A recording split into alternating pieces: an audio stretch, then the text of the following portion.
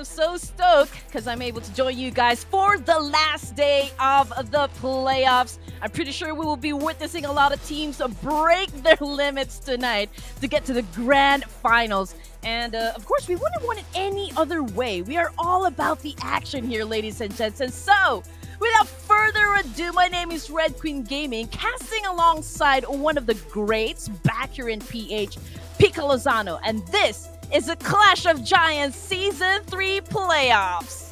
I have never heard a more epic intro, ladies and gentlemen. Take care of Red Queen. But yes, as it is the sixth day of the week, supposedly, this is also our sixth day here at Clash of Giants Season 3. No, go on, I gotcha. The energy has blown up outside the room. That's why that's happening right now. But yes, going back to the topic at hand, it is our final day today, ladies and gentlemen. So these teams only have one more shot to garner those points, right? So it's almost apparent as well, Red Queen. I know you missed a few days of this, that there will be some teams who are gonna be bidding adios to our playoffs.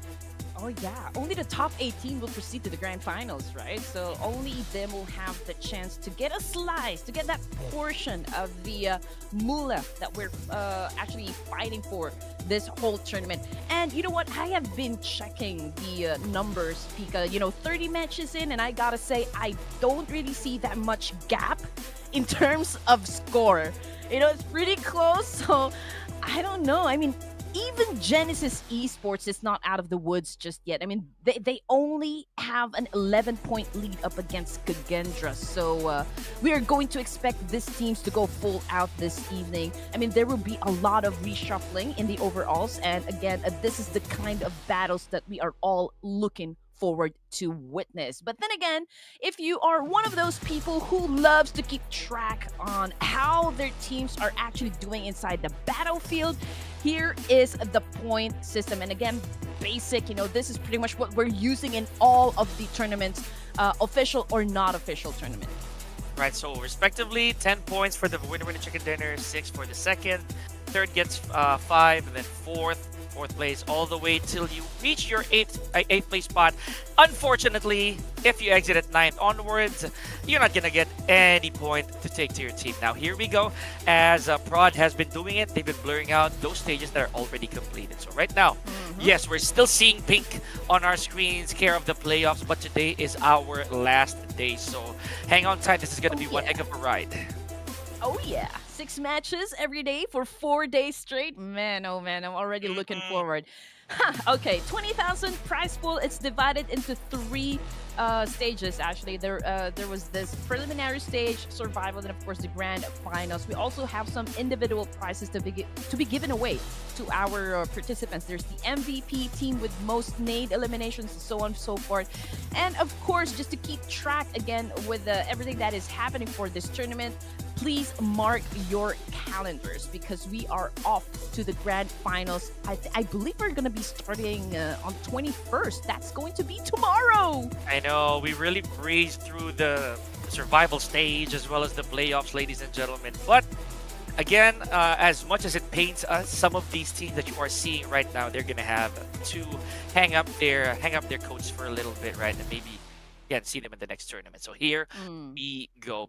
I believe I'm gonna wait for confirmation, honestly, from Mission Control which teams are playing today. But for sure, it is gonna be one heck of a barn burner, especially this team right here. I'll just put it out there. Red Queen Vampire Esports has been going on a kind of a decline since the start of the playoffs. So it's gonna be quite a tale here to tell, especially this man right here you're seeing on screen, Tony K, young prodigy, who has lost his touch for quite a little bit. Let's see how he's gonna go today. So they've had quite a few bad matches yesterday. They're currently at number 6 with 140 points, if I'm not mistaken. So that I can just update you guys. But yeah, here are the squad rosters, ladies and gents. We've got Team ZZ, Genesis Esports is currently at the top spot. KAGENDRA at the 2nd place. And then we've got Thunder Talk Gaming, D+ Kia from Korea, Undergang Esports, and Team RRQ, who is also a staple name inside the Ruthless Hype community. Oh, you're not wrong there, Red Queen. Actually, me and the Sir Cloud have been going back and forth, trying to really tell people what RRQ is about, right? And we've been seeing them for quite a bit. But of course, this is one of the teams that might catch you by surprise, right? We look at Stalwart UAE. They are formerly known, listen to this, for Miracle Vibes, formerly known as well as AGONxI8 Esports, now sealed as Stalwart UAE. Now, these guys right here, specifically Doc right there, has taken the spot of arguably one of the strongest fraggers we have here for Season 3 of Clash of Giants. 45, I believe, and counting. So that right there is a statement on its own. Yes, definitely. And this is actually a very juicy news, you know, for each and every one of you. I just know because I've been hearing a lot of rumors, you know, about this whole thing for Miracle Vibes and now transferring to Stalwart Esports, not playing in the Southeast Asia, playing in the UAE kind of thing. And I do love the fact that this is their debut right here inside Ruthless Hype Esports Clash of Giants. So are you guys not entertained? Oh, I'm pretty sure they are, Red Queen. Having shown a lot of good matches, good performances in the past few days, that's more than enough for us to actually note, right? But here, a few more teams to note here. We have Team Flash, who unfortunately, after their stellar performances in the previous stages, have sank to the bottom. So, sank to the bottom, and I, for one, am still hopeful, but if we're gonna go with the stats and the numbers here, I don't think they're gonna make it anymore to the finals. And it's okay, because they still have a big chance of gatekeeping some of the teams, you know, from making it there. Yeah, I'm not sure if production is going to show us the current overall stats I think they right will, now before we start our Hopefully matches. so. But yeah, top 18 teams, again, nothing is set on stone just yet. Like I mentioned a while ago, you know, the scores, they're pretty close. I mean, even, you know, those teams at the bottom, they do have the chance to actually catch up, especially looking at Tianba, Undergang, Sem9, Nova Esports. I mean, it's pretty close, Pika, but we're gonna discuss that in just a while, ladies and gentlemen, because we want to put the spotlight on the MVP coming from Genesis Esports. 39 amazing elimination points, 8,272 damage output, and 37.5% team contribution, and that is Smile coming from Genesis. Oh man, you know, this kid right here has been making waves left and right, honestly, for Genesis Esports. I mean, excluding the fact that the team is top right now, Smile is one of the biggest factors as to why that is, right? So now, if you look at the screen very closely here, Red Queen, all of our players here have their individual representation, not a single repeating member from a certain team.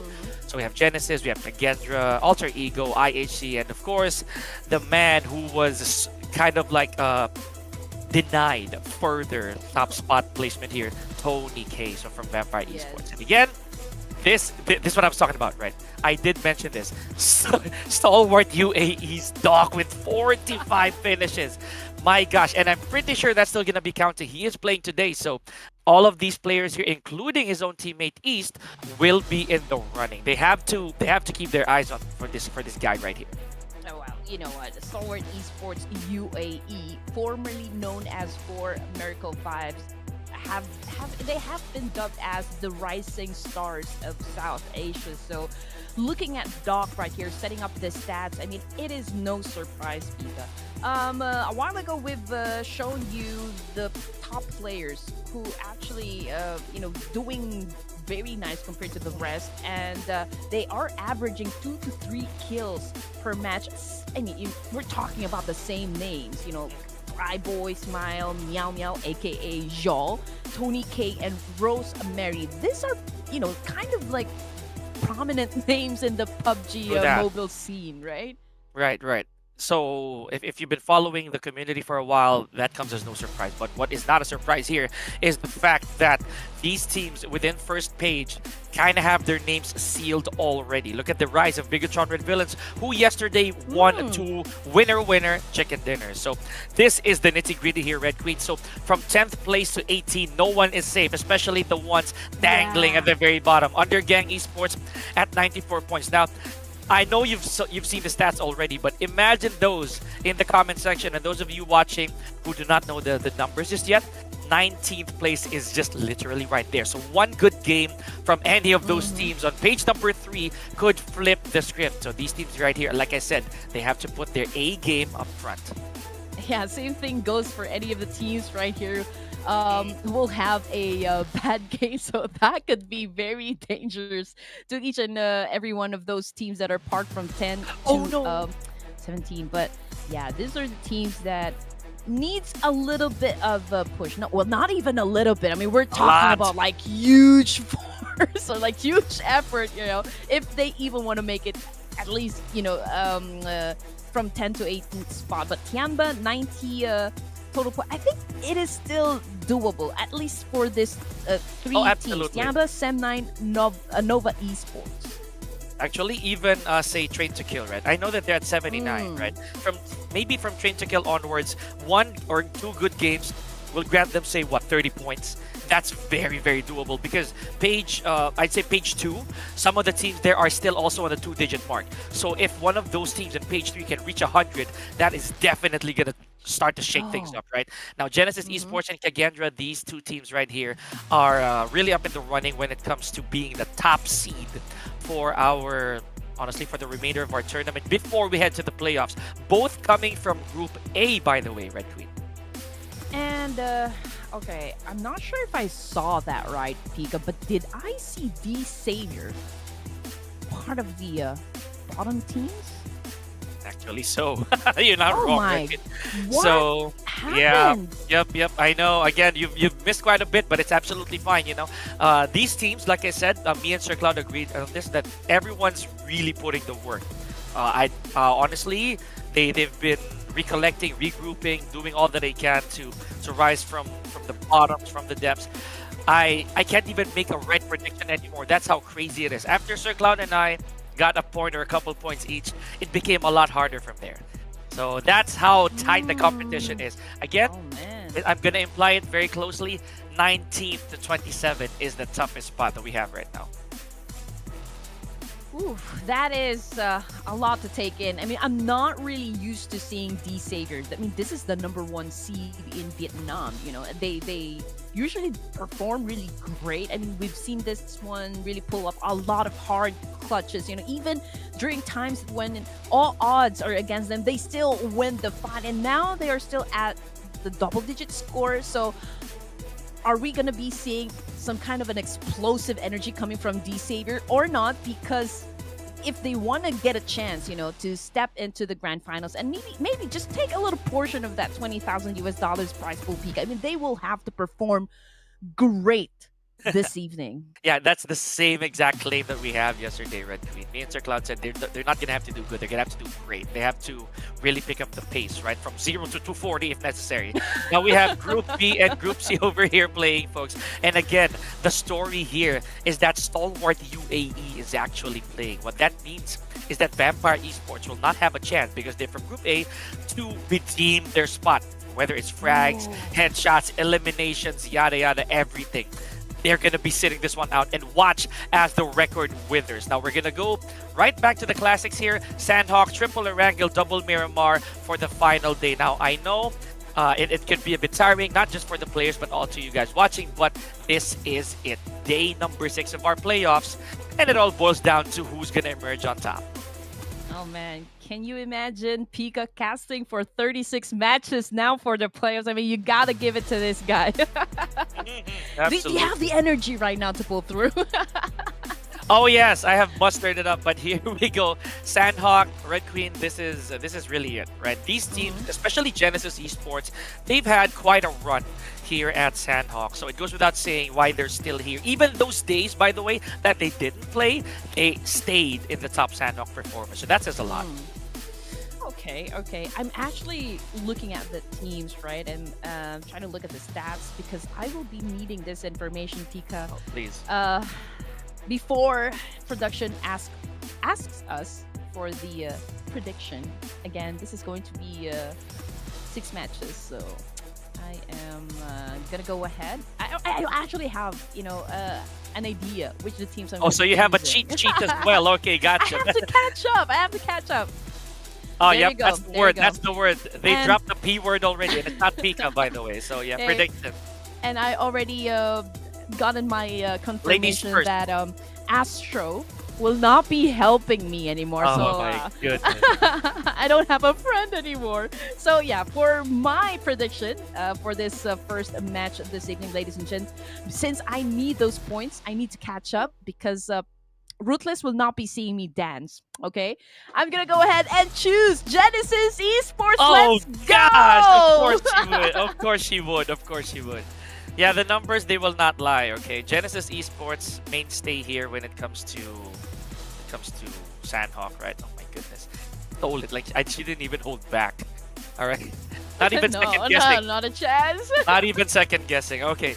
Now tell you what, I'll still base it on records. Since we're not seeing KAGENDRA today, I'm gonna go with man, this is tough. This is really tough. I'm gonna go with Stalwart. I'm gonna go with Stalwart UAE. I believe that the skills are definitely up to par. Right?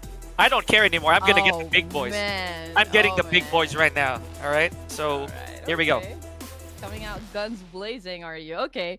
Again, I told Swords you that. Esports UAE. Pedal man. to the metal, You I'm are telling you. not wrong there. I mean, Doc, man, this guy is a monster inside the battlefield. I mean, just the numbers that he gets in every match is just amazing. Really, I have been following them ever since the first time I think I casted for them was Ruthless Invitational Showdown, and there are a lot of you guys coming from the audience that have been cheering for them. They are the rising star of South Asia. They have performed in a much bigger stage, so this team very promising, although I'm not sure, Pika, if they will continue to play around Southeast Asia, or are they going to be playing in the Middle East? Yeah, I guess that's one of the reasons why there's a bit of a secondary, or honestly a separation between the original players as well as this segment of players, right? And I completely understand. But again, let's leave that for another time. That's a very good question. But you know what? I'm gonna stick with this. I feel that this will be a banger of a beginning here for our final day.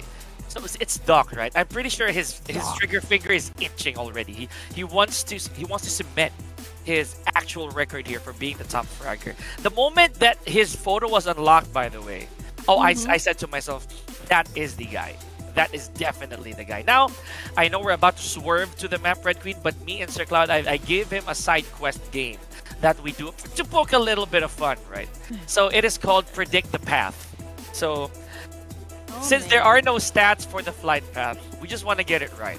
So you just name the general direction that you think the flight path's gonna go to. Maybe even specific, like say, I feel like it's gonna be southbound towards the west, bottom of the map, something like that. Something like that. So let's go with that. We've only had one correct answer each, by the way. Sorry to cut, but that's how hard it is because there's no data. Okay. There's no data to back it up. Yeah. But you've been casting like for 5 days straight now, so I think you have that rhythm already. But you know what? There's no such rhythm. That challenge. I'm gonna take that challenge. There's no such thing. There's no such thing. Me and Sir Cloud only got it right once per. That's how bad it is. It's again, there's no data. The RNG gods need to bless you. That's really what it is. I'm always blessed, Pika. That's it. So here we go. I'm gonna go roll. ahead and I roll say, for days. so flight path will probably start from let's say southwest side going east. Also, just a horizontal. Okay, so that's your line right there. It's a horizontal line. I'm gonna go diagonal. I feel that it is gonna be southbound. Specifically southeast. Right, I'm gonna go like that, like a slash from the top left to the bottom right. That's my flight path. Now, ladies and gentlemen, join us in the action as well. Buckle up. Yeah. This is our final day here for the playoffs. Imagine that, match 31. Literally started from none, and now we are here. Oh my gosh, I can already feel victory. I can feel it. I just might get it right. Let's see. Yeah, Actually, I mean, think I'm wrong, the though. more the merry. I got the eastbound thing, but Yeah, right. But it's kinda not up yeah, there, right? it's Onto not the it's not northern horizontal though. But you know what? side. Yes. Me and Sir Cloud, we always get that. All right. Yeah, I mean, guys, the more the merrier. We would love for you guys to invite your friends, family, and whoever you want to invite to come and join us this evening. This is again the last day of the playoffs inside Ruthless Hype Esports. And I don't know, make a lot of noise down in the comment section and make sure that you support your team. Give them your energy, right? Because they are definitely going to need that tonight. Oh man, contact already, ladies and gentlemen. Okay, this is gonna be a quick start. There we go. Oh! Point inflicting first damage, and but however, it is from 628's Langdu that the first blood was taken from. Was actually instilled. So here we go. 628 has their hands full already with Boyne. I'd say the same for RRQ over here. Red, they are not messing around. I'm telling you, not even a minute in. It's all business from here, Pika, but they did lose one of their members, so we're playing with just 3 players coming from the side of 628. And just look at the kill feed, man. It is lining up. RRQ losing members as well. We've got Dux and Hyunbin currently knocked down, as well as Saws, by the way. But we've got Double O1 picking up his teammate over here, and they've managed to put up 4 elimination points, stage 1, for match number 1 here in SANHOK. Again, I think both, not all of these players even had both feet on the ground, you know. They've already started shooting. So here we go. We also have a D+ key on the feed here. Osal gets his hands dirty. Yep. Putting the finishing touches on Doc. Oh my goodness. So we already have 1 casualty. Not just any casualty. That is the top fragger, ladies and gentlemen, for Stalwart UAE. So that's a statement right there. You are not, and I repeat, you are not adding to your count. Stabbed right in the heart. Doc already out of the games. Let's see. I mean, it's pretty doable. I mean, STE UAE, we know that these guys can deliver even if they're down to just 3 players left. But okay, let's see what is happening. So just to give you guys an idea, we've got Hale Esports a little bit on the south area together with Gosu. So this is Team Flash, right? But right down there in the middle, we've got Stalwart Esports, and they're still pretty close with another team. And this is coming from Korea. So these are the guys coming from DS Kia. Yes. Yeah, D+. Yeah, D+ key. And here we go. Porrico is actually just playing today, right? For the first time, I'd say, for the entirety of the playoffs. So unless that's a pseudo name, as Sir Cloud would always say. But that's going to be a change. That's definitely something different. Now, here we go. Skyfall, also, Red Queen has been one of the MVPs to represent. Originally, again, they were still Reigns Esports when that happened. So let's see. Now, Apex and Baron. So Baron, again, another survivalist on his own right. Oh my gosh, okay. So close. But it is from Lamborghini, though. Taking the fight to Spike from Under Gang. My goodness.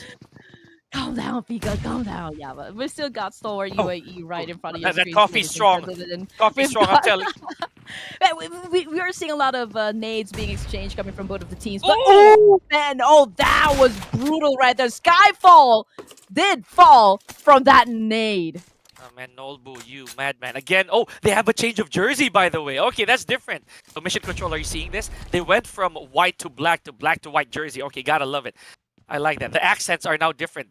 I bet they already had the change of jersey just for the playoffs or the finals, maybe. So let's see. We have Kokito here from Talon Esports taking the fight to RRQ's Hexes. So does Neon, taking out Asa. My gosh, these teams are really stepping on the gas. Yeah, and coming from the mini, I don't know, how do you call this, mini TV right there? Something, right? Yeah, okay, the right side, yeah. RRQ just took a nade, right, onto the face, and I think they lost 2 of their members there, but they did manage to put up 6 elimination points up there, so it is a decent score. So all they need to do is just balance it out by getting some extra placement points for their team. But coming back to what is happening, DS plus Kia, we already have 1 casualty, 2 players knocked down. So, man, I mean, it is not looking too good. I mean, we're talking about just stage 1, but Talon Esports as well, down to just their last player. So, oh man, a lot of them not really having a good time here in SANHOK. Oh, here we go.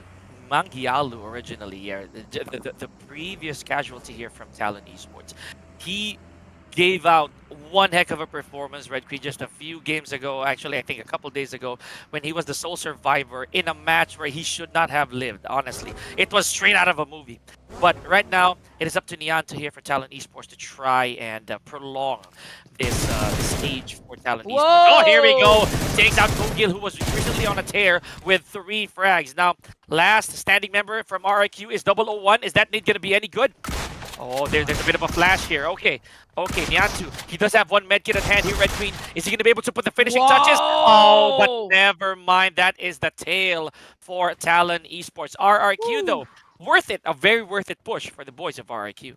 Oh man, can't complain with what I just witnessed, Pika. I mean, both the teams really displayed a good set of mechanical skills right there. I mean, godlike reflexes. I mean, did you see how they pick and just like shoot and again entertain us with a DBS gameplay coming from both of them. But checking out what is happening with the Stalwart Esports UAE Skyfall as well as Doc already out of the game. But from the side of DS or DS Plus Kia, just 1 casualty, 2 elimination points, and this fight is still ongoing inside Tainan, which is one of the hot drops in SANHOK. In case some of you watching as well, for the first time here today, if this chart looks a little different to you, this is simply because we are not seeing Group A at all, ladies and gentlemen. So they are setting this one out. So that involves the likes of KAGENDRA, of Genesis Esports, Vampire Esports. So right now, these teams are going to be on the run. They're going to be garnering these points, trying to farm as much as they can. Speaking of farming, here we go. Stalwart UAE trying to redeem the frags that were taken from them. Last 2 players here. Nolbu down on his knees though. Borrico has his hands full, barely catching a glimpse of Baron, but he does. He gets him. Borrico, oh man, not looking really good here for the top scoring team, Red Queen. Yep. Rico with a shutdown. Baron very low in HP a while ago. I mean, that DBS exchange, once again, Pika, is fascinating to watch. You know, sometimes I'm already speechless. Sometimes I just really want to watch and just like see what happens. But hey, we gotta cast this whole thing. Okay, coming back on the feed, we've got the circle bootcamp area. We've got the guys coming from UG. So this is a Jimmy. XD if I'm not mistaken, and D Savior right outside together with Sersha, Sem9, and I think that was Got It. And now T2K, trained to kill. Love taking some damage from behind. 2 players already knocked down. What are you gonna do in this situation? We've got Jane. Oh, we need you to perform a miracle right now up against this team. Oh, there you go. Oh, what a follow-up shot right there from No Fear of Horror, taking out Jane. The moment he peeked through the door, that was it. And again, this is also the irony of seeing DBSs every day, all day, ladies and gentlemen, because it's all shells. You know, you can't take these fights up close at all. Now it is up to Rig over here. Also had a few good moments, but that is all she wrote, folks, for Train to Kill. They haven't been honestly on top of the charts for quite a bit. I just honestly would want to see how they're going to stop the other teams in the coming games, Red Queen, because right now they're not looking very good. If you could look at the charts right here, Train to Kill, exiting the lobby at number 15 with only 1 elimination. So the pressure is on for them. Let's see how they're going to make it back when we enter ERANGEL. Speaking of which, another team who falls very early on this at stage 2, we have RRQ. No matter, Red Queen, they set the standard here at 8 eliminations. Oh yeah, definitely. I mean, it's still a decent number up there on the scoreboard.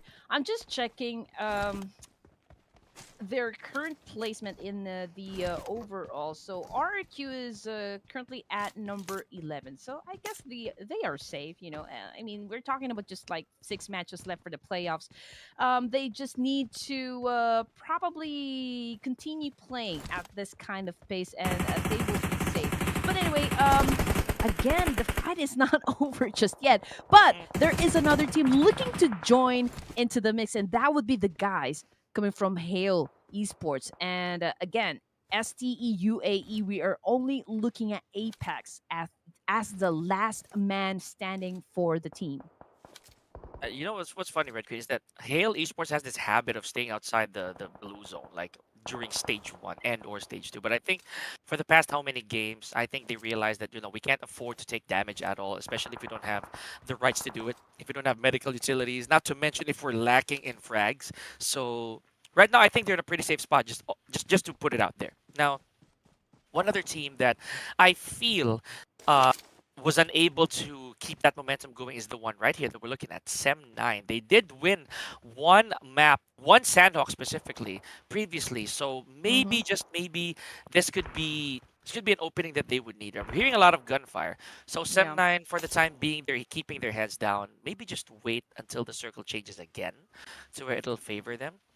But I Mm-hmm. can't say the same for Team Flash. The pressure is on for this team, man. Yeah, we will definitely see a lot of teams break their limits tonight, ladies and gents. And just to update you, we've got RQ, Voin, DS Plus Kia. We've also got Talon Esports. Those teams that I mentioned already back in the lobby. And there you go. We're about to enter the next stage here in SANHOK, and it has favored the boot camp area we're in. We've got the Savior right there, ready to challenge up. That team who is currently taking has taken control of that specific area. And if there's anything that we know about some of our teams, right, it is that they do favor some spots in specific Of maps. So course.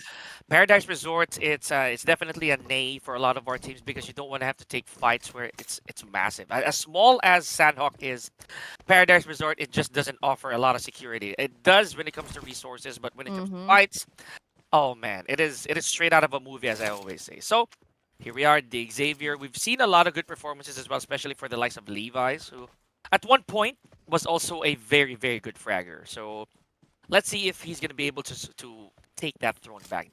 There are a lot of heavy hitters in Mm-hmm. Red Queen, so Well, keeping my fingers crossed. well, Paradise Resort sounds good for a vacation, if you know what I mean. For real. Right?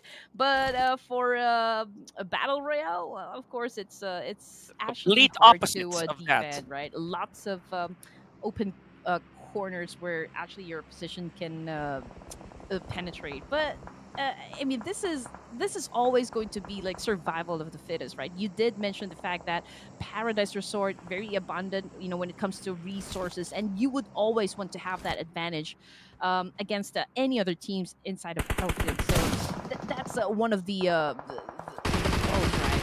But anyway, here comes Alter Ego getting shot at by Mampa of Sem9, and I think he was able to shut at least one player down. But I just saw on the kill feed Kenny S is currently knocked down, but Superboy, I believe, very near his teammates, so there's a chance that he gets picked up. Dangerous territory here for Alter Ego. They've had a good showing. So we have Rosemary again, kind of as expected. The singular backbone so far of Alter Ego right here. He has his hands full against Manpower from Sem9, so he does have a couple medical utilities here.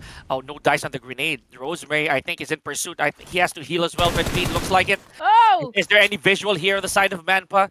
Also, to note, Alter Ego has Badru, by the way, who put up a significantly oh, there amazing you fight go. yesterday. But there goes Kenny S from Sem9. So Manpa tries to go for the flank. This is a very smart move, Red Queen. I don't think that Yeah, Rosemary knows that he's being flanked right yeah. here. Ooh, Oh, he still survives that. Oh, no, no, no, no! I think he got shut down. Okay, yeah, so yeah. Both Rosemary was the members. one who actually put down Kenny S with that Mm, accurate nade. But then again, just like what you said, that was a good reposition coming from Mampa. He actually made an angle work for him and shut down Rosemary. So that was a good game sense right there. Good game IQ. The Savior, one elimination point, and I do believe they would want to get inside bootcamp area. You don't want to stay outside, right? You still want to have that place where you can call or where you can use as a refuge. Um, and they are entering from the southeast side. So let's see what is going to happen, how they're going to be approaching the situation. Okay, so this is going to be very interesting then as well. So we just saw from the screen a different player right there for I say 6 to 8, a different STE by the way, in case you guys are wondering. Stalwart UAE has been eliminated. So what that means is a lot of our teams are going to have chances to move up in the rankings. Mm. However, 6 to 8, they had 4 eliminations, and a new player that I saw is Yang 1. So that's not that player was not here in the previous days. Let's see how this is going to change up things for 6 to 8. I'm also a fan of 6 to 8 Red Queen because they Oh have their yeah. moments. They have their moments. They have their times to shine. Mm-hmm. So game one might be a good showing for them. Right now, the record to beat, or at least the team to look out for, I'd say in terms of elimination and standings, is still D plus Kia. 107 points and Ooh. 4 to add. So look at that, Red Queen. All those teams before D plus Kia have been eliminated already. And they're actually having an altercation with Sem9, and we've got Osa. Oh, Was they're that still Osa, doing it. right? Yeah, Osa. yeah. Okay, currently knocked down. 6 elimination points for the team, and we've got Noble on your screen with the DBS on hand, and he's just buying a little time, for the rest of the team to actually recuperate in this situation. But we've got 11 teams remaining, ladies and gents, and Noble right now just got shut down by Superboy. Oh man, speaking of being shot down here, look at Osal. It's the play zone that Oh, took him yeah. out. Again, this is something you cannot really take very lightly, ladies and gentlemen. The blue zone at first is going to start like ant bites, right? But eventually it'll be snake bites moving Here we forward. go. So there goes Perico. So just as I said that I always jinx these teams, man, I'm telling you.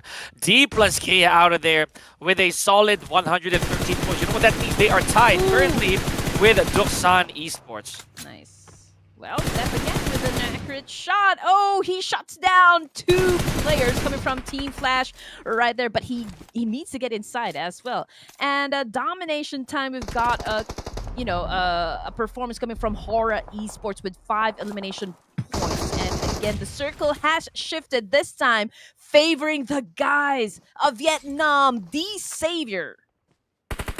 Speaking of shift right there, Hale Esports now, they're very wise so far to stay away from harm before this stage 5 circle, right? So they're not Ooh. taking any damage at all.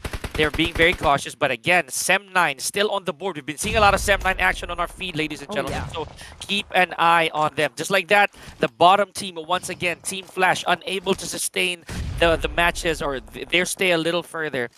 Pretty sure at this point, Red Queen, that Team Flash will not be making it to our finals.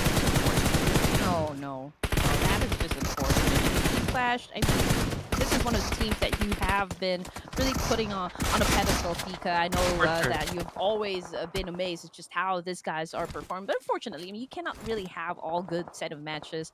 And sometimes you win, sometimes you lose. But we will see you definitely in other tournaments. So,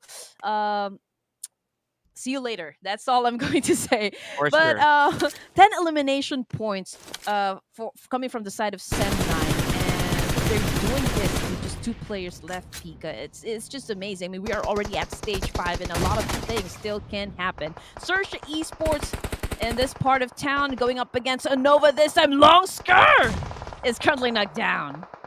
Okay, so Search, we've always labeled them, or at least I always tell Circloud that this team right here, they're not really much for defense. They're likely better when they dip into the action. I've seen that happen over and over. But again, Red Queen, Sem9, a lot more action coming from this team. Breaking out of the single-digit elimination mark. So Superboy, however, that's going to make things slightly harder for Sem9. And just like that, Nova Esports out of there. The last piece of the puzzle being King, the head honcho of Nova Esports. Okay, so Sem9, apparently, Red Queen, we jinxed them a little too much. At least I did. With a dozen frags to leave, they have an elimination. They have 12 elimination points and placement points to bring home. And again, just look at that. D Savior still inside the zone. And you know what? Coming from this side of Searcher, are they going to be putting the end the end for the killing streak coming from Sem9? We'll try to find out later. But Hale Esports, okay, I'm trying to look where they are exactly. So south side, but they need to be careful, Pika, because I mean, there's still another team coming from the right side, and you don't really want to be caught up in between. Oh, but Lamborghini, here we go, doing a massive spray up against that opponent right there. Was he able to put him down? Oh, it was actually Levi's that got that point.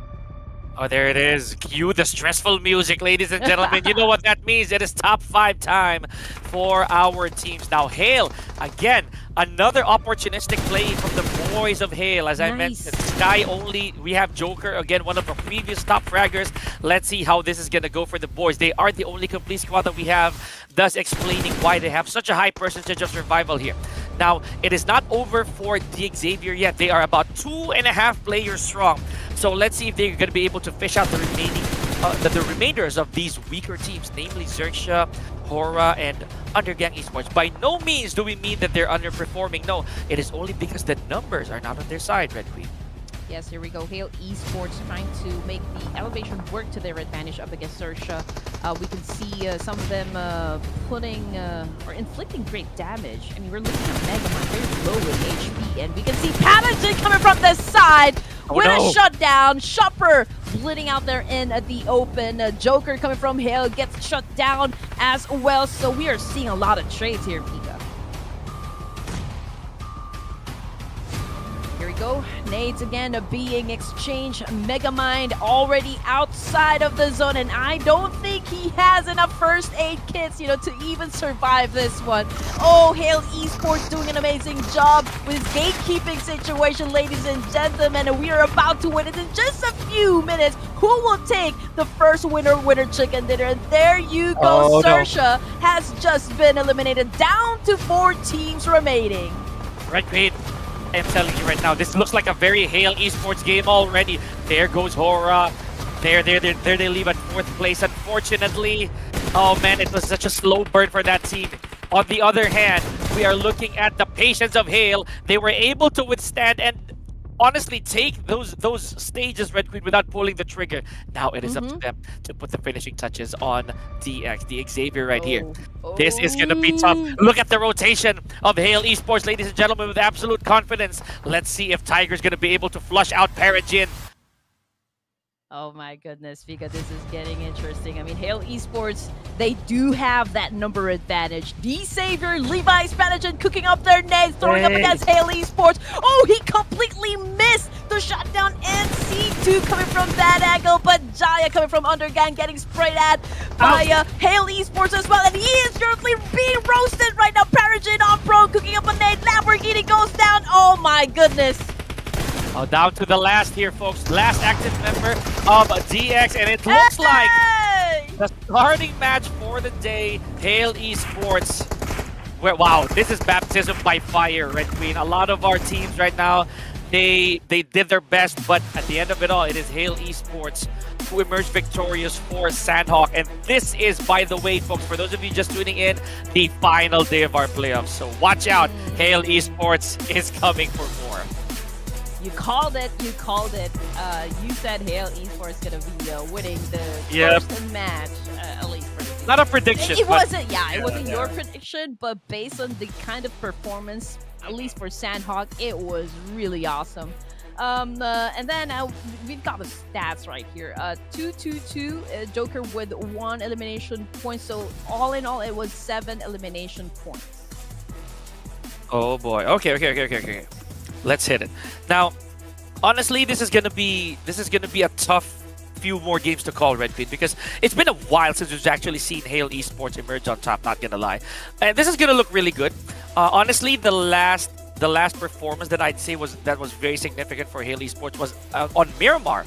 So this SANHOK is going to do them well because they have momentum on their side moving forward. And you see how patient they are. Look at the amount of eliminations they got, right? Like 7. So that means they never really engaged into a lot of combat, which is pretty good, all things considered, because they got the bigger chunk, which is important, the winner chicken dinner, amounting to 10 points. Yeah, 17 points. Currently, they are before the match 1 started, right? They were at 16th place. So with this chicken dinner and 7 elimination points, I think their position is gonna have quite a I don't want to say huge improvement, but of course it will be a big improvement. Yeah, that got me thinking, not gonna lie. But for now, I'm keeping an open mind, guys. So, yep, this goes without saying that these teams right here, they gave us quite the performance. I'm actually kind of shocked that DX is not here. But it's fine. I'd say, at least for the head-to-head, we're okay. You see how Xavier also did not really, honestly, Red Queen did not really go bloodthirsty on this one. Only 4 eliminations, right? But they were the final team. These two teams right here were the grand finals for our first game, right? So it's really not about the bloodbath anymore. It's not really about being trigger happy. It's about the survival. So in this case, Hale Esports still emerging on top. Significant damage and heal difference. So You know how it is. I did mention a while ago that when Hale Esports were still outside the safe zone, it means they're gonna take their time. It's exactly what they were doing from in the past, still working out in their favor. No fear here from Hora, taking the MVP. Wow, and this team, by the way, not even within the top 3. Yeah, he is not a stranger to being the MVP, you know, for every match. Just 5 elimination points, 641 damage output, 71.43% as team contribution. That is a lot. But just coming back to what we were discussing a while ago, Pika, I mean, D-Savior, okay, they're part of the top 3, I guess, or top 5 for the first round this evening. But then again, they're not exactly at the best spot in the overalls. They will need all of these 6 matches to actually perform great. You know, if they have a trick up in their sleeves, that now is the time to actually use that one. Or like if they have big guns, now is the time to actually put it out. So yeah, I guess it's okay being included in the top 5, at least for this match, but they will still have to push for a lot of elimination points. Yeah, here we go. This is what me and Sir Cloud have always been keeping our eyes on. The teams that do not have a single point to don, right? Because that's going to be bad for the teams who are still at least trying to go in the running. Now, here we go.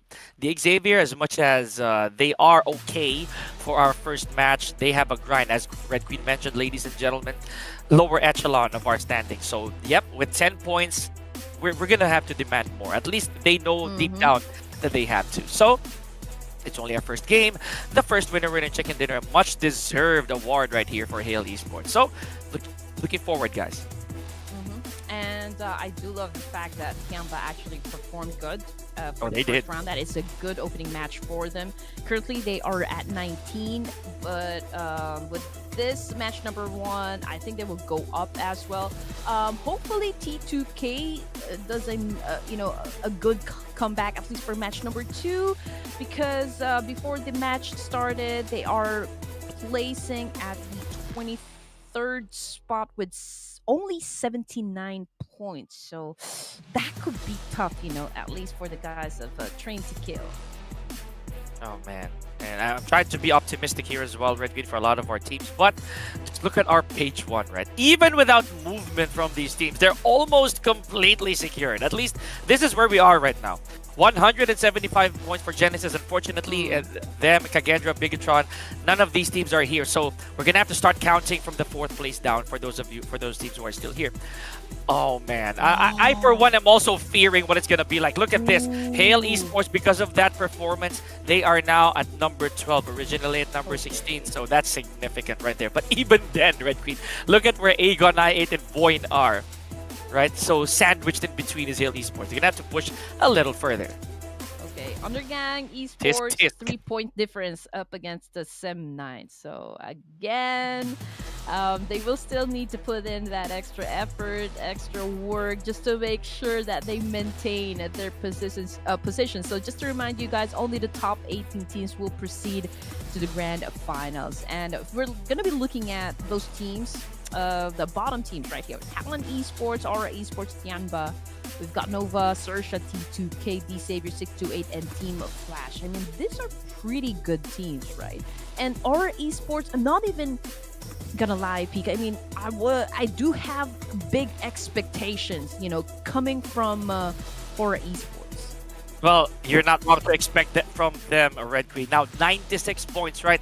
So they're still in contention to make it to our top 18. It just takes one good game, right? If that one good game can grant them 20 points at the bare minimum, it's safe to say that they have a better boost, you know, honestly. So let's see how that's gonna turn out. And it is just the start of our final day here, ladies and gentlemen. I know it's hard to breathe already, but please do try, because we are going to do the same right here for Clash of Giants Season 3's final day of the playoffs. Pika and Red Queen still here, and we'll see you after this short break.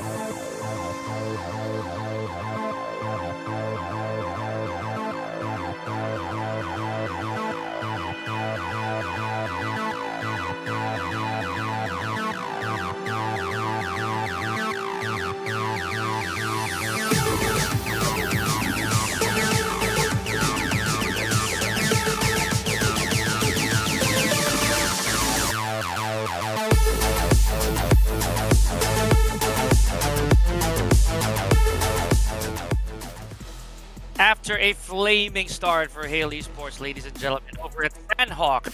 Now, it is time to get back to our money maps here at ERANGEL. My name is Pika, joined by Red Queen. This is the final day of our Clash of Giants Season 3 playoffs. Yes, that was an insane first match, ladies and gents. Pure action that was. Oh, I'm on Yoda again mode.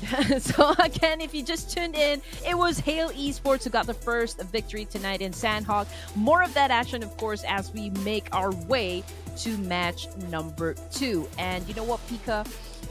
I think I chose the wrong team, you know, for our first match. Not because they did not because they did not perform great, but because they're not part of the list of teams that are actually participating for this evening, ladies and gents. So I will have to make up for that one in Yes, she does. when we do our predictions.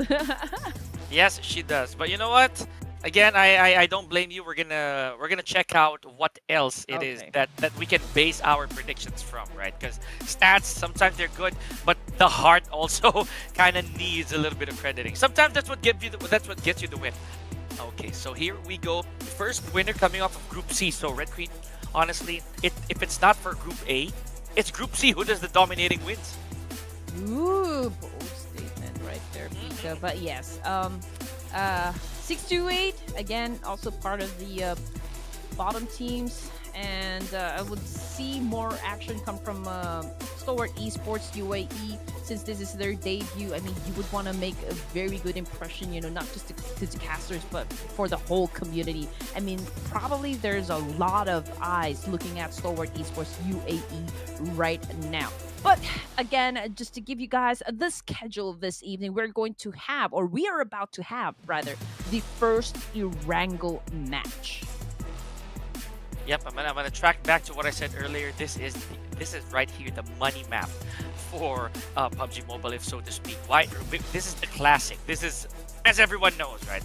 And anybody who has held this game have been to ERANGEL. But of course, right here, this is where the points have been proven. So these are the teams who have done spectacular at ERANGEL. So of course, we have Stalwart UAE, IHT, D plus Kia, and BIGETRON Red Villain. So the stat, honestly, they're as close as they can get for these teams. It is just going to be a matter now of outplaying each other. So who's going to emerge on top?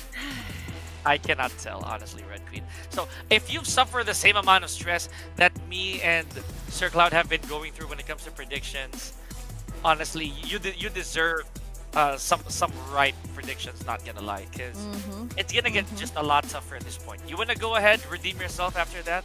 So. Yeah, of course. But okay, this team, I'm expecting that they're gonna be bringing huge amount of energy right back inside. Major comeback. I will lock in Hora Esports. Ah, of course. Nicely done. All right, you know what? I can't even be mad because that's a good prediction right there. But for me, oh man. All right, let's see. I'd say. Wow. Okay, never mind. I'm gonna go with Nova. Nova Esports. Please lock that in. I know. Nova it is. You see how bright my screen is? That's my cheat sheet right there. That is me looking at me notes.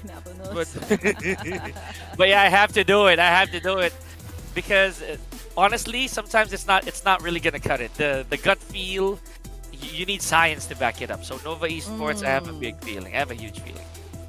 Yeah, I would lean on No Fear because I got no fear choosing Hora Esports. I mean, he was the MVP, at least for the first round, right? So imagine that firepower. Imagine what he can do with the rest of the team, especially that Hora Esports right now need those points. They need to catapult themselves back into at least second page of this overall. So I'm looking at an explosion of energy coming from Hora Esports. I mean, the audience as well. I mean, right now, I can say they are the crowd's favorite. Oh yeah, without a doubt. Like the chats, whenever you look at it, there's gonna be a lot of horror in there, honestly. So that goes without saying. Now, for me, I'd say Nova Esports because of how I've also been oriented by Sir Cloud on how this team really is, right? It put my faith in them, especially with King finally playing again. I believe yesterday he kind of sat down and allowed some of the other players. I believe it was Ao who took his place. But that man right there, King, he is the Pied Piper of Nova Esports. These young guns are following his lead, and my goodness, did they get their chicken dinner as well? We do love that kind of stories, don't we? I just want to say hi to Akash. He did say this down there in the comment section. Casters are unlucky. Please don't choose Stalwart Esports UAE for predictions. Oh man, I can feel you. I know. We look like we do have that caster's curse, but hopefully not. Not up to us, man. We don't like it either because, some of the teams that we do choose for our predictions, they are one of our favorite teams because we just know how these guys perform inside the battlefields, how much score they put up onto the board. So we do love them. Unfortunately, we don't want to jinx anything, and it is our job, because production is actually asking us to choose a team. So again, we do apologize if we kind of just take your team. But yeah, here we go. Pika, are you ready for our first Erangel this evening? Absolutely, but are you ready to make a course prediction? Because I feel that it is going to be horizontal. I'm taking your favor earlier, so let's see. I'm going to go any direction or any which way that the plane is headed, but I want it to be horizontal. What about you? Okay, I mean northbound. Coming from south, then northbound. Okay, it doesn't matter whether it's a slant or not, as long as it's northbound, all right? So that's a big predict right there. So as soon as I see military base, I would lose already. Oh my gosh, he is right-ish. Okay, so we got military base start, so definitely northbound. Okay, you know what? Yeah, that's red screen right there. Beginner's luck. Look at me trash talking. But anyways. What do you mean beginner's luck? Because this is an RNG. Oh, you know what? Okay. This is random as heck. Alright, but anyways. So on the left side of your screen, guys, so just a few games ago, honestly a few days ago to be exact, this was dominated heavily by Vampire Esports. Yet to be fair, they are not gonna play today, so that just really goes to show how the competition's really as tight as it can get. So Doc, however, leading the charge when it comes to eliminations, almost untouchable at this point. So Red, I'm honestly feeling for Tony K right now. Hopefully, despite the fact that he's gonna be denied any chances of moving forward, I hope in the finals, because it's safe to assume he's already in. Vampire Esports already in. I hope he comes back with a vengeance. And most eliminations, okay, still Doc with 45. I think he also has the most headshots, right? So there you go, Doc, ladies and gents, is the current head popper inside this tournament. Yeah, so let's try to look at the situation. Stalwart Esports dropped around the military base together with the guys coming from Nova, but Nova very close with the guys coming from Void. So possible clash, we'll just have to wait and see. But there you go, first circle favored the northwest side.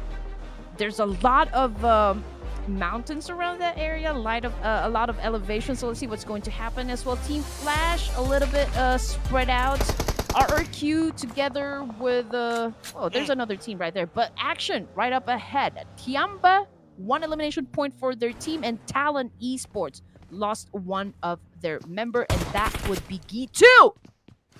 Oh boy, okay, so early encounter here, especially for Tian, but it was, I believe it was long.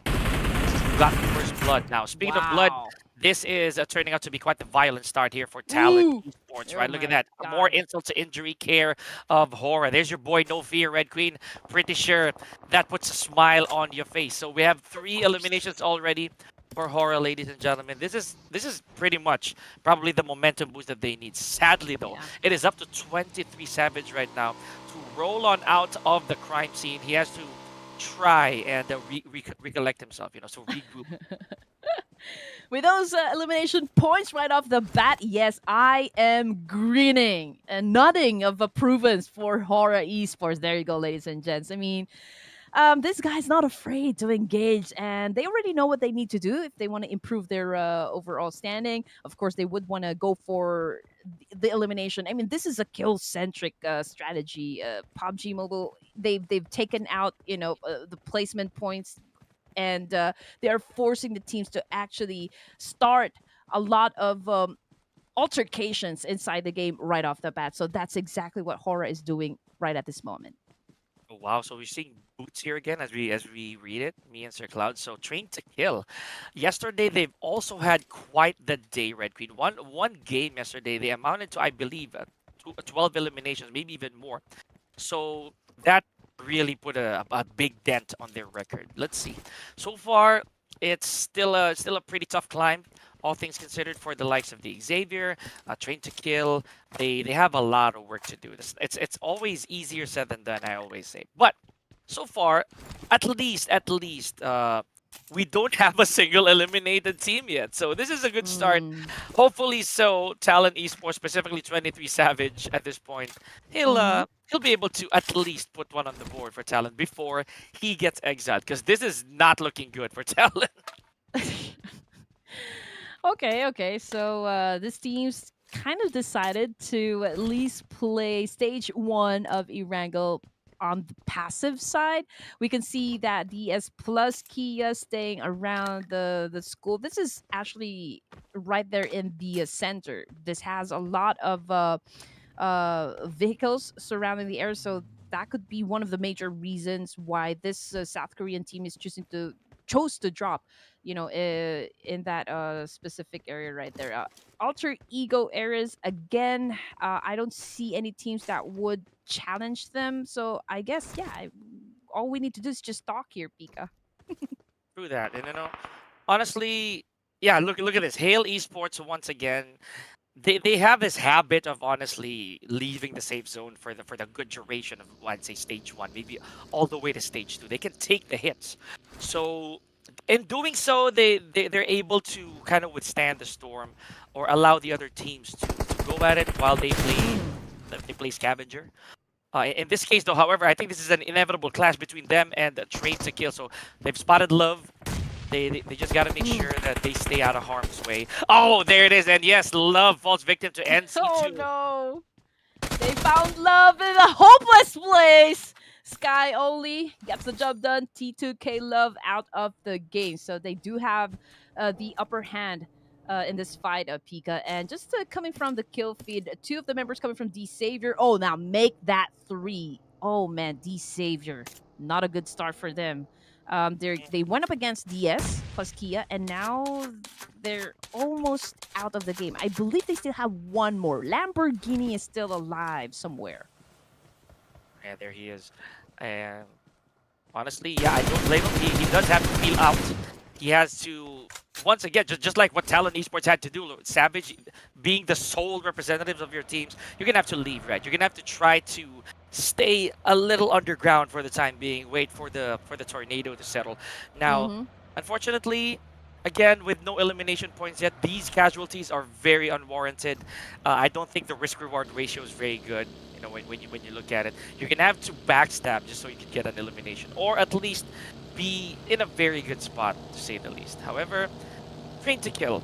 Again, I can't help but speak Mhm. about this team, Red Queen, because we've held such high regard for this team. Unfortunately, they're still crawling just to try to get some points Oh, in. no. Speaking of crawling, there is a member from Stalwart UAE currently crawling here, and that is East. So I wonder who's going to go for the pickup. Never mind. Long. Running him Ooh. over as the first elimination on the side of Stalwart UAE. Oh! Oh no, Doc is down as well. I repeat, Doc is down. They're going up against the boys of Nova Esports, and Apex doing a massive spray up against the Nova and making sure he applies a lot of pressure, probably buying some time as well to just kind of do a reset. But in this process, because they've lost two of their big members. So, Stalwart Esports, they didn't really have a good game number one, but let's see if they can make it out alive up against Nova.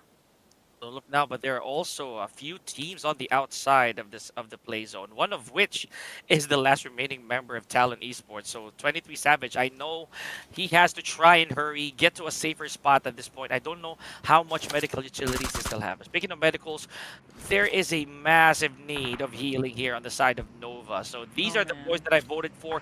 They have 2 eliminations already. Unfortunately, they lost one member. Let's see how long they can withstand this. Oh, look at this! Just as I was No! talking about it, 23 Savage actually had an elimination, or at least a knock, on the side of Hora. There he goes. There goes No No! Fear. Oh man, that is ironic, Red Queen.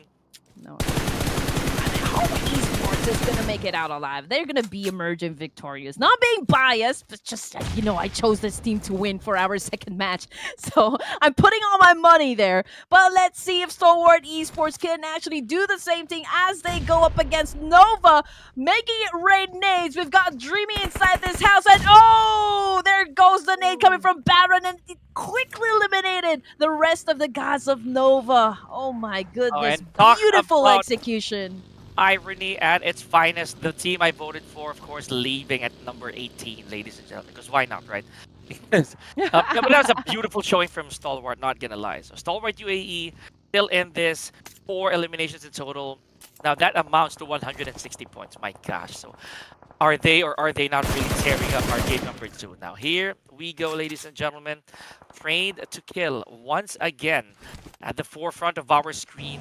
Let's see how they're gonna make it out of this. They have all that firepower, or at least all that action, all those fights that we've been witnessing, and they haven't gotten a single elimination just yet. Now, at this point, D plus Kia still complete. I'd say they're doing okay. I'm just not so sure if they're gonna engage against Xerxia Esports. They are pretty nearby though. Mm-hmm. Oh, I just saw someone like trying to set up a can of gasoline there. Gonna use that as an explosive, but here goes Hyunbin with that spray. Did inflict damage, but not quite enough to put that player down coming from Stalwarts UAE. However, again, Lamborghini Pika only the last player standing for the savior, and this is just stage 2 here in Erangel. He needs to kind of be invisible at least for now. He needs to pick up smart battles here because just try to move the scores up there in the board. For sure, for sure. Speaking of scores, though, I mean, currently we don't really have anybody else that can contest Stalwart Esports when it comes to the frags, right? No one has 4 just yet. So it is up to the likes of DS and Nora, who already lost a member each, to try and chase the stats of Stalwart. But at what expense? We're only at stage 2. These teams have already lost 1 player per. And again, the question remains here: are they gonna be gunning for eliminations, or will they just play survivalist as the usual? Now, Hmm. honestly, Red Queen, I feel that at this point, Team Flash, we haven't seen much of them on screen for this game, by the way. What the best that they can do here is honestly just to stop the other teams from garnering points. Mhm. Even if they make it out of here without a single elimination, or at least without any placement points at the very least, if they pick off a member or 2 from the top teams, that would be big. Yeah, and again, we're not shutting down the possibility that they can, create a miracle here, or like pull off a miracle here, Pika. I mean, there's still. I mean, we're talking about 5 more matches, so there's a lot of things that can still happen, and who knows? They might really go for like a big gameplay here, and accumulate a lot of elimination points, and as well as chicken wings. We don't know, but we would love that kind of story, don't we? 17 teams remaining, and right now we're looking at Tiamba. They are in the middle, surrounded by Sersha, DK Plus, T2K, and who is the? Oh, these are Doksan, South Korean team.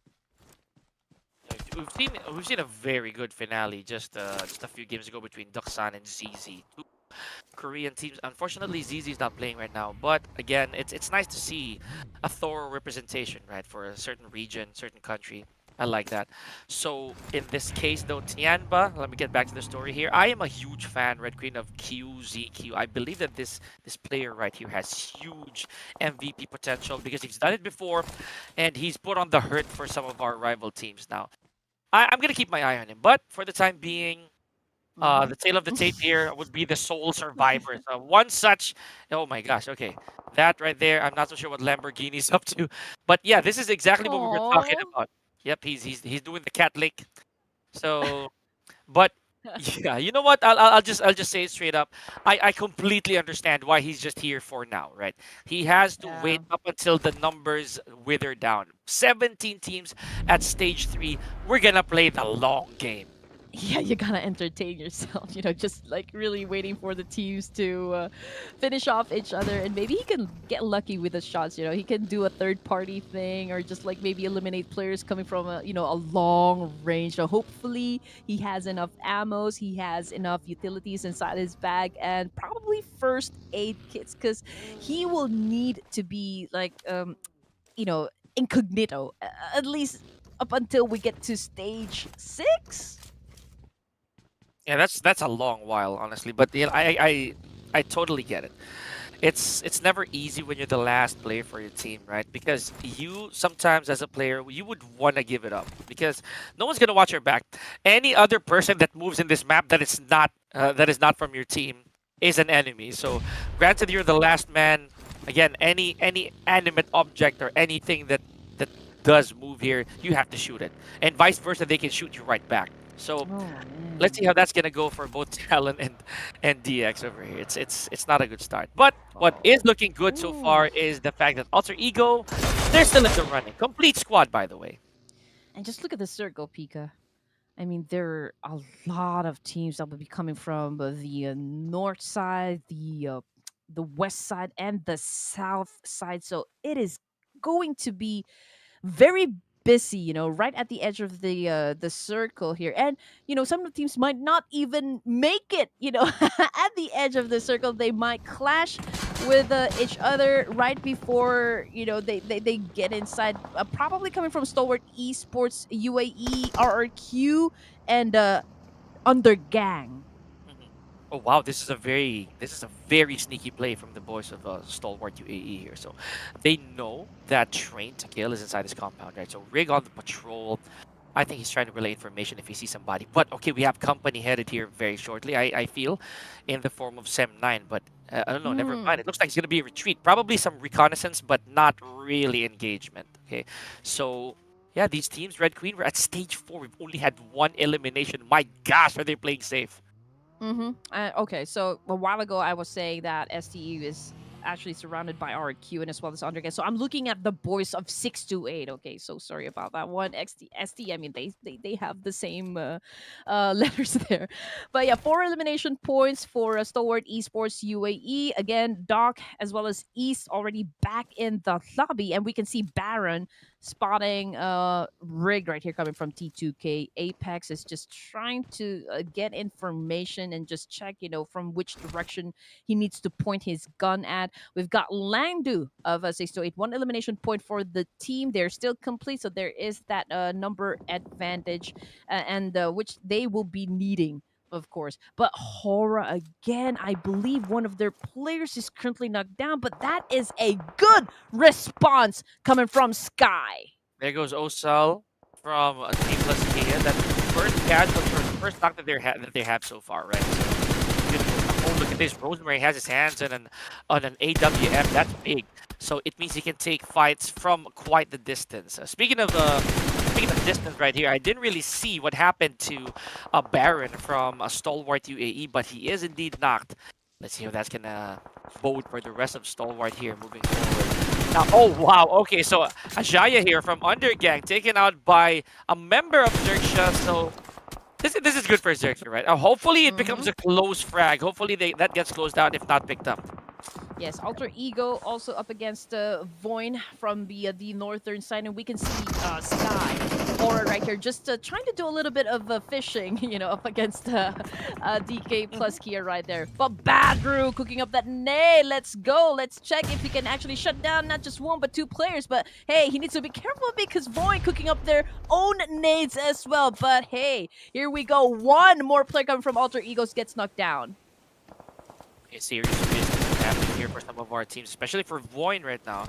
They are in a pretty tight spot. 2 active players, 2 knocks. So numbers game this late into stage 4, you're going to want to hang on to that. If possible, to pick them up. And look at the map, Red Queen. We have a lot of bodies of water, not to mention bridges across. So this is going to be tough. I did wish for a Ruins finish, but I don't think we're getting that. Nonetheless, a lot of the teams, they're making haste. They have to make it back to the play zone. And the play zone, again, is almost 60% water. And very interesting, Circle.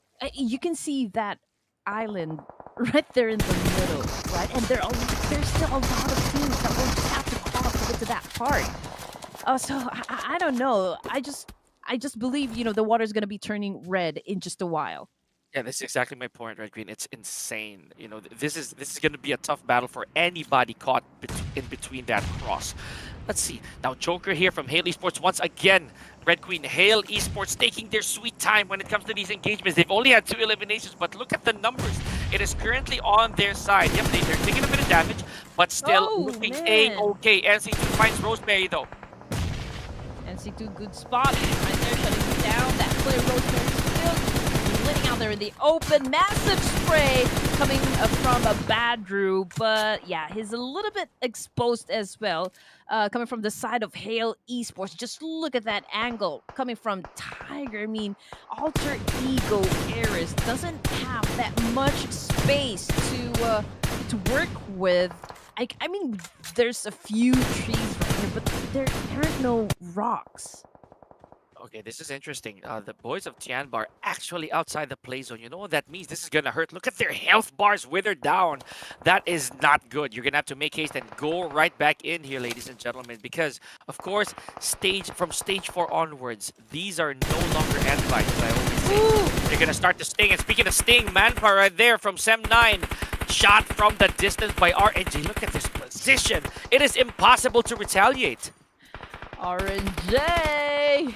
Oh my goodness, it's just getting points after points after points for his team. I mean, he does have a very good angle. He has that higher ground advantage. So, I mean, if we talk about vantage point, he absolutely has that one. Sem9 Manpa goes down. Tianba as well, losing players courtesy of Langdu, but Sersha, just check it out. I mean, they do have that concrete wall in front of them as their shield, as their covers, while they go and retaliate onto the teams that are just down below.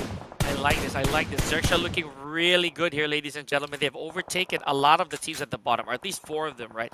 So 6-8. Now, oh man, I was about to say that if 6-8 manages to flush this out, pick up the rest of the team, then they'll still be okay. Now they exit, however, at number 13 with 3 eliminations. Now, this right here, this is pretty bad news for Alter Ego. You know, nevertheless, even with only 1 elimination, they're still pretty safe here, Red Queen. Now, I cannot say the same for a D plus Kia, specifically for Rico here. Already took a lot of damage, and he isn't healing, so maybe medical utilities is not on his side. Oh, that explains it. He's underwater. Yes, yes. Oh, man, this is not looking too good. You know, for the side of Sem9, Sersha, and I'm also looking at another team right here. Okay, so these are the boys coming from Duxon. I mean, just imagine how they're gonna get across to where the circle is right now. So you know what, DK plus Kia from this position, Pika, they do have that advantage wherein they could just pick off, you know, players, the remaining players inside the game if they play their cards right. One card that needs to be played properly here is the fact that Shopper is still knocked down and not getting picked up. Shopper actually has 2 eliminations, but I feel that they've caught wind of that. They're probably gonna pick him up a little later on after this predicament, though, because so far Sem9 is on the tail of Xerxia Esports. Oh, Kenny S pays the price. Earth Z. Okay, good knock over here, ladies and gentlemen. Now, Let's see how this is going to pan out for these two teams. Oh, this exchange is a bit personal. Red Queen, Wow. Mega Mind. He's originally one of the players who gets knocked or eliminated early, but this time around, definitely showing up. Now, these teams, folks, these 8 teams that you have on screen, they're already guaranteed 1 placement point. Yeah, and Sersha, I mean, coming off as the one victorious from that clash, and still with a full squad, that is amazing. Team Talent Esports Savage on your screen. Can he shut down at least one player coming from Sersha? Yes, he did. ERANGEL down on the Oh, ground, and it is now the end of the line for that player as Joker coming from Hale Esports steals the kill. oh my gosh. Okay, I hope they brought their snorkels here, ladies and gentlemen, because Xerxia right now, they're going to have to try and survive this onslaught from the last remaining member of Talon Esports. This Vulture right here has been around for quite a few stages already. Let's not forget Talon Esports nearly met their demise very early on, but it is up to 23 Savage right here to try and fish out the remainders of Xerxia Esports. Look at where Shopper is. I think there's no hope for Shopper anymore, Red Kid. Oh, Oh, man. but he finally got spotted. Oh, so sad. But you know what? I'll give credit where it's due. Talon Esports, even with their last man, went out with 4 points. Yeah. And Hale, you know what? 8 elimination points for this team, and they are still going at it, peak. I mean, they're basically right now, they're just fishing because Sersha Esports down there in the waters, and they are pretty defenseless at this point. But, Yep, look at ooh, that. good spot coming from Sky. Hale, man, they continue to rack up points. Chopper drowned. He literally gave up, and I don't blame him. There you go, RNJ still trying to go freestyle here to save his life.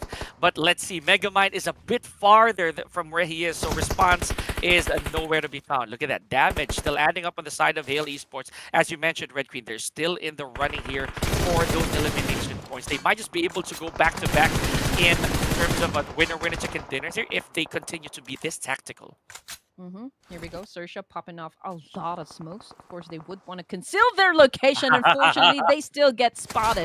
This time by the guys of RRQ. Now, RRQ for elimination points to casual teams. I think they're doing pretty okay considering the kind of circle that we have. But you know what? The pressure is still on for the guys of RRQ considering that they're still outside of the zone. But Cole Gill, aka Nerpeko, okay, just trying to do some healing because he has taken a little bit of that damage. But again, so far so good for Team RQ. What happened to Tiger? He fell off the vehicle, I feel. He went on the feed with a lot of damage. Okay, there, he had to heal. Still okay. I got worried there for a second. Now Kogil, oh, spotted by Tiger. Just when I thought the Tiger was out of there, he bags another one. Okay, so it's just a matter of finishing off Kogil at this point. Red Queen. I'm holding my breath here. 6 more teams. We are so close to that stressful, dramatic, epic music when we enter our top 5, right? Oh, look at this. Nolbu literally keeping his head above water and waiting for somebody to make that mistake. Puerto Rico, I cannot believe he has not cramped up yet after staying that long underwater. Yeah, and just check out what Sky is doing of Aura Esports. Considering he is the last player, he is remaining to be quiet there. I mean, not even moving a muscle whatsoever. I mean, he's doing that because he would want to be smart, you know, on every step that he makes at this point. I mean, there's players from Duxan as well as DK plus he still swimming in the river. They don't have any choice at this point, so let's see what is going to happen. Joker goes down at the hands of 001 of Team RRQ. Oh man, I actually completely gapped the fact that Void is still in the running here, so good stuff. Last 6 teams and we're down to stage 7. I told you it's going to be a long haul for our players, but 001 so far the head honcho of RRQ with very little health to work with. Okay, wisely going to the smoke. Wow. Probably going to try to heal up. But again, the dominant performance of Hale Esports might grant them their second winner chicken dinner here. My goodness. Yeah. I mean, you're right. 10 elimination points, and they still are going for it. It takes Man, they do have the momentum carried over from game number 1. Okay, we're looking at how many teams already. I think these are the final 6 teams, right? And Sky right there, pretty much surrounded by Hale at this point, but I don't think Hale has any idea that Sky is just right there, hiding in plain sight.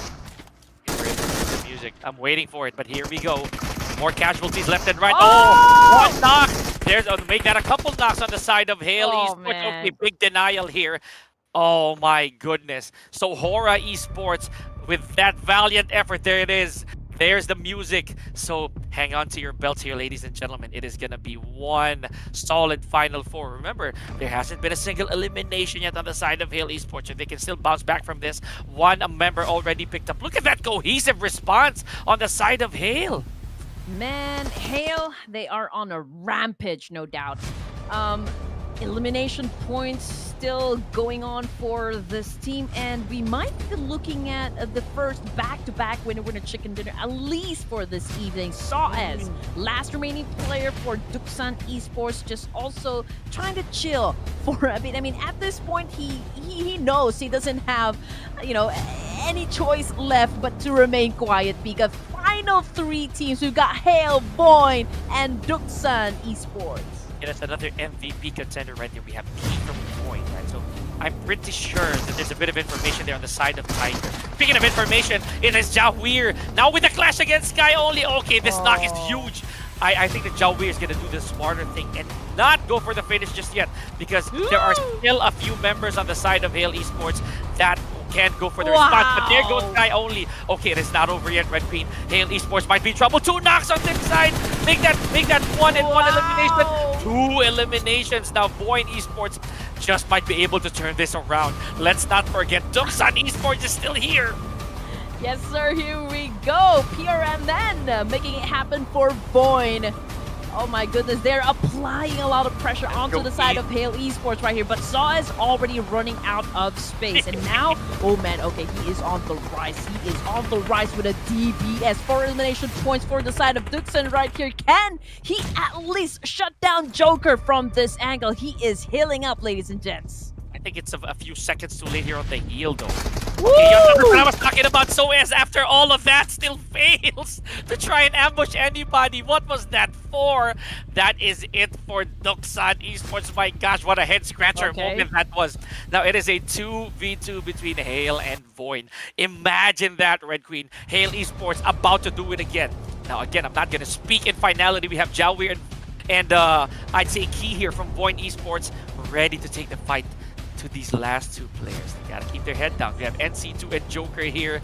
It is a duel, literally a 2v2 situation. Everybody just turned into a snake, Pika.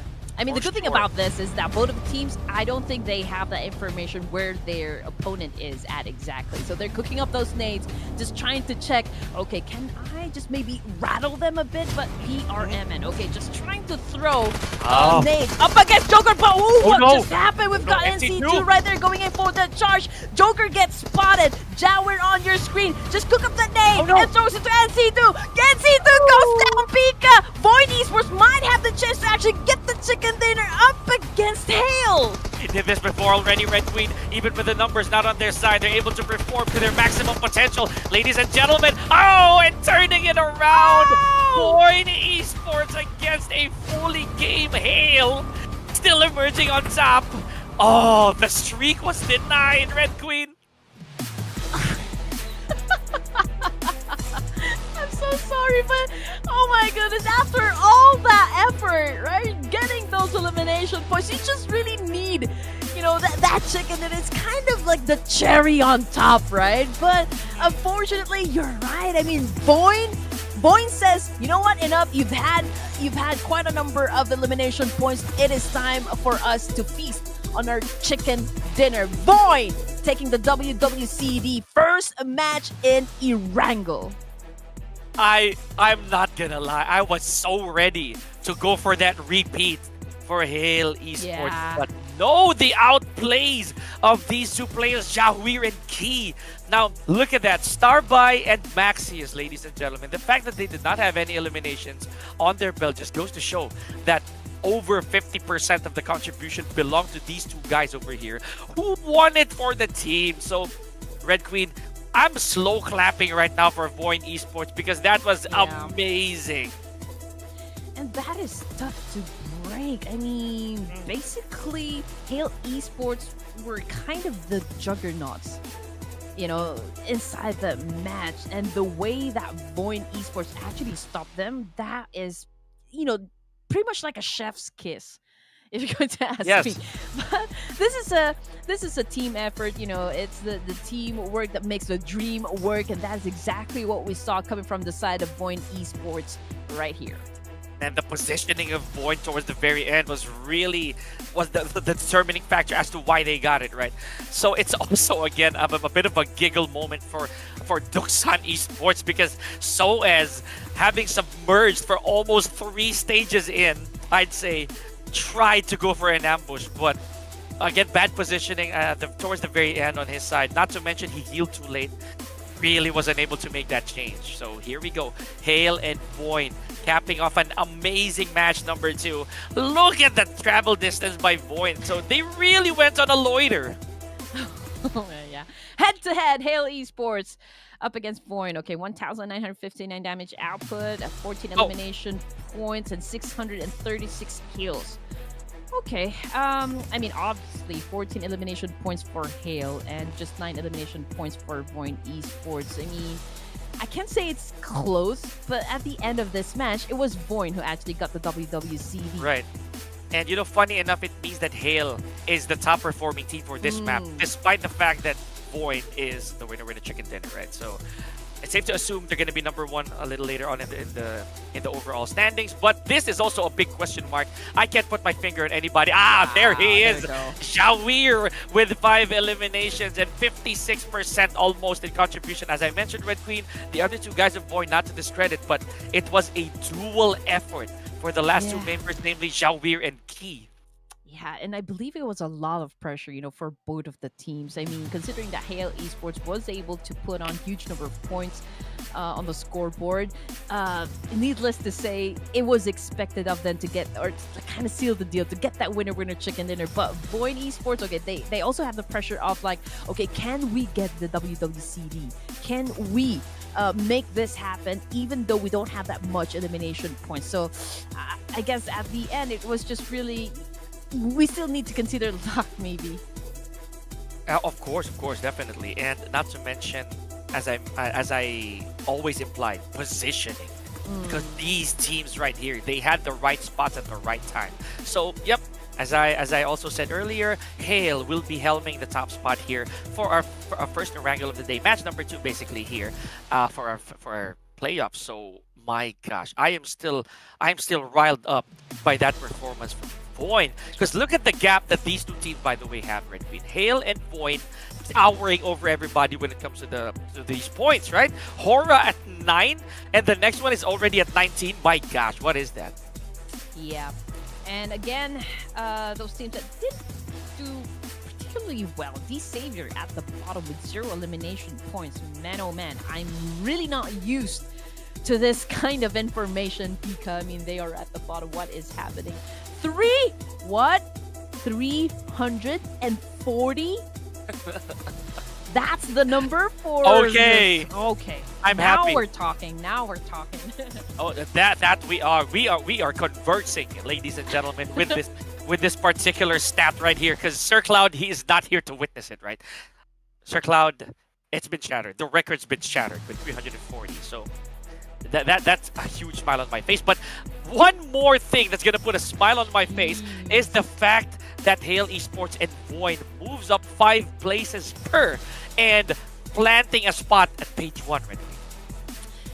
Again, huge performance coming from both of the teams right here. Team RQ as well. I mean, they moved up 1 rank with 133 points, so they just have to work on 3 more points so that they can surpass Void Esports. But then again, Void as well as Hale, they are on a momentum right now, so it's hard to stop them at this point. Team ZZ dropped 3 spots, as well as Thunder Talk Gaming, as well as Team Pi of China. Duxan moving up. We also got D plus Kia moving up, and Hora Esports just landed at the 18th spot. I What I tell you. mean, What I come tell you. on. Even though they didn't get that winner chicken dinner, even if Red Queen did not get the Oh! prediction, the fact that they moved up to number 18 only goes to show that there is that motivation, there is that determination to get into the grand finals. And that they are. See, this is what's really tricky, Red Queen, when it comes to the standings, right? I don't want to see, personally, the gap between 18 and 19th place here to be just 1 point away. Ooh, That'll be an come on. absolute heartbreaker. It's been like that for a couple of stages already. I cannot take another one of those here at the playoffs. But again, this is only match number 2. We are not even halfway there.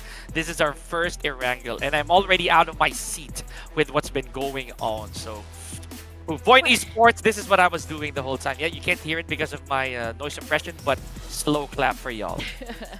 But you did say that, you know, Erangel is actually the moneymaker, so it's time to cash in, ladies and gents. But we're gonna be talking more of that. Please don't go away. We'll be back after a short break.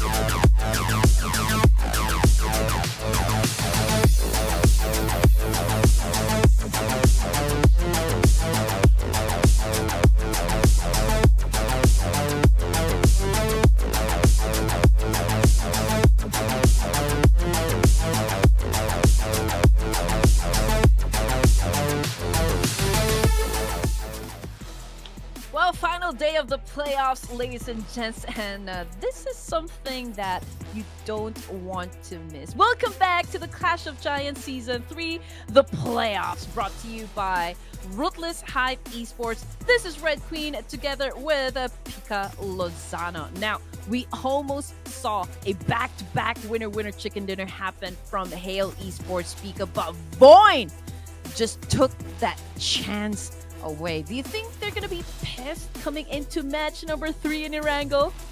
Man, yeah. You know what? That's a good question. Honestly, I'd say both these teams, they're out for blood, right? So that's a representation for both teams B and C so far. So that's 1 win per, right? I'm excited to see who's going to be the tiebreaker here for a match number 3 at Erangel once again. The money map. So this is a matter of correction, a matter of redemption, and of course, it could be an upset for some of our teams. Let's not forget, Red Queen, earlier on, some of our teams were eliminated very, very early, especially the top ones, without getting a single elimination. Okay, teams to watch out for. Top Erangel performance, ladies and gents, against Stalwart Esports UAE.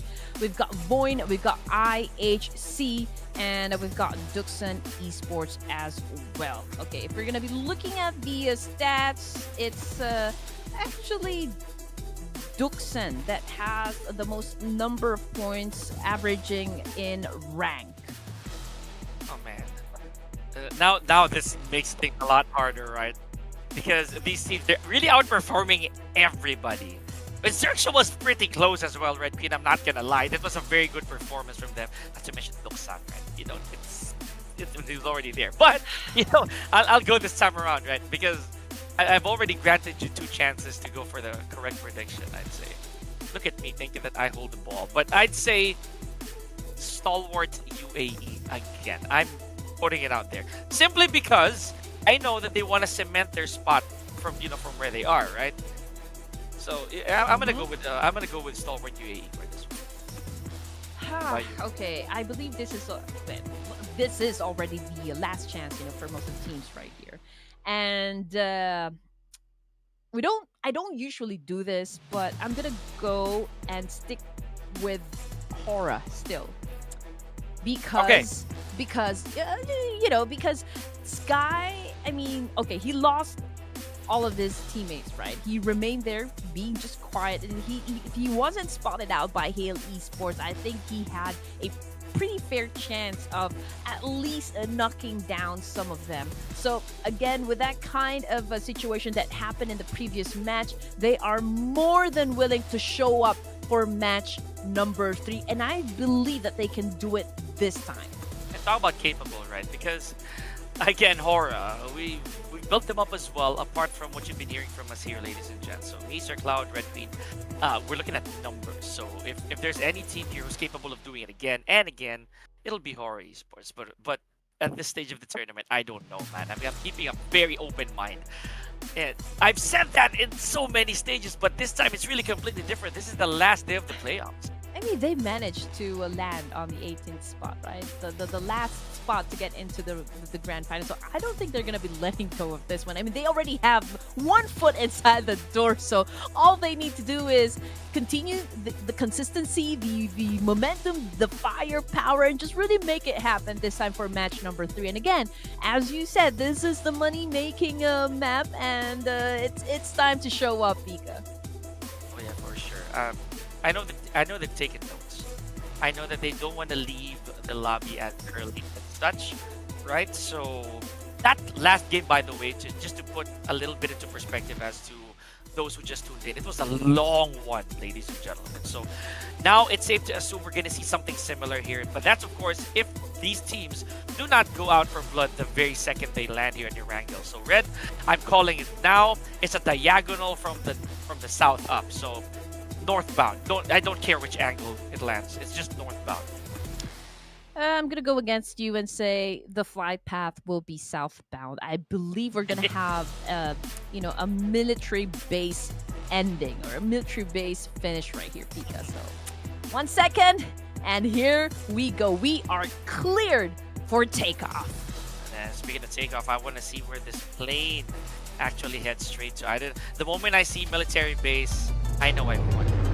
I know I've won. If I see military base, that is. You gotta be kidding me, though. Honestly. Because by the looks of it... Oh, you know what? I think I'm still okay. Northbound, right? I think this is northbound. Never mind. It's westbound. It's eastbound. Okay, never mind. It's absolutely eastbound. Okay, so I became a geographical idiot for a second there, right? So at least now we know that we're gonna see a final drop-off at Milta, as well as Lipovka. So Red, it's safe to say we're going to see some Rojok action as well as Pachinki a little later on. Some of our teams already dropping off at Georgia Pole. This is also one spot that Sir Cloud finds to be very tricky. It seems like it's going to be Tianba as well as Stalwart UAE. Going to be inflicting the first few bits of damage here. Let's see. But I'm not hearing any gunfire yet.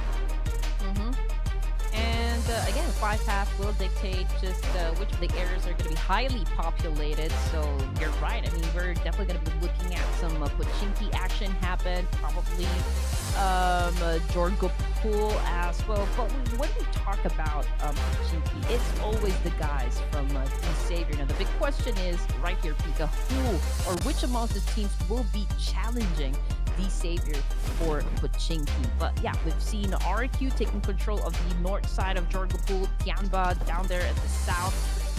So possible clash, yes, maybe, but right off the bat, once again, ladies and gents, there is some action happening.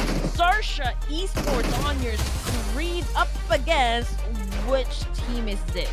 is D plus Kia, so D plus big Kia. big action to start with here for care of Earths of Xerxia. Okay, so this is what's also tricky when it comes to an early encounter, right? You're for sure gonna get these household defense guns. So we have small arms fire here from both teams. Just some Uzis, some S1897 left and right. But bad start here for D plus Kia as they lose Nolbu and K in the process. All right. Up to Rico right here to try and even up the odds, Oh but man. he's heavily surrounded, Red. And I believe he's holding this is a sniper Wow. rifle if I'm Yeah. not mistaken. Now Perico, okay, he does have an advantage up against Ursha. He is on top of that house right there, vantage point wise. Getting a little bit of support from that hillside while Perico does some damage and man, oh man, this is a great exchange. But it seems like DS plus Kia is on the losing side here, Pika. Man, Cognito with an MK12. Beautiful shot over the hill. Now, speaking of Xerxia, I thought they were gonna have a casualty already, but oh yeah, I had to say it. RNJ falls a victim right on the bat. So it is. Wow, I knew it. Cognito still has it. We haven't been seeing much of Hora, but there's already some casualties care of Talon Esports, so that's a good start. Speaking of Hora, we have Sky here, casualty on 6 to 8. There goes God. Yeah, but that was a close call here for the side of Serbia. I mean, still good performance. But hey, Hora Esports on the other side of town. I think they are doing a very good performance up against 628. We've got Malik on your screen, but okay, I think they just got eliminated. No, they're the first team to go out. Oh my goodness, my heart is breaking. That's how it is, as wise men say, it is what it is. Right, let's leave it at that. Now here we go. Talon Esports 1 on the board for Cognito. Now they're gonna contest 6 to 8 for this compound. As I mentioned, Red Queen, a lot of the action that we witness here at ERANGEL, especially in the beginning, bound to have small arms fire, but not Talon. They're very fortunate to have loaded up the good stuff this early on. So more than enough right to flush out 6 to 8. Speaking of flushing out, here we go. Just going right through the smoke. Straight fire, but no dice. And we can understand the hesitation doing right now because there's a lot of smokes that got popped off. It's a very smart move, by the way. But unfortunately, it's just like too much firepower, at least for the side of Talon Esports, and the second team to actually go out of this game would be 6 to 8. And again, Sersha losing RNJ in the process, but putting up 3 elimination points. Still, I can say an okay job, and they are down here in Rozok area on a hunt up against the last player remaining of DK plus. Oh man. Oh, DS plus. We have D plus E over here. Osal just gonna be raided here entirely by Xerxia. So I think this is a lost cause if he doesn't pick off at least one player here. It's Porrico who managed to score one for the team. At this point, heavily surrounded. Yep, I'd say too much of a tall order, Red Queen. That is it for D plus Kia. Osal being the last man to leave. Honestly, now we're looking at a faster game. We're only at stage 1. We've already had 3 eliminated teams. Big stuff. So. And Shopper as well. Shopper's one of the players that have been slept on, Red Queen. Just to give you an idea, Shopper has been going on a tear every now and then, but not really to the point that Shopper lands as an MVP. Not really. Not there yet. Well, I mean, it's not too late just yet. Let's see if he can still make any difference. Just checking out the team's position again. We have Team Flash, the Savior. We got Sem9, T2K. They are all inside the zone. Those teams that are still outside will probably are actually RQ. We've got Hale. We've got Talon Esports, Alter Ego. So if I'm checking this right, there will be a lot of teams that will be coming from the northern side, so that's where we need to actually keep a close eye on. But for Stalwart Esports UAE, I mean, they're all alone inside a military base. I don't think Nova Esports is going to engage with them just yet, but who knows? Sometimes teams do the most unpredictable thing inside the game, and sometimes that's one of the reasons why they actually win. For sure. But predictable, however, I'm seeing the same exact habit from Hale Esports, right? They're tanking out stage 1 outside of the play zone. Not gonna lie, that Blue Reaper right now is not as formidable as it would be like come stage 3, stage 4. So this is completely understandable. You might be right that we're seeing a military base end. Again, it's not already set in Mm. stone. But seeing as where some of the teams are, if they manage to secure the bridge, so that's going to be a Mhm. huge interception. I'm excited to see how that's going to turn out because right now, Nova Esports as well as Stalwart UAE, they do have that privilege. They just might hold off the other teams from entering. And check out the west side again, Pika. It might be a wild, wild west once again. I mean, there are a lot of teams flocking in that area. We got Sem9 very close with the Team Flash, very close with D Savior. I mean, D Savior already left Pochinki, and they're already geared up to challenge anyone that comes along the way. And T2K also looking to join into the mix. So, man, Stalwart UAE probably will be doing some bridge camping. Definitely not impossible there. I'm hoping actually that we see some bridge action. A lot of the teams that we've seen, or at least from the past games, have made memorable moments as soon as they enter the bridge, or at least once they gatekeep it. So we've had blunders, we've had successful defenses. One such team that we're not seeing now, however, that did that for us is AGONxI8. Fortunately, I think they're in Group A, so not any action from that team so far. See, this is what I was talking about, Reggie. Look at that. The circle apparently will exit the military base. So look at the movement right here on the side of Stalwart UAE. They are going to cross, but at what expense? Because we have Sem9 as well as Duxan Esports looking over the horizon.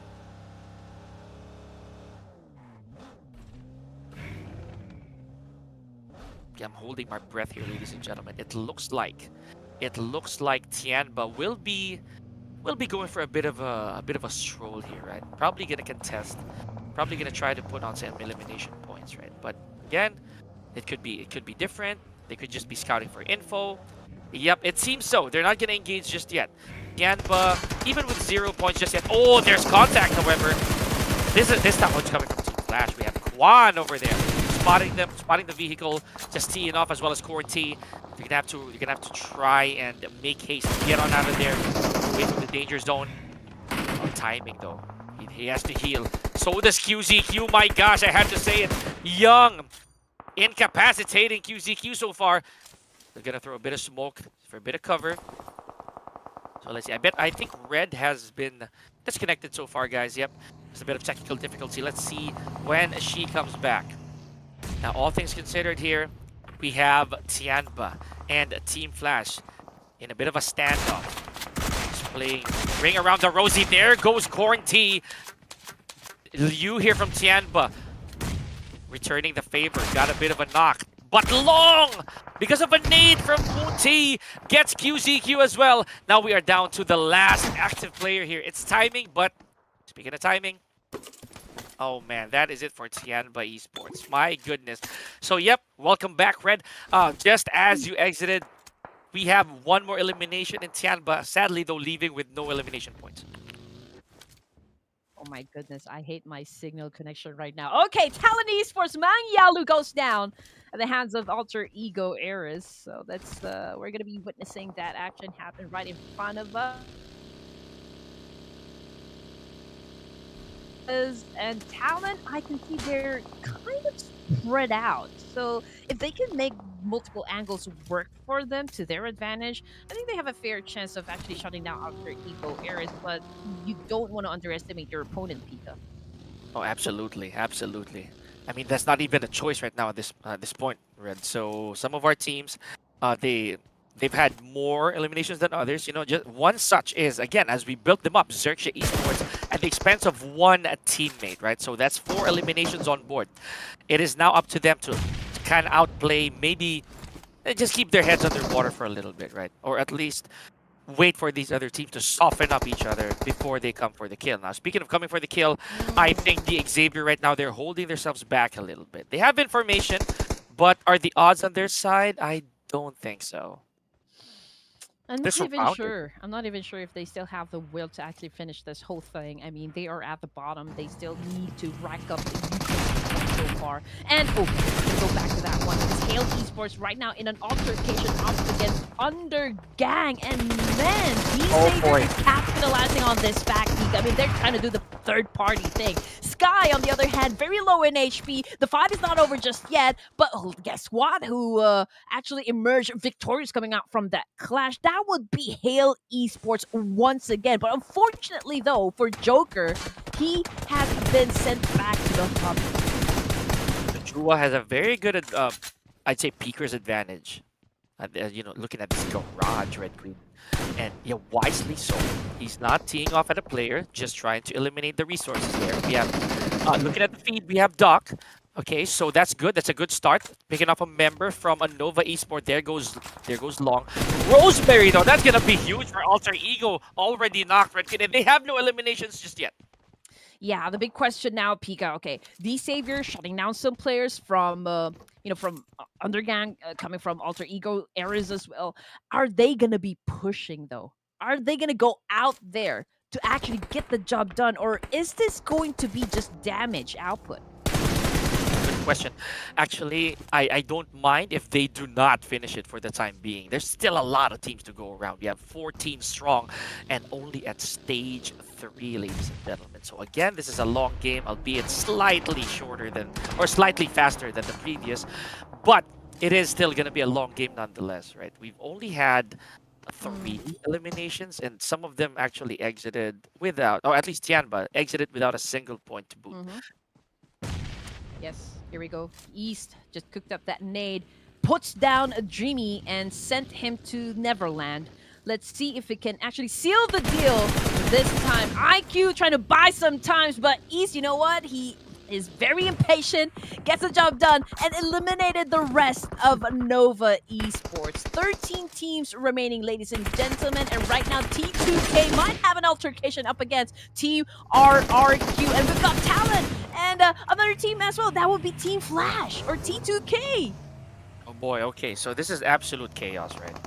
What's going on here? So here we go, Hexens, falls victim, Rig. Man, okay, talk about close quarters this early. So we have 001 going for that knock on Rig. It's all yellow at this point. I'm not gonna lie, Red Queen. So here we have a train to kill. I don't know who shot him. I don't know who even saw him. Just trying to survive here in the shack. They've already lost 2 players, and this is huge. So still dipping in. My goodness, I think this is just a bit of vengeance for Love, because Rig now off of that hill was actually picked off. So is he gonna pull up another kill? Red Queen. We've seen that happen before. Unfortunately, this is too much of a tall order for Train to kill. They've only had 1 elimination. 1, and they're still at 81 points. Oh man. Again, Love. Never mind, down. that's it. Love doesn't make the world go round, apparently. We did hope for a military base finish, but the zone went back to the main peninsula. Lucky for the teams already inside of the zone. Stalwart UAE trying to check where they are exactly. So they are at the south side. There's a possibility that they will go ahead and challenge up the boys coming from Sem 9, while Depp right here spotted them out and actually doing a massive spray. Now, we are just waiting for the boys of Stalwart Esports if they're going to be responding or if they're going to do a counter attack up against the Sem 9. Mind you, Sem 9 actually is outside of the zone still. Well, highly unlikely that Stalwart's going to go for the engagement there. I think they're going to burn the clock a little bit. We are stage 4, kind of picking up the pace. But speaking of picking up the pace, we have AGONxI8 over here trying to push, I'd say, a little too aggressively on RRQ, but with reward though. Finds 001, who a while ago was one of the key factors after the survival of RRQ. There goes Asa, young and fearless, I might add here. Just really ran straight to the enemy. Kogil though, putting an end to his pursuit. Wow. And just look at that, 7 elimination points for the side of Team Flash. I mean, they know at this point in the competition that they don't have that much to lose anyway. That is why they are just really wreaking havoc right inside the battlefield. But then again, who knows? Maybe if they continue to give off this kind of energy, this kind of firepower, something might happen, you know? I mean, we're not closing, the fact that a miracle can still happen for Team Flash. True enough. Speaking of miracle, again, Team Flash on a tear here, just adding more names to the chart. There goes Quarantine. And there's the favor. There goes Squad as well. So it's a good exchange between Sem9 and Team Flash. Now, Red Queen, I hope we didn't jinx that enough, because this is not looking good for Team Flash as well. Sem9 has their hands full. Last 2 players remaining. Kenny S with the S12K taking out Young. It was Young who actually ran straight to RRQ and did the most damage. But look at that. Sem9 taking the fight to Team Flash, and just like that, exiting with at least a commendable 7 frags. You're playing with the big boys now. That's probably what Sem9 is saying up against Team Flash. I mean, they just, put a period right there on their killing streak, which is actually heartbreaking for the team. But then again, we've got Talent Esports dropping some players. We've got a D Savior on your screen still going up against DS or Duxan Esports of South Korea. They are actually trying to hold down the defense right inside this compound of Peak. I mean, I don't think they're going to be letting go of this area right here. Oh yeah. I mean, I know that they're going to try to hold up in there as long as possible until the circle shifts to where it's favorable, right? Let's see. The Xavier, however, I like the fact that they're still complete, despite having only 2 eliminations so far. The numbers is where it's at, right? It just takes 1 more eliminated team before they can start gaining placement points. So at this very moment, it is AGONxI8 ESPORTS who is the weakest link among these teams. Should anybody eliminate them or eliminate AGONxI8 entirely, just like this, I think I'm jinxing it. Here we go. Lamborghini just going in. Let's see if the last player from AGONxI8 is able to withstand this assault. Not looking very good though. Chua, oh, he has to leave. Okay. He has to leave that tower. Too much damage on his side. Love the sub there. There it is. Love it. Lamborghini replacing Chua. I mean, inside the mushroom house. That is a good call right there. Sersha, okay, they have the advantage point up against Alter Ego Eras, but Morpheus right here still trying to at least shut them down, even though it's hard. Also Shopper is just all prone, trying to sneak in an attack as well, and minding what goes behind their team. And at this point, I think you need to already grow a pair of eyes in the back of your heads just to maintain your level of awareness inside the game.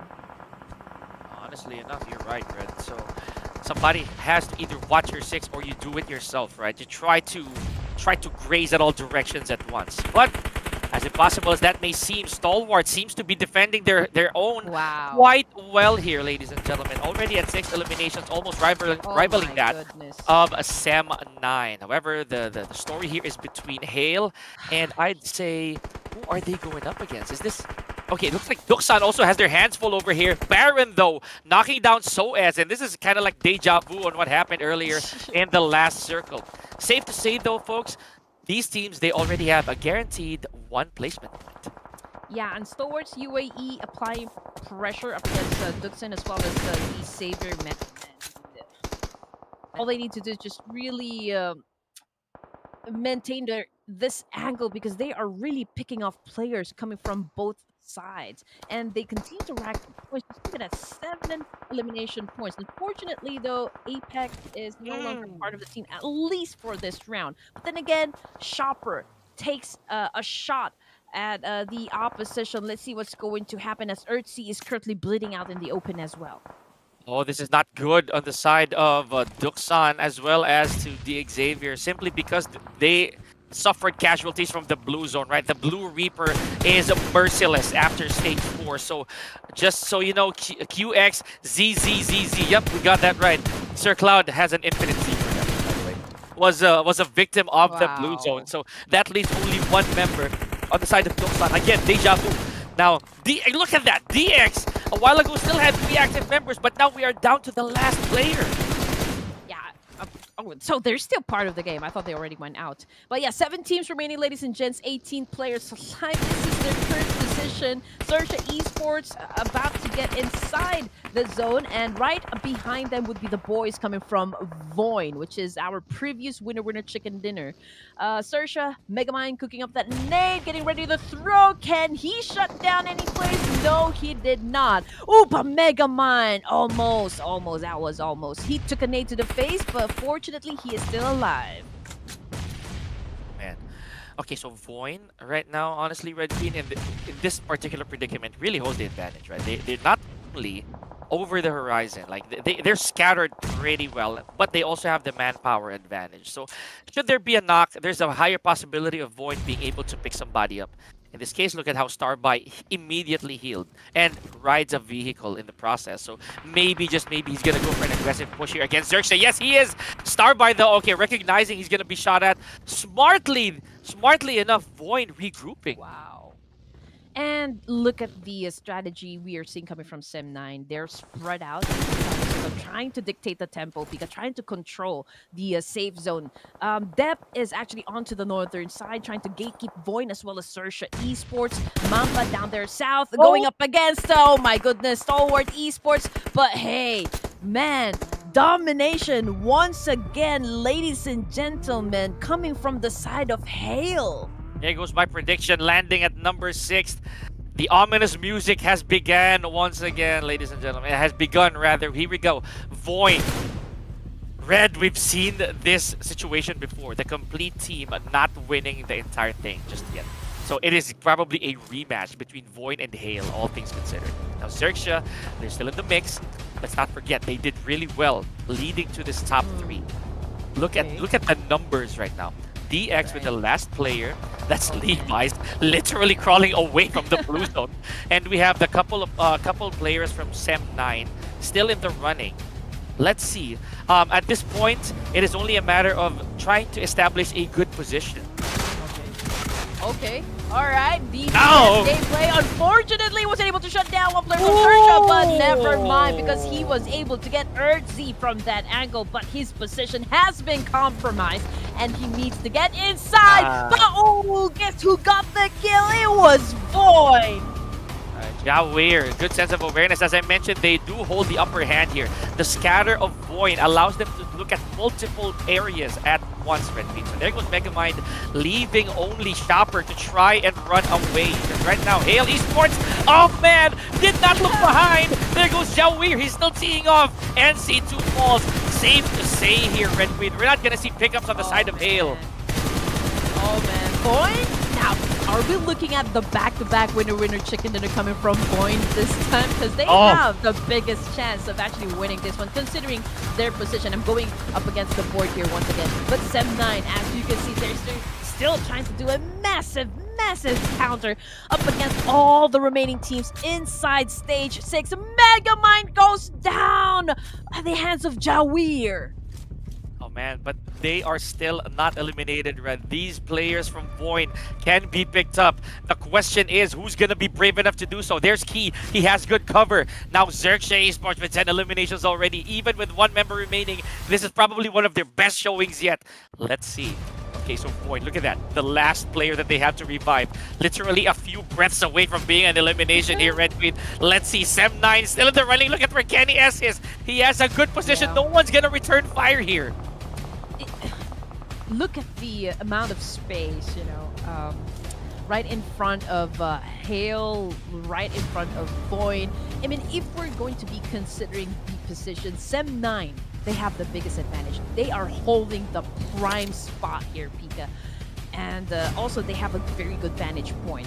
So let's see if they can actually make it to the end of the match and getting the winner chicken dinner. I mean, we are talking about just like 2 players remaining on their side. So there is still that, you know, like disadvantage right there. There is still that deficit.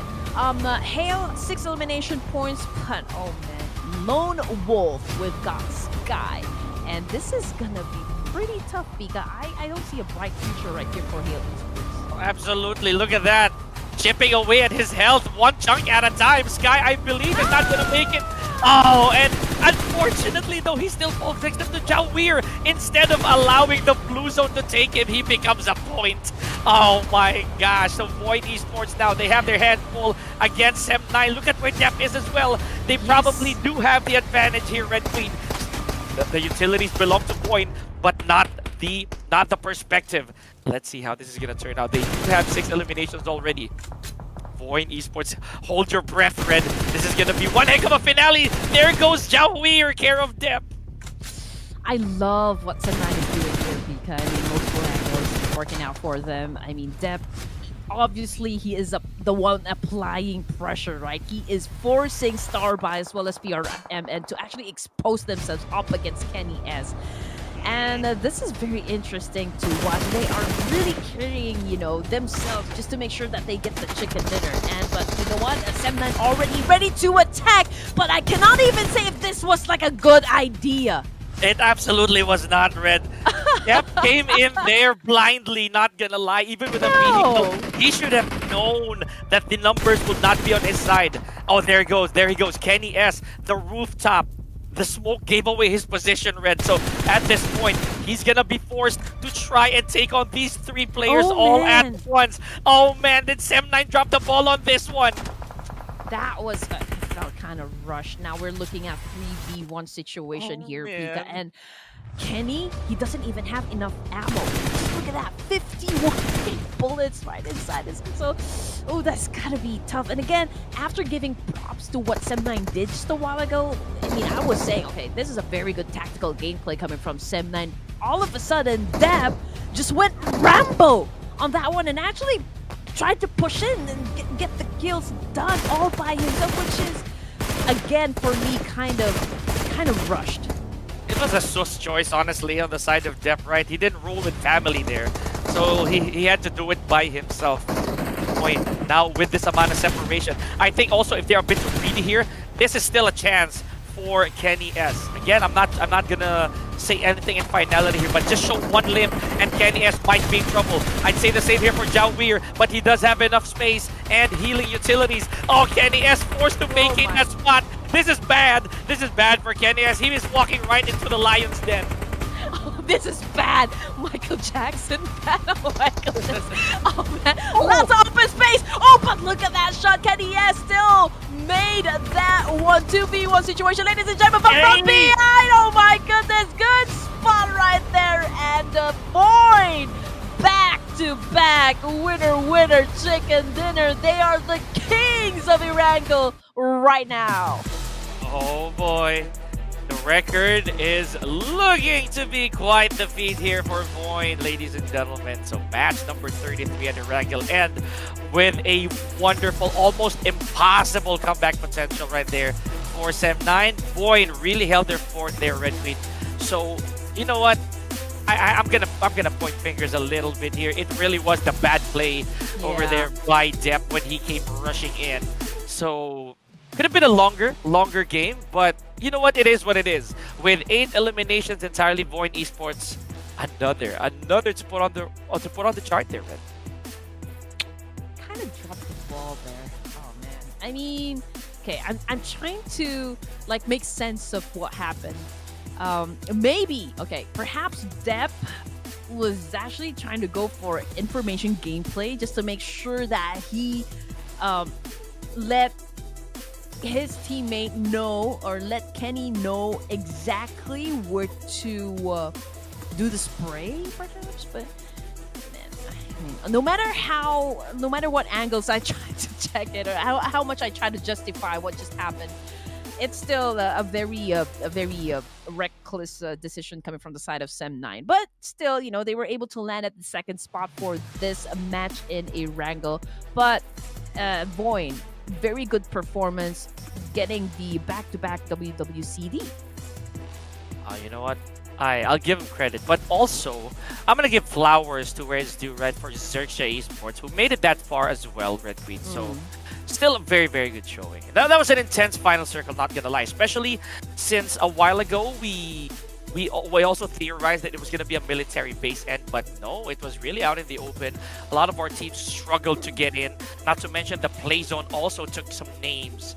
So again, very wonderful showing from our teams. Look at that, head to head, just One elimination shy was Sem9, so they were so close to getting that 2-digit mark. Unfortunately, towards the very end, I think greed got the better of them, allowing Void to take that second win.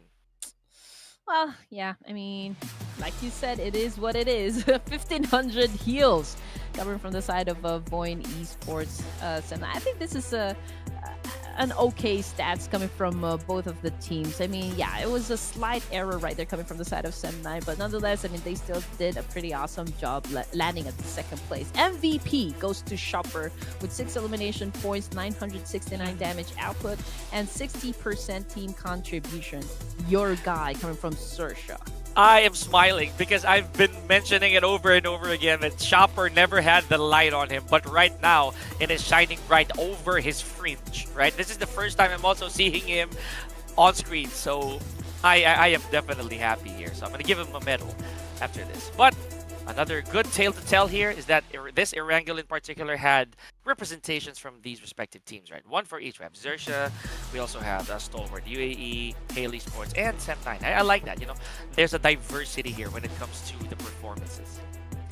And also, Pika, you know, I love the fact that Hale Esports continues to really dominate the lobby. Okay, they did not get the winner with the chicken dinner, but again, playing at this kind of pace can be exhausting. We still got 3 more matches to go, and I do hope they can continue to play or like, you know, with this kind of consistency.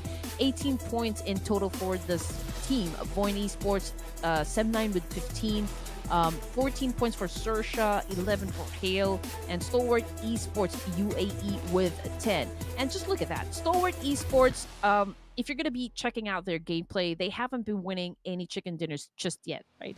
But they are pretty consistent at getting those elimination points. It's almost always a double-digit finish. But, you know, with the exception of course, it was a pretty bad first game for them. But they still managed to actually do good, you know, in succeeding matches. True enough, true enough. And I'm looking forward to the next, right? Because, again, I know that these teams, they're trying to put the pedal to the metal because it is, after all, the finals. They want to make an impact. Making an impact over here. That performance from Void propels them even further, Red Queen. Now, 3 notches up. Gotta love it. 154 points. Slowly making their way towards the big 4 over here in BIGETRON, KAGENDRA, Stalwart, and Genesis. But of course, some of these teams, actually, these teams right here, majority of within the top 5 are not playing today. So again, giving more chances for teams B or groups B and C to slowly go for that chase. Now, Sem9, Red. Look at this. Off of number 19. Off of number 19 because of that wonderful game. As we mentioned, it takes one good game, one, to give you that sense of security. I mean, they moved up 5 ranks, ladies and gents. That is outstanding. Horror Esports, okay, for those amazing fans out there, they remain at the 18th place. But the pressure is not off just yet. They still need to continue to perform at their best, you know. Getting those elimination points is paramount, as you all know. So let's see what is going to happen. Again, 3 matches left. Undergang Esports moved down with 108. Okay, teams that actually did good would be D-Savior and Sersha Esports because they moved up. But then again, they need to hustle, Pika. They need to... you know, double time when it comes to getting a lot of elimination points. True enough, man. Honestly, even with those wonderful performances, Red Queen, even if they make it far, I'd say the end is nigh for some of our teams. So I'm keeping a positive outlook on this one, but at the same time, I would embrace it with all the warmth in the world if they do not make it to our finals. Nevertheless, that right there is a wrap-up of our second ERANGEL, ladies and gentlemen. We are halfway through the playoffs. We have 3 more maps to go, one of which is our final ERANGEL. So don't go anywhere. Pika and Red Queen here for Clash of Giants Season 3's playoffs. We're going to take a short break.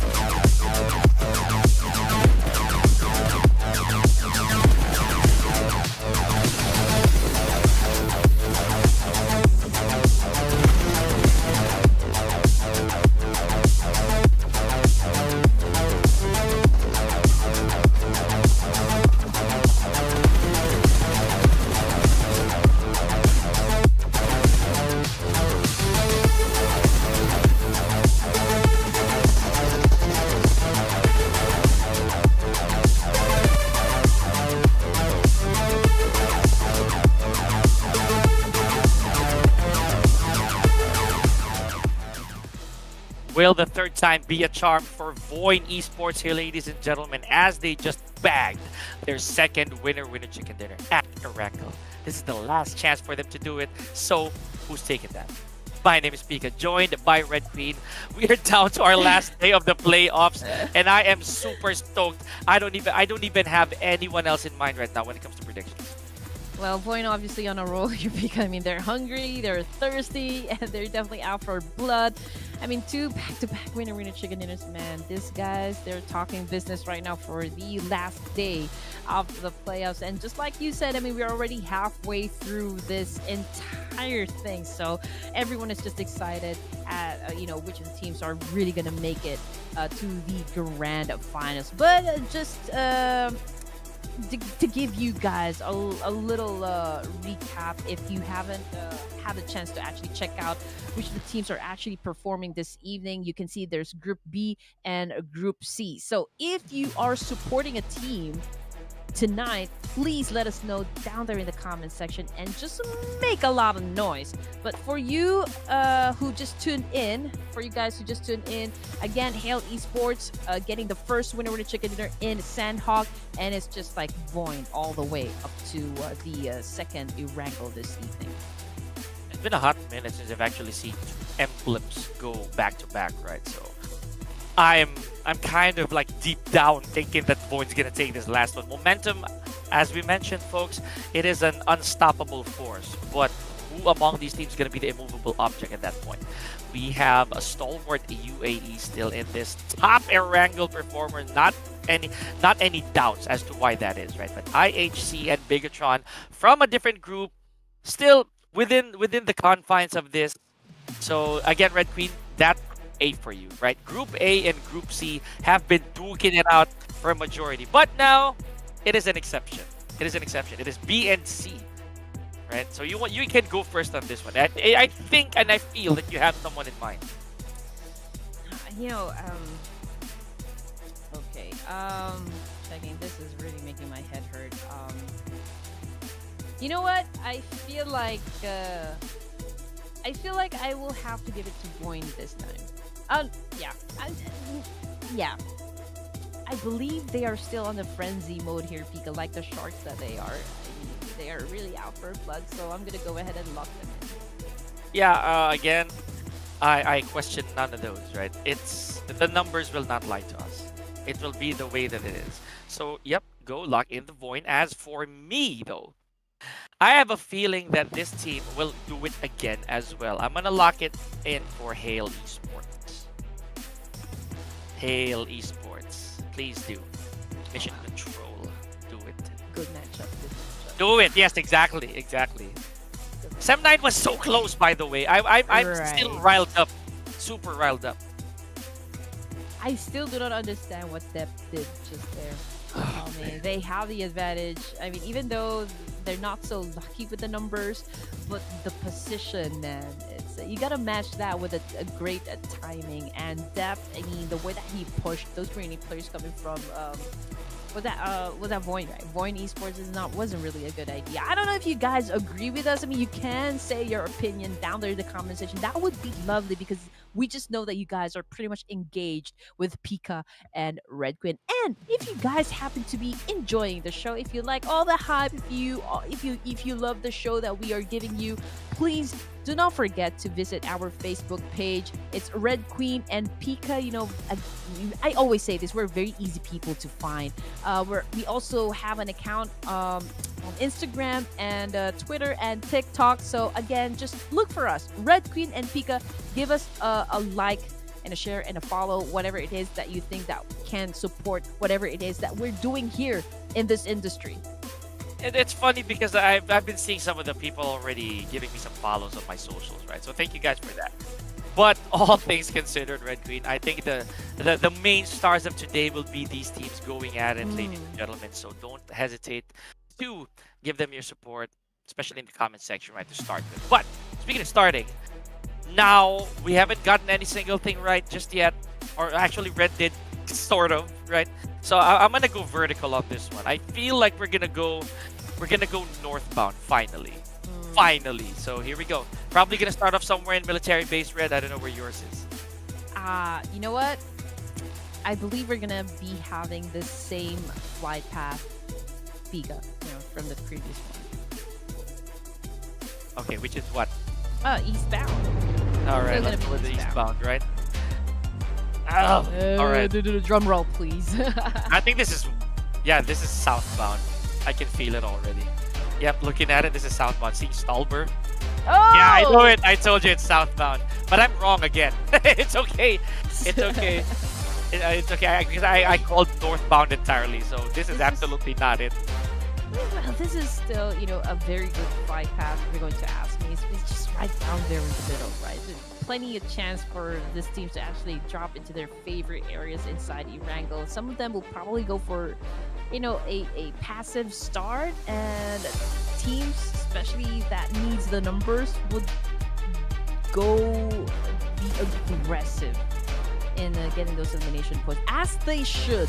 But I do wonder if we're going to be witnessing some alterations when it comes to the kind of gameplay that we've seen during the first two matches. So we'll just have to wait and see. But again, right off the bat, we have another altercation that is happening. We did hear some gunshots, and this are the guys coming from Talent Esports. Yes, Talent Esports. As well as Hora, they were the first players that I saw pull the trigger here. But let's see. Again, it's sometimes calm before the storm, so maybe it's gonna be a little later on where havoc really ensues, right? Bad circle, I would say here, Red Queen, at least for me, because look at that separation between these teams. Of course, there's a huge body of water. Trained to kill, apparently trying to make haste and get to shooting ranges. Honestly, as early as now, this is gonna be insane. So it's also safe to say here, Red Queen, that we're gonna see some Pochinki action, maybe at least on the way there. I'm not holding my breath, but let's see who among these teams are gonna try to infiltrate it. That could be an entry point. So teams such as 628, Team Flash, and probably the guys from AGONxI8 ESPORTS and Sem9 as well would be trying to get inside that circle from Pochinki area where D-Savior is currently staying at. So they just have to prepare for a lot of action to happen in that specific spot right there. But it's Stalwart Esports UAE that dropped inside the military base once again, ladies and gents. And it's going to be a tough route for this team, considering that both the west and the east bridge going back to the main peninsula can be pretty congested. True enough, actually. Yeah, that's right. Yeah, with military base being one of our most desired spots, I understand completely if the teams don't even think about dropping there. Not to mention the circle will move away from the military base, right? So safe to assume we're gonna be seeing a lot of honestly terrestrial action here. Speaking of action, we're already seeing some damage taken from 4 teams here, specifically RRQ, D plus Kia, Talon, and Xerxia, alongside Nova apparently. Just not so sure where the action's headed. Oh, but look at that, still very brave, Red Queen, as you mentioned. As they know, Stalwart UAE gonna try to seize the entirety of the island here, of a military base.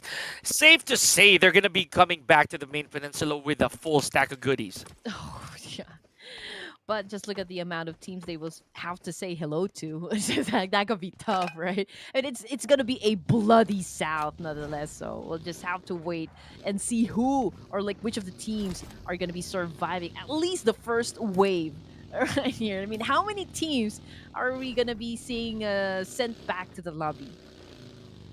Speaking of being sent back, Manpa almost there though. Already a knock here for. Oh, okay. Good response. Very, very good response. Yep. I think he's out for redemption here. Woonti had to get on out of there. I thought for sure that he was gonna go for a run and gun, but no. A lot of damage he took. But this is also a very unwise choice. Is he going for the push? Wow, no way you're gonna do this though. Oh man.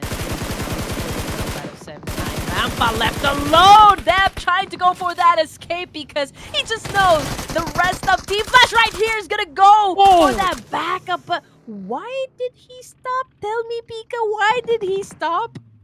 I think another player from Sem9 went for the, was shot out of there. Okay, let's see how this is gonna Yeah. be. Oh man. Oh, okay. You know what? Yeah, that is absolutely questionable. So Sem9 as well as Team Flash. Oh It's man. very bad orange exchange that I'm seeing here, Red Queen, from both these teams. So let's see. You see how there's a bit of distance between them. Oh, but Young runs over Superboy. Team Flash looking to be the apparent victor here, Red Queen. Oh, definitely. And again for Sem9, I mean, okay, Deb could have left uh his teammate right behind that tree, right? Mampa. Okay, Mampa. I mean, there was a chance for him to get to a safe place and just like maybe reset. He could have just, sacrificed his teammate right there for at least the good of the team to make sure that they get to the latter stages of the game and still have a chance to get the WWCD. So I do not really understand why he stayed for the fight. Sometimes being logical isn't logical, but oh my gosh, here we go. Savage taking out K. Where was he looking? This is what we were talking about, Red Queen. You gotta have eyes at the back of your head. At this point, I also don't understand why there are only 2 players here from a D plus Kia in this compound. Not to mention, okay, this is a bad spot for Rico. Anybody who busts through that door is gonna eat these shells straight up. Okay, there's a jump shot. Oh! Listen, watches the shot. Is Rico gonna get it out of here? Oh, but no. This exchange between the Talon and the DK a little too intense. Wow. Rico with a 2-piece kill, but unfortunately tagged by among Yalu, if I'm not mistaken, was that it was Tiger of Hailed Esports. So it looks like a third party is happening from the side of Hailed Esports right there. So this is a 3-way battle, and you don't want to be in the middle when this happens. And Nolbu though, last man standing for D plus, right? So honestly, Red Queen, I'm a huge fan of honestly of Nolbu. Wow. But look at this. Talon Esports, ladies and gentlemen, despite their attempt of flushing out DK, still falls victim. I can't believe that. The last man standing here for D plus, right? Nolbu. This is also a consistent MVP here, by the way, Red. So this is one of the reasons why I'm a huge fan. Now, look at him contemplating at the very edge of the room, right? Probably recalling the life choices. Maybe reminiscing those days when they were still a complete squad. But at this point, it is up to Hora Esports to take us to where the action is. I thought he's just sticking to, right beside the refrigerator right there to check if there are any food left. I mean, he needs the energy. I mean, we're talking about the last remaining player, and we are just at stage 1, Pika, so he will be needing a lot of energy just to make sure that he gets to the last few zones, at least for this round. I may not be hearing the comm, but it's probably a bit of a weeping in there, like some tears being shed. But you know what? Kidding aside, good stuff at least, honestly. Sorry to cut, Red Meat, but yes, at least the D plus K, they're still in this, even with that last man. And 17 teams remaining. We only have 1 team that got sent back, so that would be Talon Esports. But we still got 7 more seconds before we move into stage 2. And just look at that. Sword Esports UAE coming in from Pachinki area, and it's, the way has been cleared out for them. Honestly, they are very fortunate, Red. You did bring that topic up earlier, that they will have the welcome party of a lifetime if they even cross that bridge a little too prematurely. But now I think they realize that the coast is clear. They're making their way back to the main peninsula, as you said. Now, the question lies, what is their plan going to be like? Because both STEs, by the way, this is so funny. Both STEs caught by the blue, so, and with no eliminations yet. It's only a matter of time before we see another interaction between these teams. Well, judging by their movements, they're staying quite a bit around Pachinki area. Probably will go for that late rotation, while everybody else is just eager to get inside of the zone. But the part where it's like a heavy congestion would be the west side. But let's check out Duxan Esports at QXZZZ now on his knees. One more Z. By another player right here by this is D plus Kia, but Sem9 Kenny S looking to join the mix. Oh, that's the finishing touch needed right there for Nolbu for a D plus Kia. So good start, good attempt right there for D plus. Not to mention they have a couple eliminations. So it's still not a bad showing, right? Despite having left early. They're also in a good spot, not gonna lie, right? They're currently, I'd say, at number 17, and even in the standings, they're also doing not bad. So here we go. We have Hyunbin setting his sights on the remainder of Team Flash, or at least the entirety of Team Flash. I actually figured that they'd have at least one member down, but no, they're still complete here, Red. Okay, I believe that, yeah, Red's gonna be joining me once again in just a couple seconds. I promise you that. So back to the story here. Train to Kill, already getting their hands dirty. Still no elimination here, but oh, never mind. There goes Dreamy. And another member from Nova Esports in Peak, taken out by 6-8. So, what a start once again for Nova Esports here, ladies and gentlemen. It's been quite a crazy road, to say the least, for Nova Esports. They've always been so close, yet so far, kind of a hot and cold scenario for Nova Esports, right? But if I'm going to be talking about some of these teams once again, Train to Kill, we have Boots as well as Rig. I'd say they're gonna wanna regroup, if not for nothing, but it's pretty early, to say the least. We're still at stage 2. Only had a couple eliminated teams, maybe Sem9, you know, not to jinx it, but they're probably on their way out the door as well. So let's see. I'm gonna keep my sights on this cereal bowl that we're looking at in this circle, right? Look at all these teams about to make contact. Some of the bigger problems lie on to westward. We have the likes of Zerksha, Team Flash. We have 6-8, as well as Train to Kill, as I mentioned earlier. They are bound to pull the trigger sooner than later. All right. We have Hail Esports, as we know. They tend to sit out first few stages, stages 1 and 2, before they go for any sort of engagement, right? They are looking good, at least with four players. Got a couple of frags here. Oh man, though, Jane with a very persistent fish out of Megamind, and proves to be successful, not gonna lie. Oh man. So, yep, as Red Queen rejoins us, ladies and gentlemen, I just like to say that Red, you missed absolutely nothing. I'm not gonna lie, but you know, for the specific moment, Aura has their hands full against Void. Oh, okay, this is interesting. Okay, Hara Esports. We are seeing Malik cooking up that nade, and he has the chance to actually wipe out at least 3 members of Void. But oh, he's taking a nade as well. He was able to dodge it. Oh, that was a molly right there. Starby getting ready to move in for the kill, but needs to be careful. Oh man, there you go. Just as I said, he needs to be careful. He took a nade to the face. Stalwart not looking really shabby right now, ladies and gentlemen. That's 2 active players, 1 on their knees.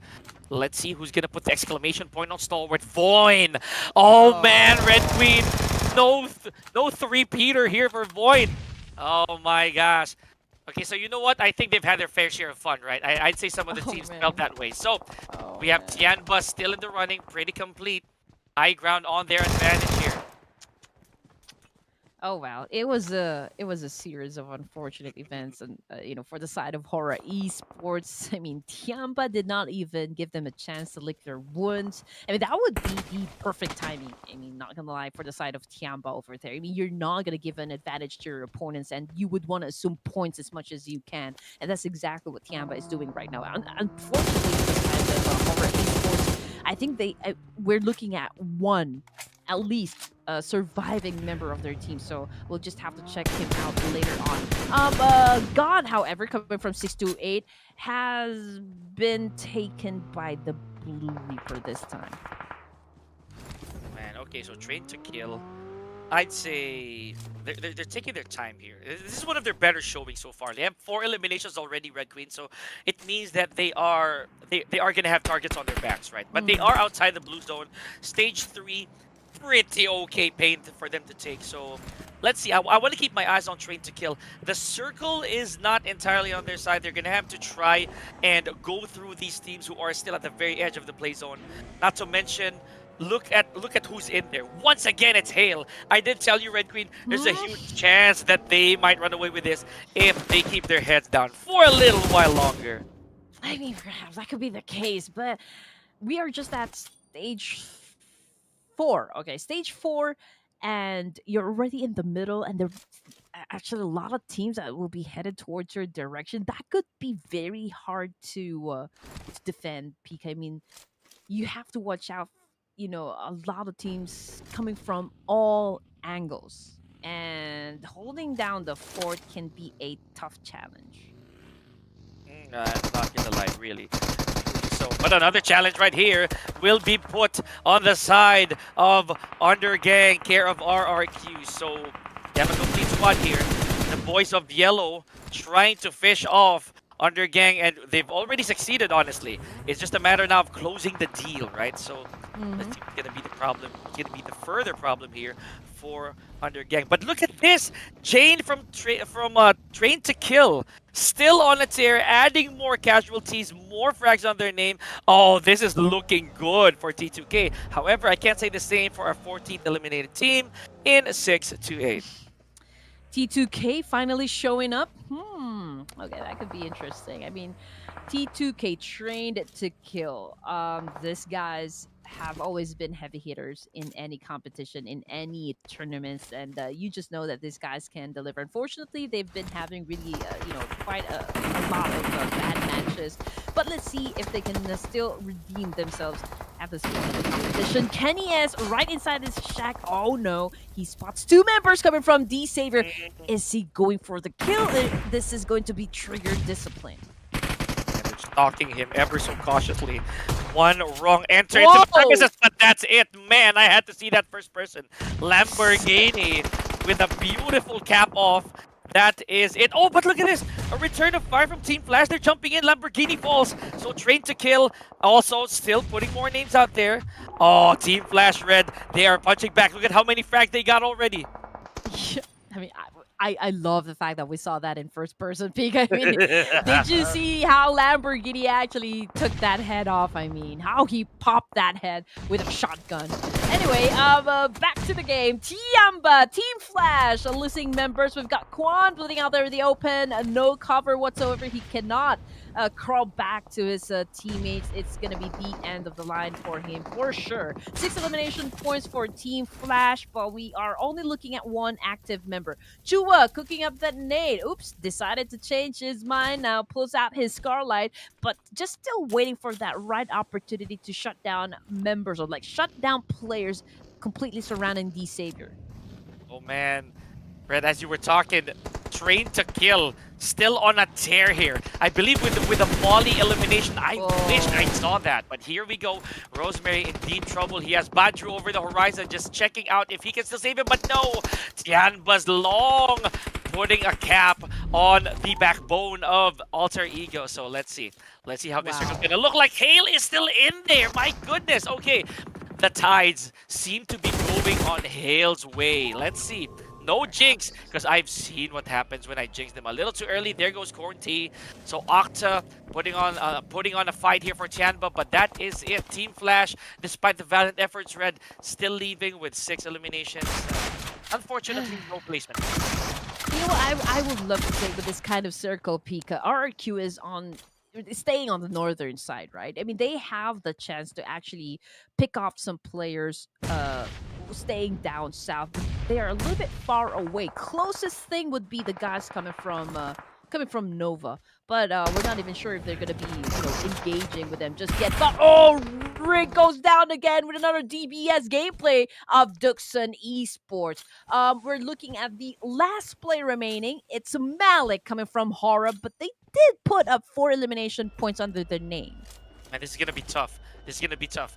After all that build-up, Train to Kill, they have 1 more elimination before they land the 2-digiter here, Red. So I'm gonna hold my breath. I'm gonna wait until Train to Kill does that. But for the time being, Hora though, it is a clutch demand here for Malik, as he does have a bunch of teams around. I don't think he's gonna go for any engagements here, Red. But question mark, where is he gonna go?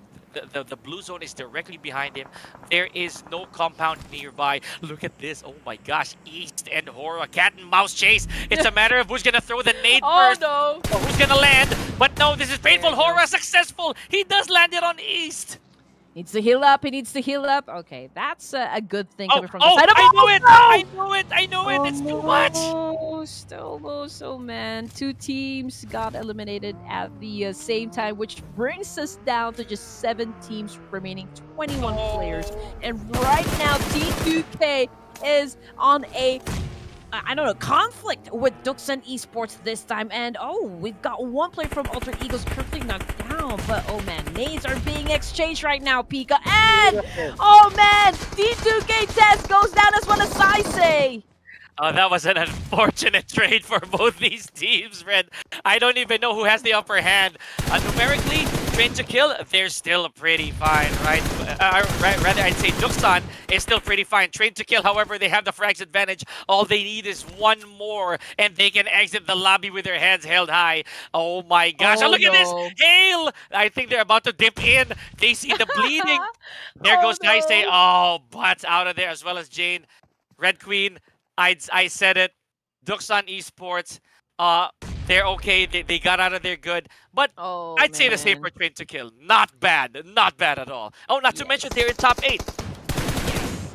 And Hail being vultures in this situation. It's picking up the pieces right here. 4, 5 elimination points under their name. Jane really racking up some points right there. And obviously, it's total domination coming in from this team. Can they get their second chicken dinner of the night? I told you, Red. I'm almost there. I can smell it. I can taste it. You know, it's so dense. It's so thick. Hail Esports just might be able to do it again, but I don't want to jinx it. They still have a complete squad to rival them here in RRQ, albeit with some damage. We have also Alter Ego, right? If they oh, there it is. They managed to pick up their teammate. Octa has to heal. We have Nova. I'm very surprised here that Nova is still in this Red Queen.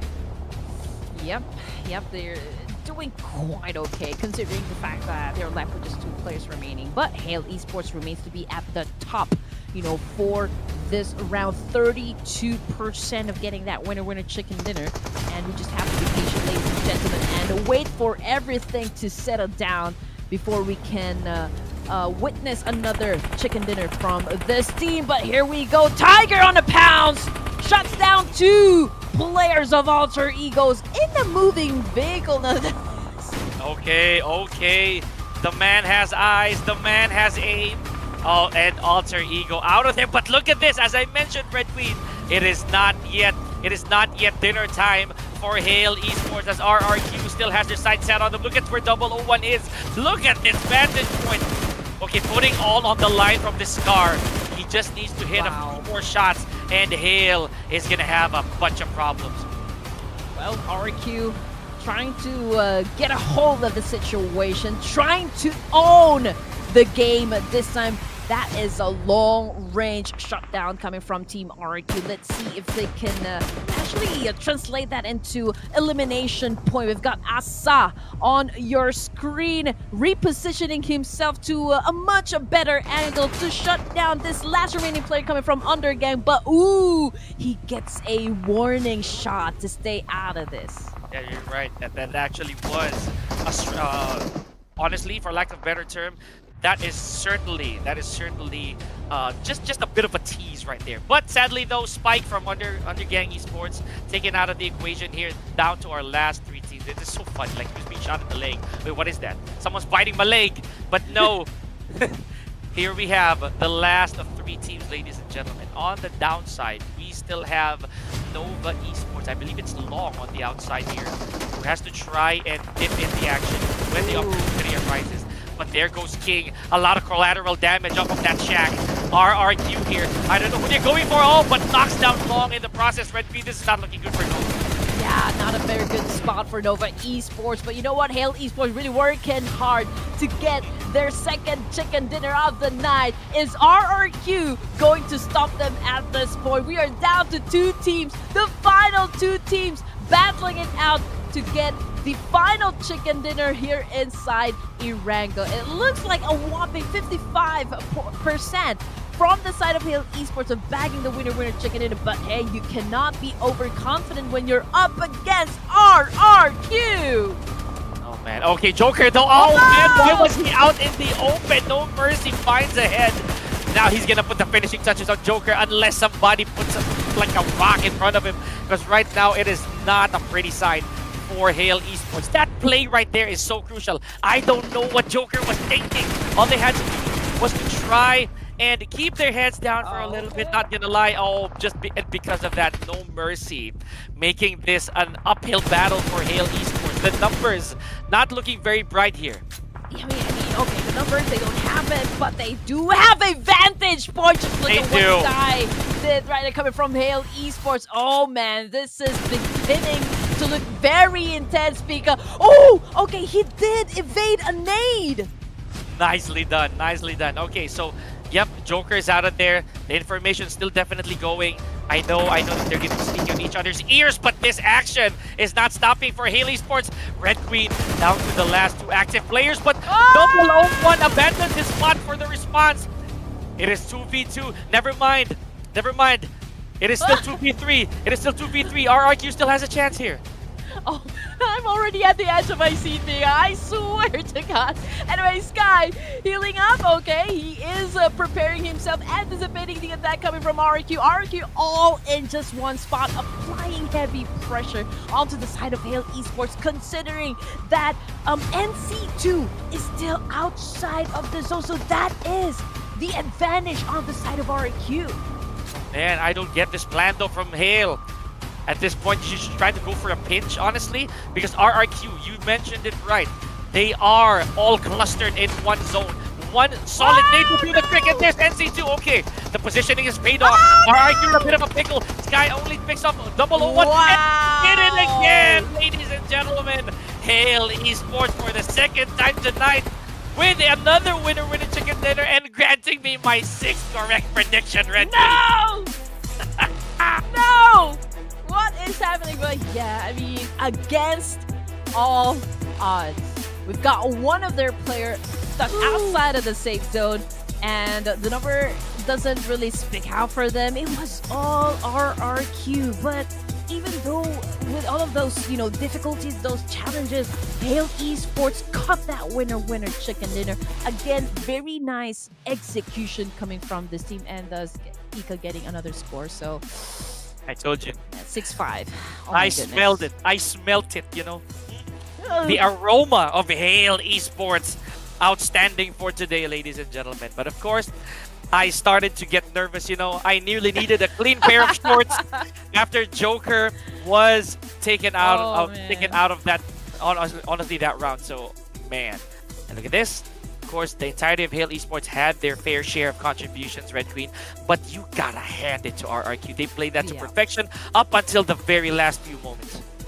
I honestly believe they're gonna get the winner chicken dinner, but still, I mean, something must have happened there. It was a missed opportunity, but we're not gonna be discounting the fact that they did an awesome job, landing at 2nd place and still putting up huge number of points. So, I mean, we still have to give it to this, guys.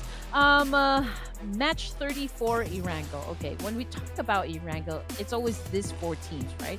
Hail, RQ, Duxan, T2K. Out of these 3 teams, I will have to say T2K is the only team that has been having sort of trouble when it comes to the planning, execution, and just how they play the game right now.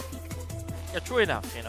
And this is one of their furthest so far they've gotten into, at least for today, right? So, gotta hand it to them. They showed up, despite the fact that they were denied the chicken dinner. Still, very good showing. Now, Hail and RRQ, what else is there to say? They put up an epic final circle there, with Hail emerging on top again, Red. As soon as I saw that Hail would be right there in the middle, they just might be able to take this again.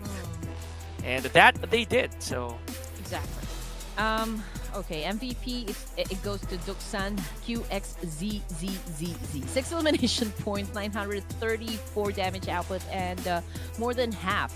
This is 60% team contribution, so a very good performance for this player. He is the one that stood out, at least for this match inside the tournament. Just trying to get back to what happened just a while ago, ladies and gents. I do believe, the only factor that made the difference, at least for the side of Hale, would be the fact that they have the higher ground advantage. True enough. I couldn't agree more. So, in that regard, I nearly gave up, honestly. Looking at how they had to rotate, right? NC2 being out in the open, providing little backup, but the moment that he got one member from RRQ, I already realized that, oh man, they could take this. They could take the whole thing. But again, gotta give credit where it's due. Trained to kill. A couple of their members here within the top performers. Really amazing showing. Now, of course, it goes without saying that Hale Esports towering above the rest of the teams here with 21 solid points. So that right there is what you get for persistence, calculation. I can't say the same for Xerxia, though. They kind of did poorly for this game, but congratulations to Hale. And another bad match, for the side of Sword Esports UAE. But I do believe they are in a better position in the overall. So, am I right? I believe so. Yeah, they're so okay. There's not much pressure, at least for that team. Oh my goodness, 250 throwables used. A little low from what we've had just a while ago, 340 in total. So we do expect it to go even higher, considering the fact that we are down to our last two matches. But it is Miramar. We are expecting also some, mid to long range fights, not really so much on the rushing part. And that we're going to have to check Red Queen later on, if that is going to be the plans of the teams, right?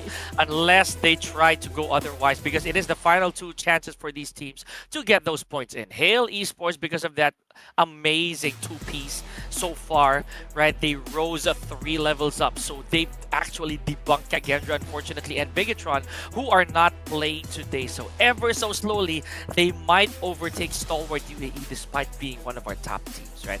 Look at that gap. It's only 5 points to the top, and Hale might be able to do it again. Yeah, and also some recognition to Duksan Esports of South Korea, moving up 3 ranks in the overall, setting up a total of 138 points with 3 WWCD. We also got Alter Ego Eris moving up 3 spots as well with 122 points.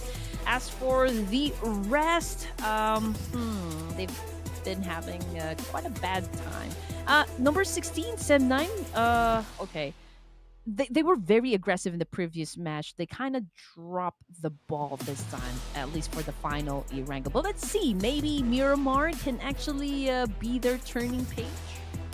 Speaking of page, we're now at page 3, where the gatekeepers lie here, ladies and gentlemen. So it is a matter of getting good days here for Talon, for Xerxia, Tianba even. So once again, it takes one amazing game, probably one hyped up game for any of these teams to enter page number 2. We've seen that happen. Look at where Undergang is, right? So Undergang, a while ago, despite the fact that they had 1 member remaining, they were unable to get the job done. So, keeping my fingers crossed here, the last 2 maps, Miramar, the last 2 Miramars of this stage, Red Queen. So, expect a lot of action coming forth. I definitely expect a lot of action because it is getting hot in here. But let's see if it's going to be even hotter the moment that we come back after this. Don't go away. Peek at Red Queen. We'll be right back.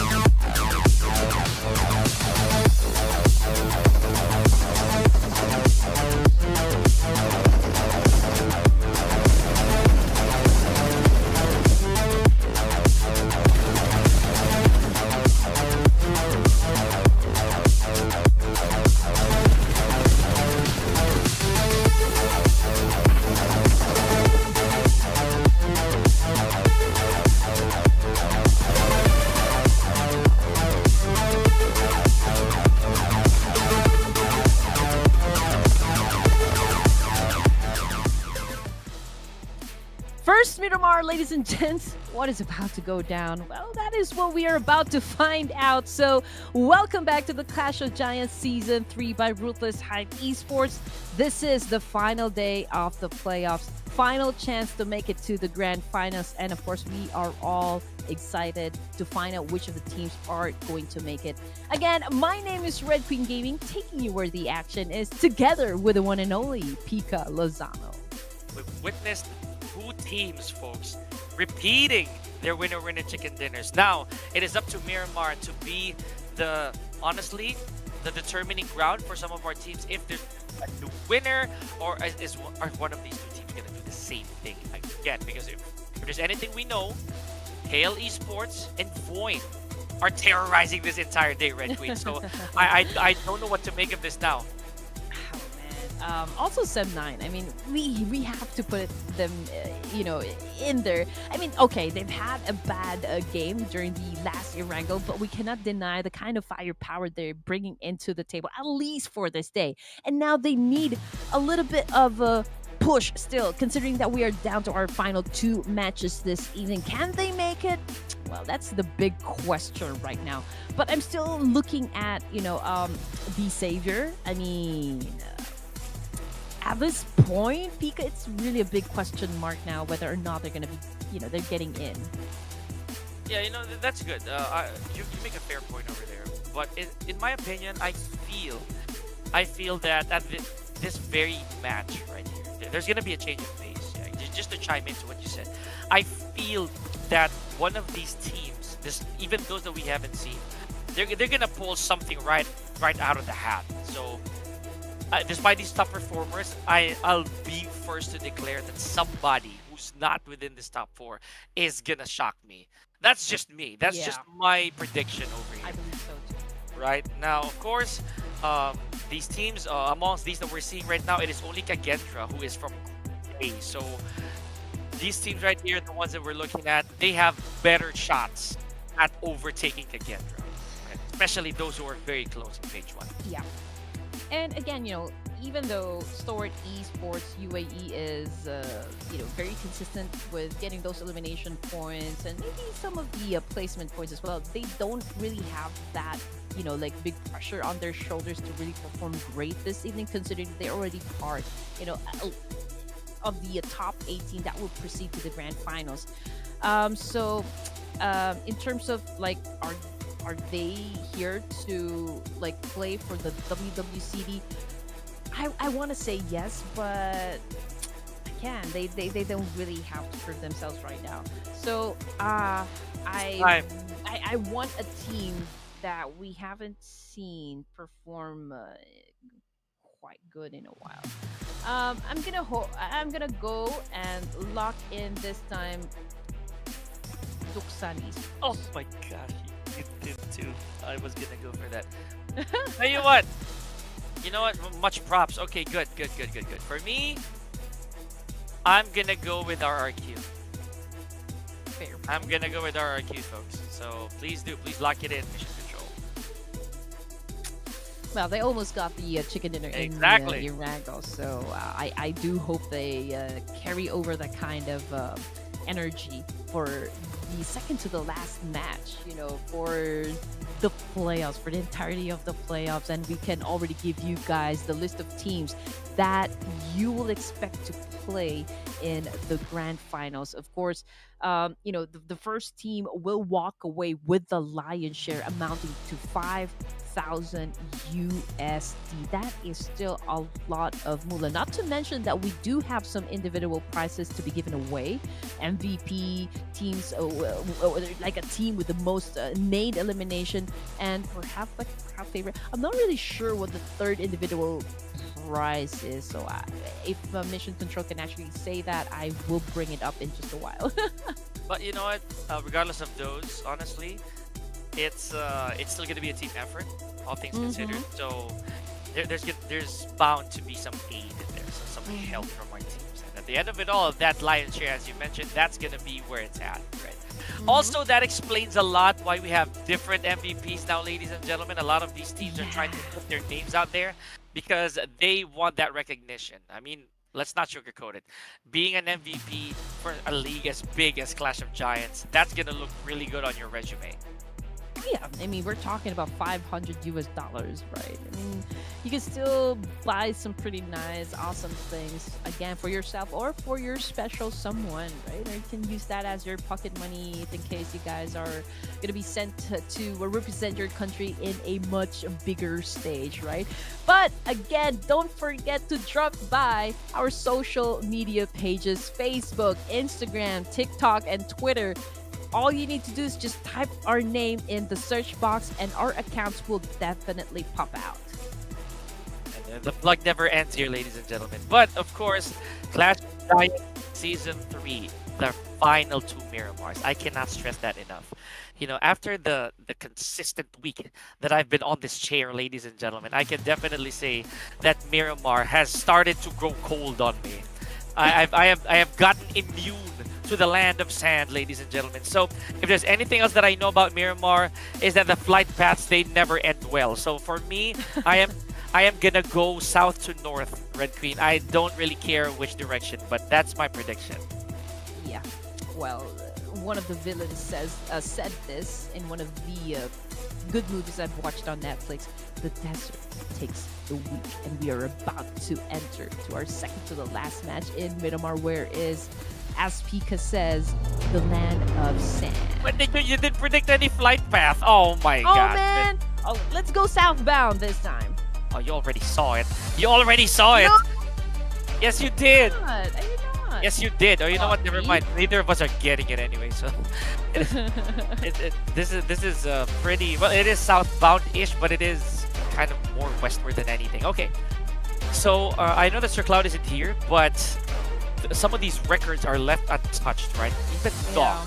he hasn't been showing up as much as he did in the previous days, but the fact that he's Yeah. still staying on top and relevant in our stats, that is a statement. Now, looking at where the flight path is, ladies and gentlemen, we're bound to pass a lot of Los Leones ground. You know, I've always wanted a mines finish here in Minas Generales, but again, that's just one of my wishes, honestly. So, Red, you know, you've had experience, a lot of experience in Miramar. What is the one thing that you would wish that will not happen to you here?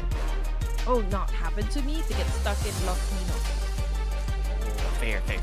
Yeah. I mean, it can be a good finish, you know, for the players, but to be there, to be actually there, playing it, that could be tough. But again, we're starting off here things in Miramar with a fight, and just couldn't really figure out what team this is because I hope that you can see them. Under Gang, yeah. So Under we're looking Gang, at okay. yeah, we're looking at Under Gang right here alongside the D plus Kia. So this encounter, this could be brutal. But right now, what's brutal is the way that the circle is. It's smack right in the middle of the Oh! map. San Martin. It looks like it's gonna be the focal point here, Red Queen. Here we go. Winning the encounter so far is a D plus Kia care of Osal. Yeah. Oh, never mind. Actually, it is. They already lost one in Perico. So, pardon me, ladies and gentlemen. Okay, this is gonna be a long haul for both these teams. Yeah, not a very good start though for the side of Undergang. But I do love the fact that they're still showing up considering their position in the overalls. I mean, right now they're playing for just, you know, information. And the more XPs that you get, I mean, your play can be better. Sus X just threw in that nade. Wasn't able to hit anyone. Okay, from this altercation, they already lost Spike. But okay, so we're still talking about 3 players. This is doable still, Pika. Absolutely. I think that, yeah, like I said, this is gonna go the distance between these two teams, right? So we have Undergang as well as DK. So they're gauging. I think that Osal, he's pretty happy with what he did there. The knock all the way to an elimination. So he's gonna keep scouting this area. So I'm probably I'm gonna leave this to chance, right? Because this is a good start of an action movie, not gonna lie. But it's too early to tell who's gonna get out of here. Look at Renault boys. He also took a lot of damage. So see, Red, the medical utilities I think are on the side of Undergang. Because I'm not seeing any heals right now from D plus Kia. You have to get as much resources that you can, and you're right. Under AGONxI8 they do have that advantage up against the D plus Kia. Noble, as you can see, still have an HP. He's not healing up, so only goes to show that he doesn't have any medical kits with him. Now here comes the attack. Unfortunately, having all of those resources cannot still be an advantage to that player right there because he got shut down. Sus X already left the building. Okay, so it's safe to say that under Gang now on the back foot, they have to be super careful. It's either they withdraw or engage. It's just one of two things. Right. Oh, firepower on K though. I love this. The M249. You see, that kind of took 2 stages to reload. A very heavy firing light machine gun, honestly. So let's see more from that, right? It's I don't want to keep seeing honestly Red Queen the M416s, right? The Mini 14s, right? We want diversity, so to speak. So maybe I'll take a peek a little later on once again. Yeah. We'll try to check if there's going to be like a change in meta, at least for this round. Not saying for the entirety of this tournament, but we do know that you guys okay, Genie just went in for a spray with an AKM. You know how hard that is to control to control the recoil, but he did it anyway. He was able to inflict some damage, but not enough to actually shut that person down or shut that player down. We are still looking at 3 players for the side of DS plus Kia, and the battle continues. I mean, nobody. I mean, no hard push yet coming from any of the teams. You wouldn't want to be reckless at this point. Yeah, I did say it's gonna be a long stall here for both these teams, right? So, speaking of long, right here, we have quite a bit of a distant clash so far with Sem 9, right? So, I want to see that. I want to see that as well. And that's against the 628. So there goes Lang. I believe it's Manpa who ran him over. Let's see if he's gonna recollect with the rest of the Oh team. man. Look how far he is, right, from the rest. So all of them, they have their respective vehicles, probably still stalling out at the early stages of Miramar. This is a massive map after all, Red Queen. So could be a bit of a stroll that they're going for, bit of a time Mm-hmm. burn. Yeah. I mean, this team's killing nothing but time, at least for stage 1 in Miramar. But you know what? Speaking of Langdu is or was one of the best, or like one of the players who stood out during the survival stage, especially the way that he eliminated. If I'm not mistaken, that was T2K that he eliminated inside SANHOK map in Ruins area. So I would love to see him kind of redeem himself, at least for the final 2 matches here in the playoffs. 628.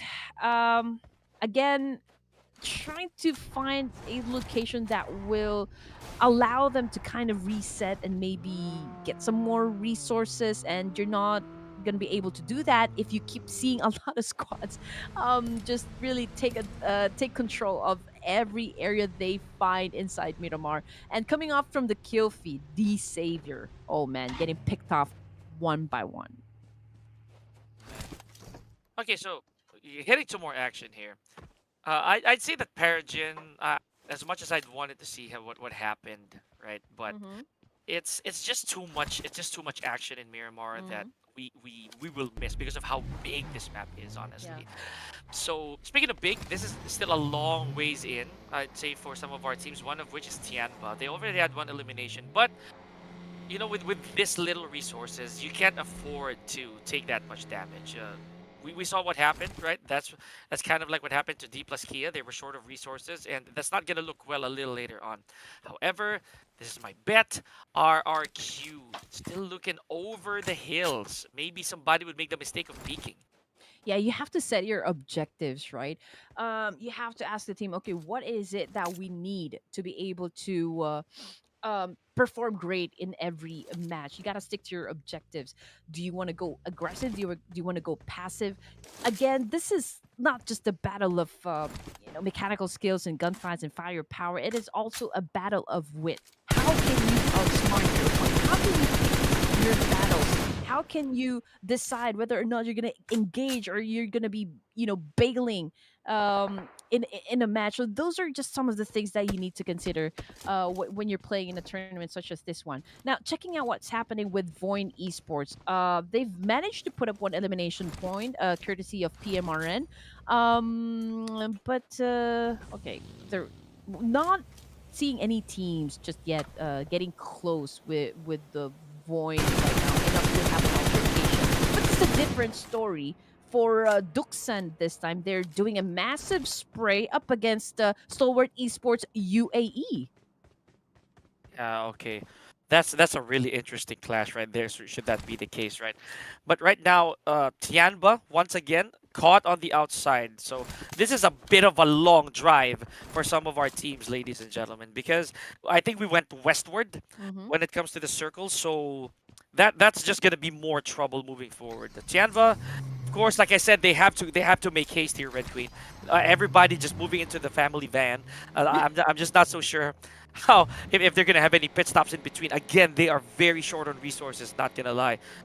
Not to mention, not enough frags for them to be comfortable with. Right, they're gonna have to go in. This, however, also another dominant team, Duxan.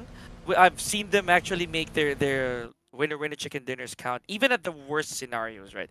So we have Soez, I think left behind. I don't really know what for. Probably the scout. So okay. So wow, is this gonna be a chase by East? Mm. Oh, I thought he was Probably. gonna go after them. Oh, I think he is. Is he really going? He's chasing.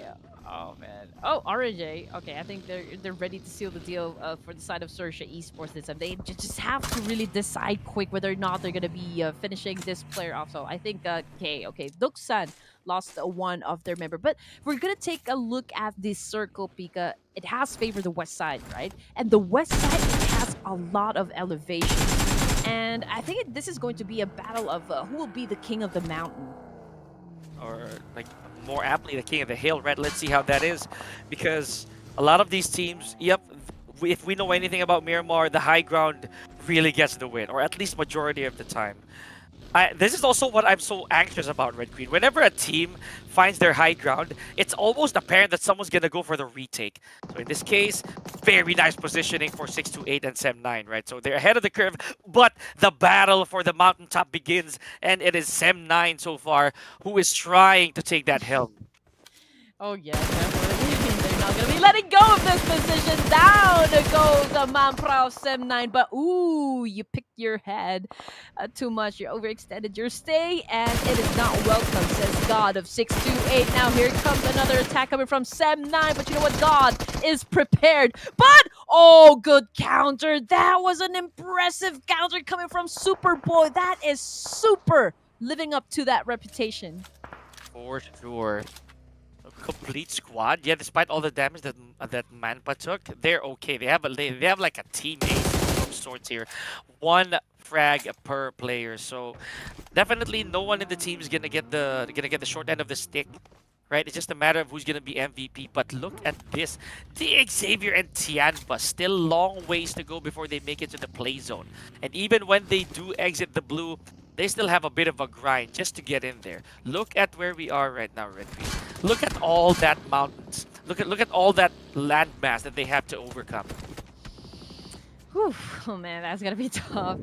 Undergang Esports talking about just last player remaining, but Jaya just went out courtesy of the Blue Reaper once again, ladies and gents. 16 teams remaining and 56 players alive. We've got Sersha on your screen with 3 elimination points under their belt, and right now they are going for the rotation, but you know what? They're very close with Nova right inside water treatment.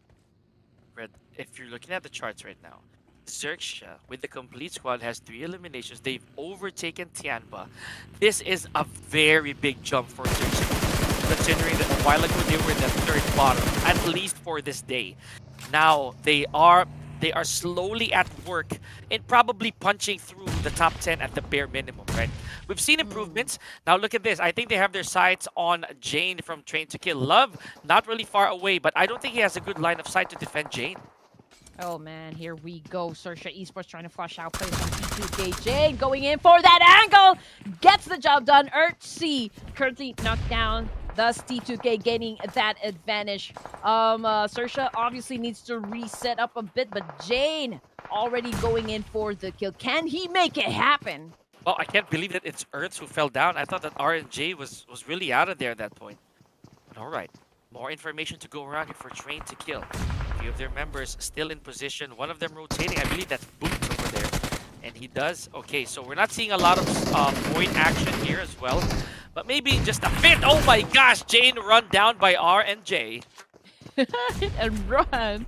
Okay, here we go. T2K, but right there going in for the massive spray, but unfortunately he gets tagged. He gets sandwiched by 3 Sarsha members, and it looks like Sarsha is gonna win this altercation up against this team. And yeah, I mean, T2K, man, they are bleeding out. Last member here in Rig, and look at where he's at. Oh my gosh, that's no man's land for a lot of our teams. Rig, if he so much as peeps through that window, someone's gonna take him out. And once again, chopper on the vehicular assault on Jane. That is it, I'd say, for Train to Kill. They're down to the last man, and Rig inside that shack contemplating the life choice. But look at this! Nova Esports dipping in. Oh man, RQ as well, getting some points under their belt, man. Sarsha Esports getting picked apart in this situation. So just like that, Peak, I mean, a while ago they are dominating a fight, and right now we're looking at 2 players remaining for the side of Sarsha. I mean, it's so fast. T2K Love just actually went down, courtesy of the blue zone once again. Stalwart UAE still a full squad going up against Tianba this time. Man. Now, another life claim there in Octa from Alter Ego, care of the play zone, right? So Red, I can't stress it enough, stage 4, it's already unforgiving, right? So we've seen the zone all taking games left and right. It doesn't have a bias, right? Unlike us, it doesn't predict anything. If you're caught within the wave, you are gonna sink. So here we go, Tianba. For some reason, they're still punching back here and gonna try to chase Xerxia. Yeah, and you know what? SDE trying to take care of business with just 2 players. But you know what? East kind of decided, okay, you guys probably need some backup going up against Tianba over here. Doc, okay, trying to, calculate his moves right here. Goes in for the charge. Unfortunately, man, a nade exploded right up in front of him, and Tianba got Doc in that altercation. But he has no time to reset whatsoever, and down goes Tianba right there, long, courtesy of Baron of Stalwart UAE. So Hora also suffered a casualty in Malik, right? So just like that, they're already in elimination, bowing down at number 15. Here we go, ladies and gentlemen. This is the problem for Team Flash, right? So right now they are bottom, hands down bottom. They haven't had a single elimination yet. There's a huge amount of separation between the players. I don't know if they're intending to flank or probably just to go for individual frags, maybe gatekeep. Because look at where Kwan is. He's also sad. Above him, Hale Esports is waiting. Below him, Sem9. Where do you go from here, Red Queen? Well, I don't know. I mean, Team Flash obviously just needs to be patient. I mean, they have the power to assume a lot of points because there's a lot of players down below them, and they have that elevation to work with. Mampra, okay, got shut down by East of Stalwarts UAE. Is it going to be hard for them to go for that pickup? I mean, considering the fact that we have a lot of open space in Miramar. And Sky coming from the other side of that mountain, trying to shut down the players from Team Flash. But you know what, Pika? I do believe that Team Flash has a good spot, a good location right here. For the time being, that is. I do agree. Again, look at this. This is what I was talking about. High ground is a make or break spot for some of our teams, especially if there's still a lot. We have 12, so one way or the other, someone's gonna peep. Someone's gonna make that mistake. In this case, Team Flash. There's no backup here for Kwan. Oh, that's what I was talking about, Red. Oh, that is sad. Oh, but look at this. He was able to knock down Superboard from Sem9. Yes, sir. And, okay, Sky taking some damage. We got Kwan bleeding out there in the open. Not sure if there's a teammate right beside him going in for the pickup. Have to wait and see while Young tries to take care of business going up against Haley Sports. But, man, that was a juicy shutdown right there, Pika. Oh, man. Okay. Okay. We are now sure that these players are not going to shy away from these fights, right? Especially the long-range encounters. They believe that getting the high ground, and we've seen it time and time again, that the high grounds prove to be an advantage. Never a finality, but at least it gives you that perspective boost. Now here we go, Tiger and NC2. I doubt that there's gonna be a pickup here, Red. It's too close to danger. Yeah. But you know what? I believe Hale Esports, they're just pretty chillax at this point. Maybe yeah, they're racking up numbers, right? They're getting some elimination points, but they no longer feel the pressure to actually perform good at least on the final two matches this evening. Now let's see for Team RQ. Kogil goes down with a DBS, courtesy of Nova Esports this time. Now they're working with 3 players remaining. Are they going to be avenging their teammate? Ooh, Asa kind of just missed the corner there. No Mercy goes down, and that's courtesy of Dreamy. Oh man, also barely making it out. Oh, but Asa successfully defending himself against King. Nova Esports in a bit of a tight spot. So we're going to get back to that action a little later on, ladies and gentlemen. So Hale still has their hands full against Sem9. Never mind. Sem9 exiting at 12th place. Valiant effort. Unfortunately, oh no, never mind. Fortunately, they actually have 8 eliminations to Dawn. Okay, that's a record to beat, Red. Mm-hmm. Okay, Nova, 4 elimination points, 1 casualty. King goes out of the game. The Savior, 2 casualties, 0 elimination points. It's Freaky now and Levi's. No Lamborghini. So Lamborghini is actually sitting this one out. We've got Team Flash on your screen once again. Ooh, challenging up the guys from Boy. Let's see if Quan can actually make this happen. Dude. Oh, no, he doesn't. Access denied. That was a super greedy push right there. But you know what? I don't blame him. They are on the chase, right? So again, if Team Flash, they don't do something extravagant here, oh, just like that, Starbuy is a problem. He's gonna get 2 for free. My goodness, Woon from Team Flash still holding it up, but there goes Woon again, trying to pick up Xiaowir. By 1 take 1. Okay, He does. That's 3. Okay, Yeah, one exactly. player remaining on the side of Void Esports right here. I don't think he can go for that pickup. It's gonna be hard, really. Domination coming from the side of Talon. 5 elimination points under their belt, and again, we're looking at Korn. Can he make this happen? Okay, he's been throwing a lot of nades, inflicting damage, but still a little hard to actually get the job done. Yeah, there. I was about to say that there's really no time for the pickup here for Maxius, so you gotta hang up that flag. So it's up to Maxius now to maybe, just maybe, hold that flag a little higher for Voin. So Team Flash, again, they suffered 1 casualty, but so far Woon was on a tear, Red Queen. If he regroups with Korn and Young, and they'd be able to hold on for a little bit longer here, they might go for placements and even top fragging, if again, it turns into their favor. Remember, we already lost one of our teams who really fragged a lot, which is Sem9. Yes, you're right. And now checking out Talon Esports, a little bit onto the aggressive side, setting up 6 elimination points under their name. And I'm checking how far are they inside the top 18. If they perform really good for this match, Pika, do you think there is going to be a huge improvement when it comes to their position in the overalls? I hope so. That I could say the least, honestly. But for the time being, it's still anybody's. But that's just me.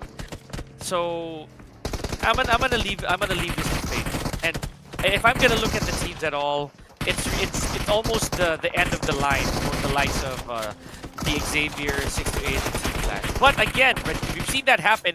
The gatekeeping method is still on the board. And did you know, Pika, that For Miracle Vibes before actually was the champion for the Clash of Giants Season 2? So technically speaking, it's the same guys playing under a different flag or name. But yeah, they are the defending champion. If they win this whole thing, then it's a back-to-back win for the guys. I believe I did that with you as well. Clash of Giants Season 2. That was memorable for me, to say the least. So speaking of memorable, that is a nice frag on the side of Korn, taking out Osal. I can't say the same right now for the Xavier, though. They have 0 eliminations and they've lost 2 guys already. Bowing down to 9th place, we have D plus Kia. So now, now we have 2 teams eliminated. Voin is currently on a tear. I don't know who the 8th placer was. Let's see the feed. Okay, Hale Esports. So there we go. Red Queen, no repeats, no 3-peats for Hale. Oh man, that is just bad. Hora got eliminated. Right now, currently they are at the 18th spot. Um, okay. This is gonna be tough, for the fans out there, Hora Esports. I mean, obviously, we still got one more game to go, but they will have to give it their all. Um, at least to get into the top 18. Um, they will have to turn into beasts, if they want a shot at it. And they can't afford to be knocked or turned into a casualty. Well, that's how tight it is. Like, that's the demand of wanting to elevate your team here. So far, Voin down to the last man. Also, probably a potential denial for the third time, right? If the last player from Voin gets flushed out. Right now, the tail of this encounter is between Talon Esports and I believe that's RRQ. So these two teams, they're gonna go at it. Asa though, he's just trying to find a good vantage point. I don't know, maybe just burning time. Perhaps, but they're very close with the guys of the Savior. So if they're going to clash with one another, we're looking at a 2v2 situation. Talon Esports, I don't think they're still kind of hesitant to actually go a little bit forward. They're probably just checking out the vibe at this point. Duxan Esports still saying at the outside, and just look at that very beautiful circle for the side of the Savior and RRQ. But the battle between these two teams need to happen. I mean, who will take control of that compound? Such as, of course, for Voin, Red Queen just to swerve out there a little bit is gone. So, yep, I had to say it. No three-peaters for our first Miramar, ladies and gents. I like what you said there as well, that the compounds are of utmost priority, right? Because in Miramar, we don't have a lot of those. The compounds that we have here are very separate from each other. And if you get hold of that for the remainder of the circle, it's going to look good. But if you don't, then good luck, right? So, speaking of running here, I believe that Young, he needs to get out of there. That thing that stands in between them, that trunk, is not going to be enough. Okay, Saisei goes down, courtesy of Talon Esports. 9 elimination points for this team. Man, they are pretty aggressive. I do hope it is enough to kind of just catapult themselves in the overalls, but not quite sure yet. Duxan, on the other hand, still trying to do a massive counter up against Talon. We can see that Nyantu has an M416, and now he's popping off that smoke, but they continue to get a lot of damage from the nades being thrown by Duxan. But unfortunately, Hyunbin goes down, as well as QXSZZZ. Myangalu goes in for the charge, and it looks like he can win this whole thing. That he does. My goodness, 5 on Mang Yalu's name already. I mean, almost chasing Savage right here, ladies and gentlemen. But of course, we don't want to jinx that. He is pretty banged up. Honestly, Nyantu just around the horizon, making sure that he doesn't have more company coming his way. Right? I'm liking this. Nyantu yet to make his first frag here, but look at that, right? Top 5 teams. Talon Esports, the only complete squad with 12 eliminations. My God. Wow. 12 elimination plus winner with the chicken dinner. Ooh, that could work for them. Alter Ego, Rosemary, last player remaining. Can he get more elimination points up against RQ? I mean, it is going to be tough. The Savior fighting for their life, but Team Flash getting picked apart by Talon. Oh my goodness! Levi's goes down as well by Asa. Okay, so if I'm gonna make a prediction here, I feel that DX is gonna leave first, right? Just me, being the last player here for the Xavier. That's exactly my point. Looking at where RRQ is. They know where the last member. Oh, there it is. Frankie out of there. So this is a new player, by the way, Red Queen. Frankie did not play for the previous days. But just look at the amount of numbers that we see on the board. The 15 elimination points, and Talon Esports is still going at it. They are surrounding the remaining players of RQ. Come out, wherever you are. I'm so close, Red. I can smell it already. But no, you know what? Never mind. That's only one nostril working for me. RRQ and Asa, the last 2 players for RRQ, they are my vote. But the way that this is looking, these birds of prey, all they gotta do is to wait for these 2 basically moving pieces of meat to leave the premises. it'll be ripe for the taking, right? Oh my gosh. It's only a matter of time. We're already at stage 8 anyway. We got you surrounded. Put your hands up in the air and do not move. Okay, that's probably what's going on right about now, ladies and gents. I mean, it's going to be tough for RQ. To be honest, I don't know how they're going to be escaping this situation. Okay, the good thing about this is the fact that, okay, they're going to land at second place, which will definitely gain them 6 points. Not quite sure how many points they were able to do for the elimination side, so we'll just have to wait for that one. But yeah, Talon Esports pretty much has this one in the bag. Oh man. This is one thing I hate, right? You're just gonna kind of sit there, stay put, and allow fate to decide for you. Unless they channel their inner John Wick, then RRQ will have a huge problem. Just look at this, Mangyalo on the high ground. We have a rotating Kokitu trying to flush them out already. Oh, he does take a little bit of damage here. Is this gonna be a successful fourth defense? No, Mangyalo takes out Asa. Red Queen, count it out. Count it out. Yeah, here honestly. we go. Yep. Well, pretty obvious outcome for the side of Talon Esports right there. I mean, they were like wrecking balls, you know, for this second to the last match. Our first Miramar this evening, ladies and gents. Talon Esports getting the WWCD win. I mean, okay, they've worked really hard for this one. I mean, okay, that was a huge number of points up there on the scoreboard, so we just have to give that spotlight. For sure. I don't even know who the MVP is going to be, but if I'm going to make a guess, I think it's Mangyalo, right? I'll wait for Mission Control to go for the final details. But it was a flawless performance, all things considered, Red Queen, when it came to Talon Esports' game here. Because, one, they didn't lose a single player. Two, they had all the advantages on their side. Ammo, resources, position, manpower, you name it. Talon Esports, they were not gonna leave Miramar without their heads held high, right? That's definitely it. Now, look at this. 23 Savage, 74 damage taken. What happened? Did he step on his foot or something? That's very little. Yeah. It was an explosive performance with Talon Esports. Beautiful to watch, great execution, just like what you said. I mean, all things considered, they're pretty flawless, so it's only fitting that they get the WWCD. They have all the advantages right there working out for them. Teams to watch for the Miramar map, it's Talon again, followed by Team Flash. We also got RQ and, of course, Sem9. Okay, so Sem9 is still pretty consistent, right? The fact that they've been showing up on our board more times than we can count is a very good deal.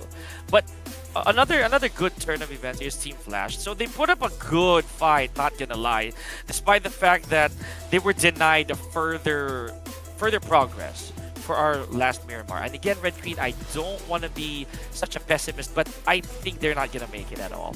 You know, headed to the final. So still, if they manage to stand in front of a dominant team, then that's still going to be a good thing. They're going to gatekeep one of these teams, especially those dangling between 18th and 19th place. Yeah, some of the teams right now are just playing for information, some playing for just experience, you know, the feel of being inside the battlefield with these amazing teams coming from Southeast Asia and South Asia. So that's already a wonderful thing to have. I mean, this is like a great preparation, right? A great training ground, you know, before you can even step into the big stage. If there are, you know, I saw some of the teams use different players, so that could be a good thing for them. You called it. It's Mangyalo who actually you know, performed great. The player that stood out, you know, from Talon Esports, 6 elimination points with 1,188 damage output and 35.29% team contribution. Look at this, a Talon-dominated top performer here for our 35th match. Woonti, but you know what? This is a very accurate chart. Woonti a while ago almost single-handedly took out the entirety of Voin. So this explains a lot why he has 6 eliminations, right? Nicely done. So yeah, maybe, just maybe, before they hang up their wingtips a little later, Team Flash might be able to stop one of these teams from entering the top 18. I am excited to see if there's going to be somebody who will do such gatekeeping. But of course, Talon Esports with a whopping 27 points, man. Look at this. Oh, I'm excited. Looking forward to the overall rankings. I mean, we'd probably see a lot of reshuffled teams in the well, top 1 to top 18. Yeah, I mean, okay, we're about to enter the final match this evening. Pika, are you going to expect hard battles, or do you think the teams will just kind of just play this one on chillax mode? I'd say some will, 50-50, because there'll still be teams, especially in the grind, when you're like below 19th place. I know that they're gonna try to make haste because it takes one good clutch and one push. Maybe, just maybe, that team on the 18th spot is gonna drop down just like that. So here we go. Another talent guy on board. We have Savage over here. So it definitely was an undoubted talent game. But Okay, here we are. Oh man. This is crazy. I am at the edge of my seat right now, honestly. I cannot tell who's gonna make it to top 18. Well, yeah, okay, AGONxI8 ESPORTS, PMRQ, we've got Duxon Esports right here. First page, these are the teams that did pretty well because They're they okay. moved up some ranks, right? But just look at that. Stalwart UAE, again, they're not getting any winner chicken dinners, right? But they're pretty consistent in getting those elimination points, which is, really a big chunk of like what makes you stay in, at the top in the overall rankings. And again, oh my goodness, just look at that. The Talent Esports just skyrocketed to 11th place with an awesome 135 points. Same thing goes for Sem9 because they moved up 2 ranks. Yes. So looking back at how they were, Talent Esports probably has the biggest chance of making it to top 18, or maybe even page 1. So sadly though, you see the throb of these teams, ladies and gentlemen. These are the potentially eliminated teams thus far. Look at the dip between of Hora Esports. So here we go, Team Flash, despite that showing, not making it. Alongside Trade to Kill, the Xavier 628, they're not going to make it to our top 18 because of this showing. This is so bad, but of course, we got to give it to them. They've shown up quite masterfully here during our playoffs, right? I do love the color red, but this time it's really making my eyes hurt. So, I mean, I can't say I feel bad, for the teams that actually part of the bottom half or like bottom section of the overall rankings. But then again, we know that they did give their best. Again, if I'm going to talk about which teams that I did not really expect to be part of the bottom page, that would be the Savior. But then again, we are on to our final match this evening. I know you guys are excited. I know that you guys are already looking forward at what's going to happen for the final match. But all that and more after this. Don't go away.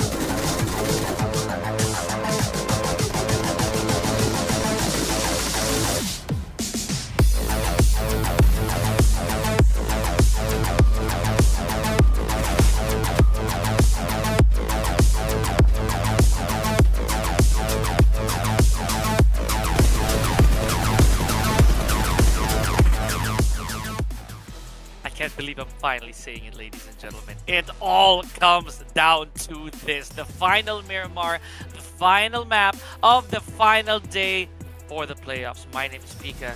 joined by Red Queen. And we just witnessed a bunch of crazy plays from all these teams right now. Just to get up to speed, if you guys just tuned in, yes, we've had a clash between Hail Esports as well as Boyne, who repeated two winner-winner chicken dinners, but to break the curse was Talon Esports. You know what, Pika? I'm not closing my doors on Undergang Esports. You know why? They only need 5 points. Yep, up, exactly. okay, to get or to land at the 18th spot. So again, they will have to go full force. I don't know what kind of power they would want to bring inside their final game, but they do still have that chance. Small window, so to speak. So, man, I don't know what's gonna happen. To be honest, I don't really know what to expect for the final match. I mean, basically, those top 1 to top 10 at least they're safe, or like maybe at least top 15, up to top 15 they're safe. So I'm curious. I'm really curious, and I can't wait for our final match to start, Pika, because I just know it's gonna be even wilder than the kind of celebration that you've had during the New Year's Eve. I'm leaving it all on the table for this one. Just all my cards laid out in front of me, right? So here we go. Final prediction, final match, final map, final everything, right? So for me, I think I'm gonna start off this one. I'm in the mood for this. So I'd say to end things on a good note, maybe, just maybe, this is gonna be finally RRQ. I'll go for the repeat prediction. RRQ. Oh man, this is gonna be tough. You know what? I'm not gonna be dropping this team because I know they would want to end this playoffs with a loud bang, with a strong finish, so to speak.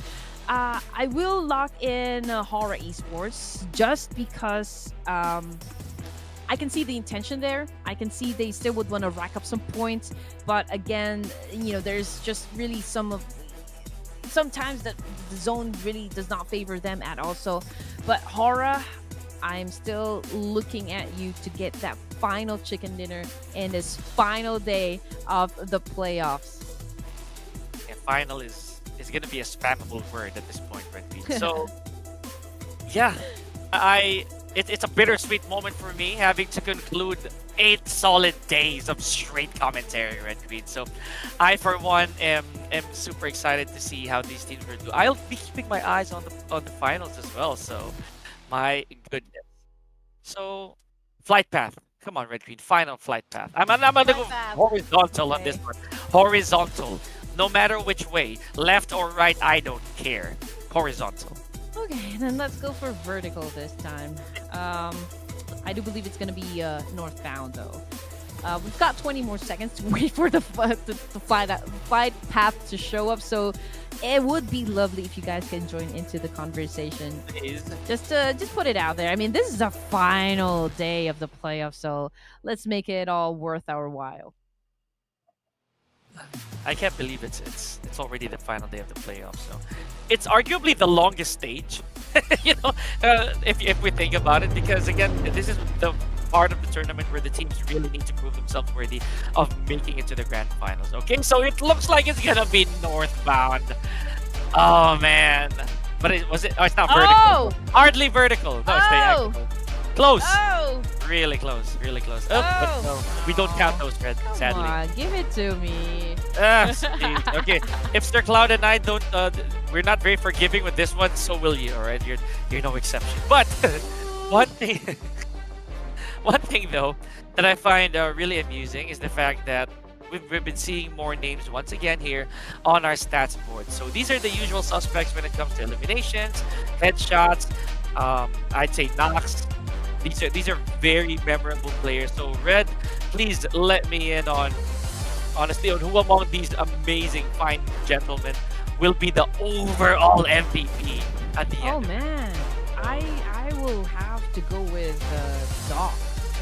Same. I mean, he has a lot of numbers, on the scoreboard, so it's gonna be hard for those other players to actually try and catch up. But then again, we're not shutting down any possibilities. I do expect for the final match of Pika to be very different. I'm pretty sure some of the teams, especially those at the bottom, will probably just play for the heck of it. True enough, true enough. Again, gatekeep territory, right? So a lot of our teams who were in the red zone, all pun intended, with my partner in the fray as well. So I'd say they're gonna try to stop those some of those teams from making it to top 18. Some of them, as Red Queen mentioned, like say as little as 5 points away, could still kick somebody off who was originally safe. Yeah, So I'm here, looking at Undergang, man. Looking same, at same. Undergang. Right now, they're going up against Alter Ego, which is, a big name, like a hard opponent still. But let's see if they can make it happen. Although, doing it with just 3 players remaining can be difficult. So I mean, Spike is already out, but this is a fair fight between these two teams. I mean, this is a 3v3 situation. Hmm. Yeah, you know what? Yeah, it's always a tall order to go up against a team who had momentum on their side, right? And have proven themselves time and time again. Alter Ego. Oh my gosh. Okay, so never mind. Big backstab here from Sluss of Undergang. Red, you were right. You were right to keep your eyes on Undergang over here. But with no medical utilities, this is gonna look good for Sluss. That is, of course, granted that there's no backup.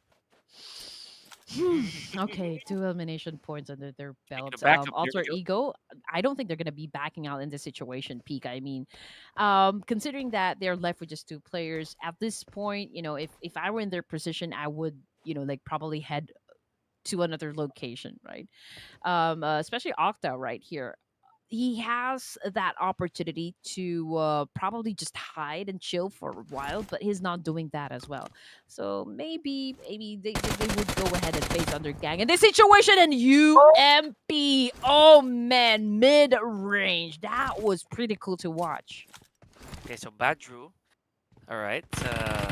He barely made it out of there, honestly. But there goes Octa. Again, this is what I was talking about, Red Queen. Despite the fact that there was a backstab there, backup might just be close by, right? The response might be instant. So you gotta be careful when you take these fights. So okay, Badru is another survivor, by the way, Red Queen. He managed to give us quite a few moments, especially from the past couple of days, just to give you an idea. So I'm not gonna be surprised if he goes the distance for this one.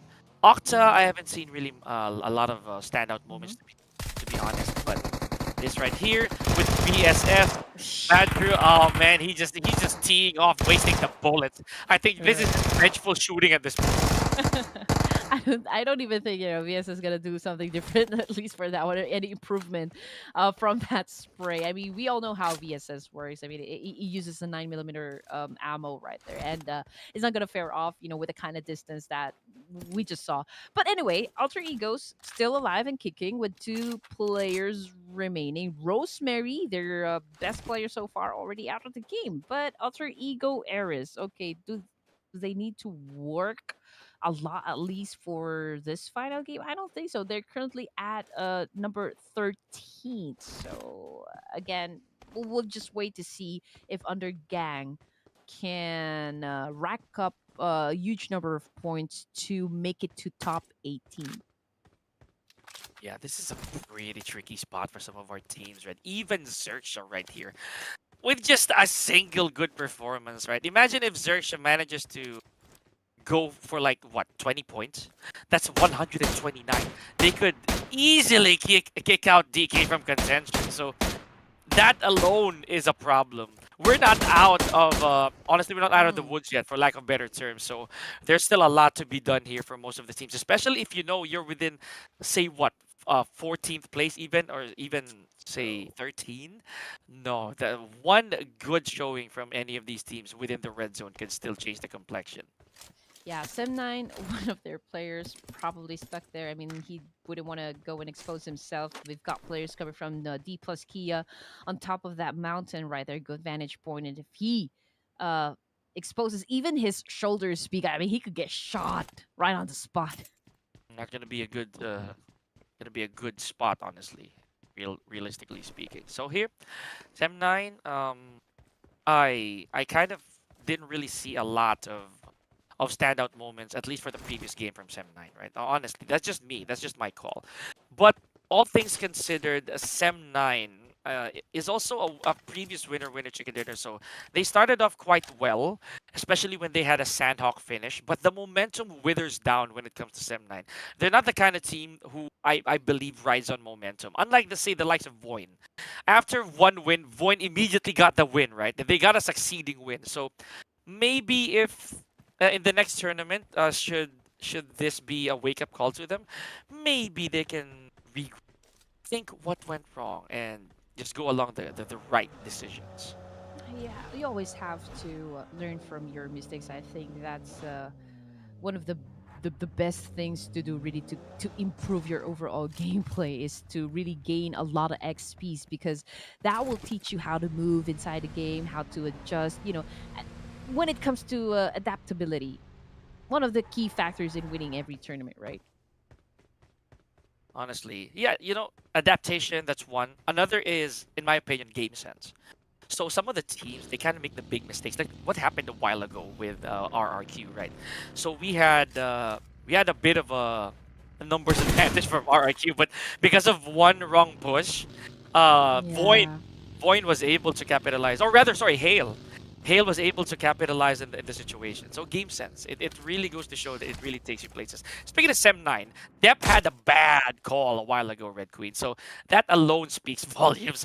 I have nothing else to say when it comes to those situations. It's sometimes a little bit of greed can cause you to fumble. Mm-hmm. 6 to 8, working with just the three members, and one of them actually spots out the boys coming from Team Flash, but I don't think any of the players coming from 6 to 8 will engage just yet. Everyone is quiet. This is not the kind of game I was expecting coming from these teams.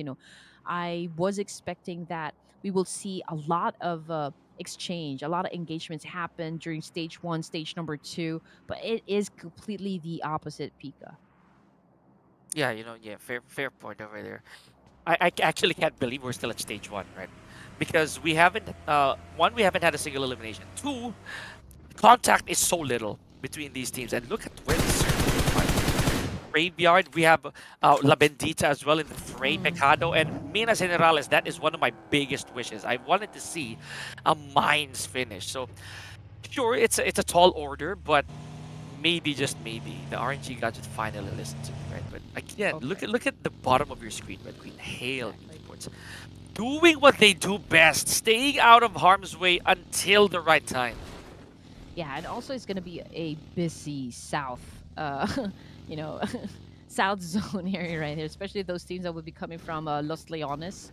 We've got Sersha, we've got Tiamba, we've got Under Gang as well. But it's pretty obvious that Under Gang really is kind of playing it smart this time.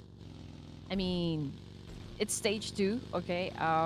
They're not being aggressive just yet. Probably they will wait up until they get to the last few zones before they engage. But with this kind of circle, I don't think they have that much option. I mean, it is already getting congested down there in the middle, and coming from the south side.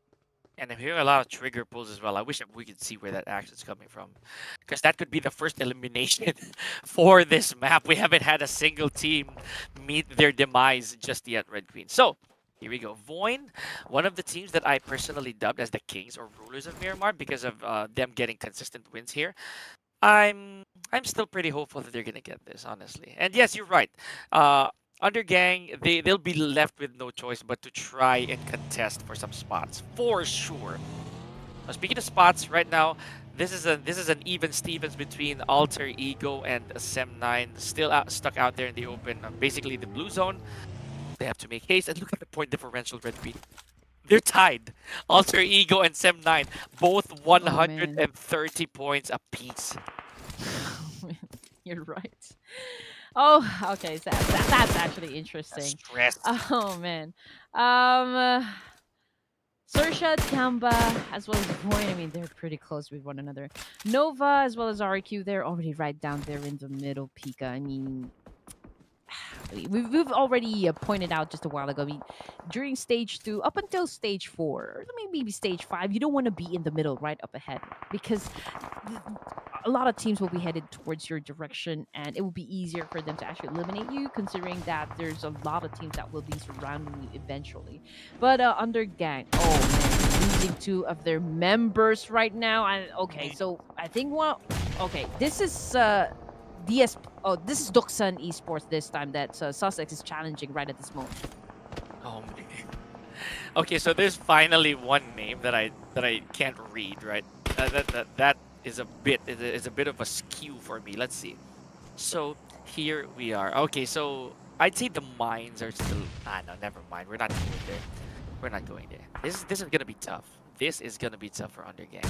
So AGONxI8, honestly, they're a very competitive team. They've had their own winner chicken dinners as well. Not to mention they have the vehicular advantage and the numbers. So at least one more up. But I'd say withdraw, Red Queen. This is just me. I'd say withdraw. We're at stage 3 and we don't have a single elimination. What did I tell you? This is a 50-50.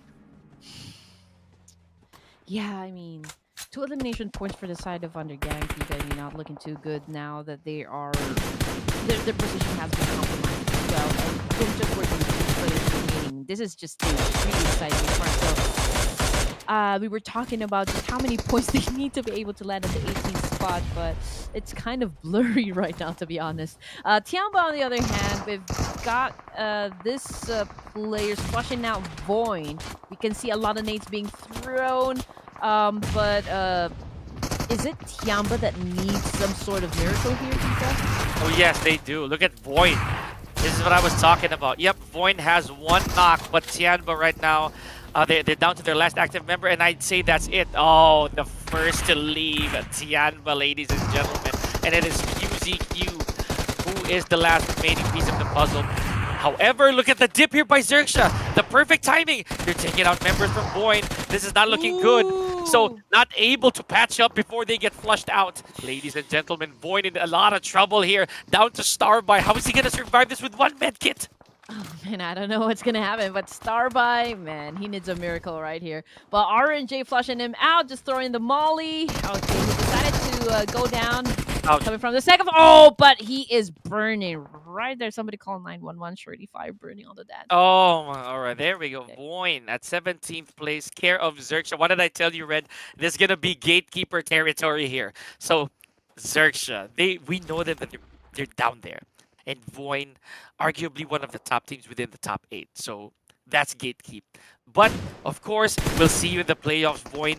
We already know what they're capable of. Now it is up to stalwart UAE now to, I'd say, end the misery of Xerxia Esports right here. They have a squad inside this compound, but not looking very healthy. They have the place surrounded, as you mentioned.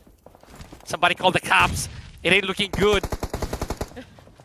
It's the Popo right here. Oh, but look at this friendly fire! Cooking up the nade up against Xerxia, and yes, they did get all of the points right there. Now we've got Team RQ on your screen. This is Pika's Choice 001 getting a lot of damage, not just from the bullets, but also coming from the Blue Reaper himself. And I just say thank you so much for playing, Xerxia. You gave us amazing plays, crazy clutches, not gonna lie. Not to mention you flushed out Void just like that, you know. I like that. I like the fact that we're seeing this diversity. We're seeing a bunch of teams here taking it to those higher echelon players. But here we go. RRQ. There's 001 taking it to Manpa from Sem9. Now, are we gonna see responses? Because this is a very open space for both these teams. Okay. Okay. RRQ here, ladies and gentlemen. Still on the running. Got the vehicle at hand.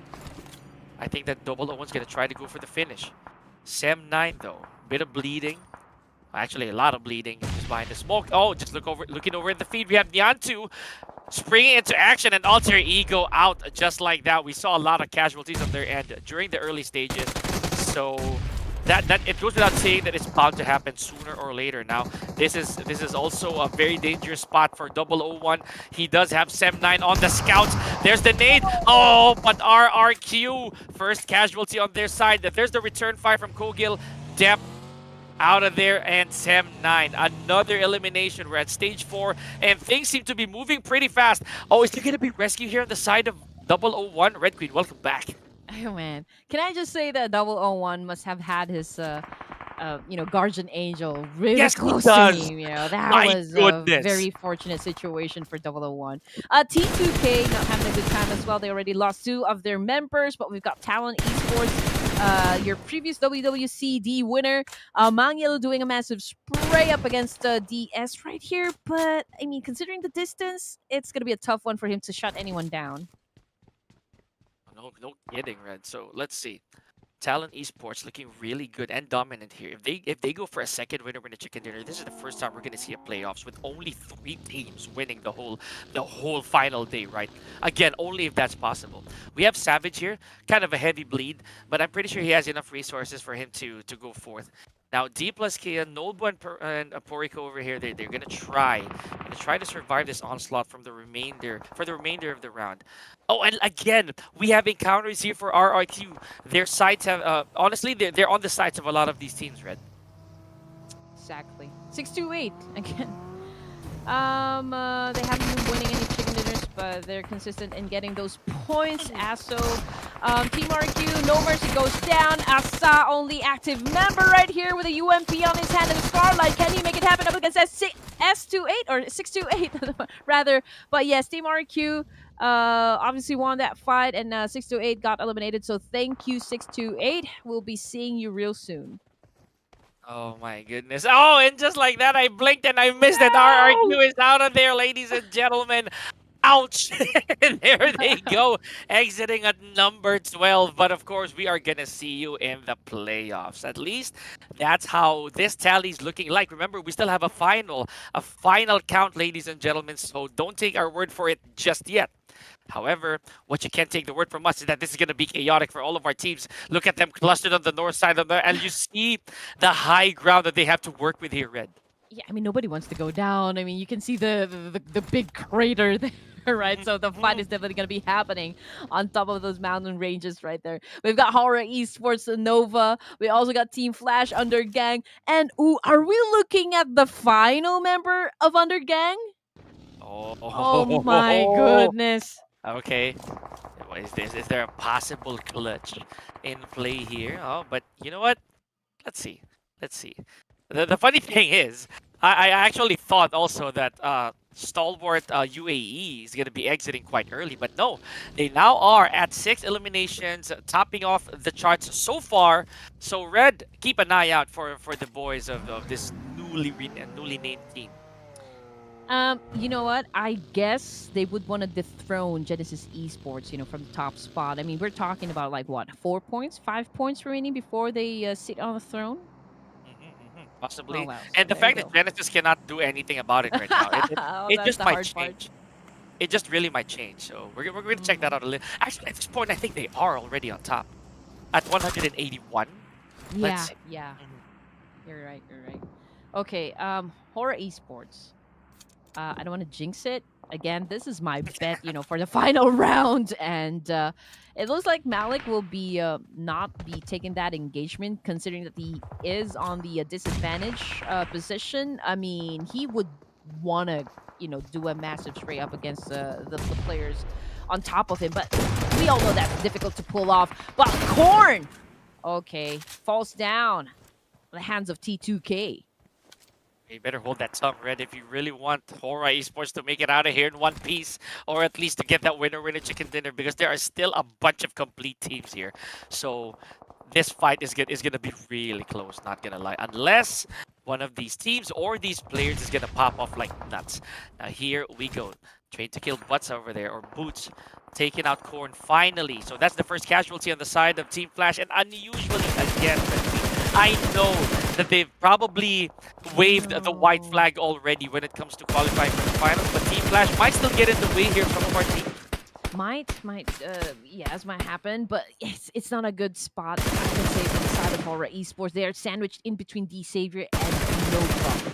So they will have to be really familiar with the terrain, take advantage of those ridges, and take cover. I mean, bullets can come from front and behind.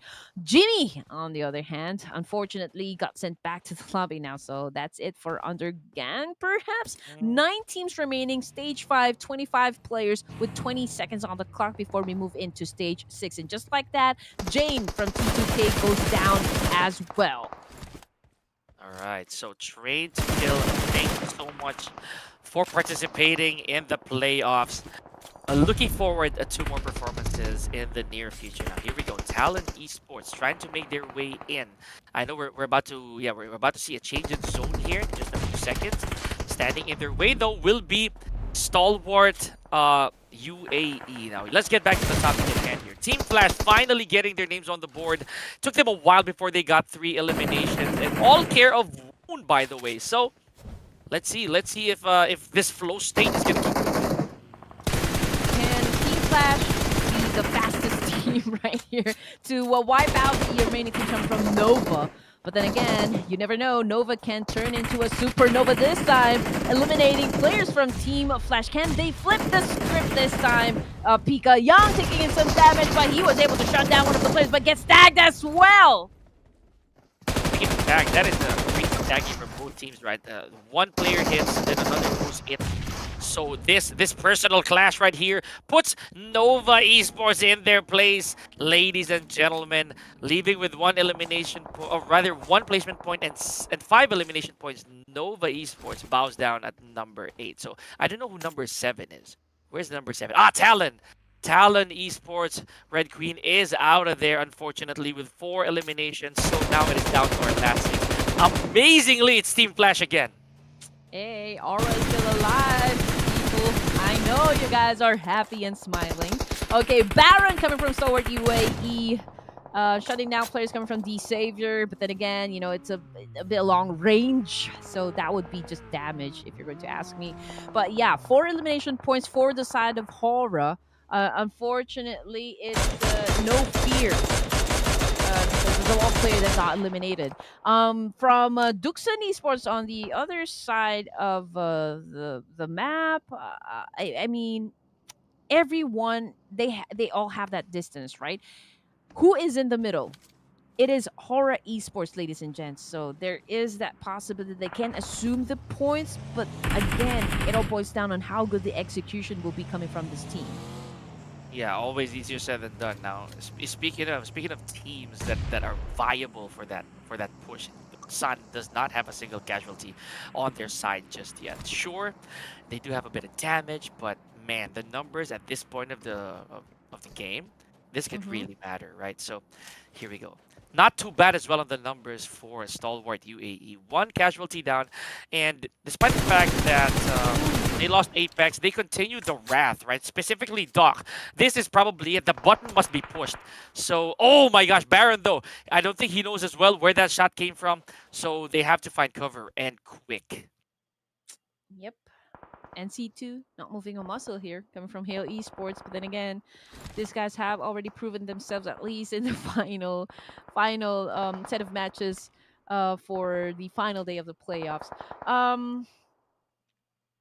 I don't think he's going to be moving anytime soon. I mean, he wouldn't want to compromise his position just as he's very near with the boys of D Savior, though. So let's see what's going to happen as we prepare ourselves to stage number 7. My gosh, there's a road in between. This is always a problem. Whenever we see a road here, or any stage for that matter, any map, there's always going to be somebody bound to cross, right? So in this case, it is all up to Stalwart and DX for them to maybe try to track this out unseen. And that's almost impossible. Look at where Hora is, Red Queen. You said it yourself. The position. They are front and center. They're smacked right in the middle of the map. They can see enemies coming from all directions. All they gotta do is try and survive, right? Easier said than done, as I always mention, but so far it looks good for Hora. Oh, definitely. I mean, if they have that compound, they have that cover. So all they need to do is just really keep a close eye on the directions the teams will be coming from, right? Team Flash will be coming from the north. Hale, I mean, we're talking about just like one player, so I don't think he's much of a threat here. D Savior still with 3, and Stalwart Esports UAE with 3. So they will have to really focus more on the teams that will be coming from the south side. Oh man. Okay, silence is deafening, Red. I know that there's a bit of a clash going on, but we don't have the front row seats to it just yet. So DX over here has their hands full. So look, I'm seeing a lot of damage on the side of Frankie though. But look at this, Red Queen taking the fight head on is Stalwart UAE. There goes Hale with only 1 elimination, but bows down at 6th place. And we've got Stalwarts UAE just doing their magic. They're pretty chill, if you're going to ask me. 9 elimination points. Okay. AGONxI8 ESPORTS finds an angle, shuts down 1 player. They continue to do a massive fight. East goes down as well. I mean, QXZZZ is on fire, ladies and gents. Fire. I see a lot of flammables over there, so that alone is an indicator of position. Let's see who's gonna go for another push. Look at that! Look at that corner from Baron. He literally waited for that player from DS. Amazing. Okay, 10 eliminations so far, ladies and gentlemen. However, that is the end of the road for Stalwart UAE with 10 frags in total. Well, there is that song again, Pika, that's making me very anxious, right? Okay, D Savior, Hora, AGONxI8 ESPORTS coming from South Korea now. Our final 3 teams remaining for stage number 8 in the final Miramar, in the final day of the playoffs. Again, this is going to be the word that is spammable right now. DX Levi's cooking up that nade, getting ready to throw up against 2 remaining players of DS. Hyunbin and QXZZZ. Oh, Hyunbin has taken most of that damage right here. Are they going to be pushed, or are they going to be throwing more nades just to make sure, you know, they have still that attention? But look at Levi's going in for the off angle right here. But is it a bad decision, Pika? Okay, beautiful Molly over there. Throws a couple for good measure, and yes! Mafia Ninja taking out Levi's. Oh my gosh. I don't think there's going to be any pickup bound to happen here, ladies and gentlemen. Mafia Ninja has this rooftop scouted by himself. Now I feel that that's a confirmed frag for Mafia Ninja. We have Malik and Sky literally just waiting out the teams. Head to their direction unless somebody has a bazooka over here. The players from Hora will not leave this compound. Oh, and here comes more damage. Woo! Oh man, Pika, just look at this. Oh, the end is nigh, Red Queen. The end is nigh. Hora Esports just might take this. Look at this. Mafia Ninja, he goes straight to the prey. He can smell it. The blood is fresh. Ladies and gentlemen, Hora Esports wins our final map of the playoffs and not letting Red Queen go out without a fight. My goodness. 6-6. Sir Cloud, Red Queen's coming for you. What did I say? Hora is definitely going to be ending the night with a loud bang. And that is it, ladies and gents. I mean, my fate did not falter for this team. I just know these guys can deliver. That is an awesome final match for Hora Esports. So, oh my goodness, the crowd is really going wild. Wild indeed. My gosh, I can own... you know what? I actually put my tab on hold, you know, for now on the chat, because I'm pretty sure we're gonna be seeing these letters circulate for the entirety of the night, right? So I like the fact that they didn't go too bloodthirsty. They went for positioning, resource management, not to mention the patience. My goodness, Mafia Ninja was the difference maker, Red Queen. So I gotta give it to this man. Yeah, and yeah, I have to agree with you with the resource management here, because you just know the amount of loots that we have in Miramar is pretty limited, right? You will have to go and pillage through towns and just pick up stuff along the way, especially those teams that you actually obliterated, right? And Hora went for a great position inside the map and just really very good execution all in all. It's No Fear as well as Sky who has the most number of elimination points for the team, but again, it's the teamwork that makes the dream work, and Hora Esports landing the final chicken dinner, just you know, making sure that they get into the top 18. They did get into the top 18, right? Yeah, so far Woo! we're gonna wait for Okay. mission control to confirm everything because we're gonna be tallying stuff, ladies and gentlemen. It is now time to weed out the rest.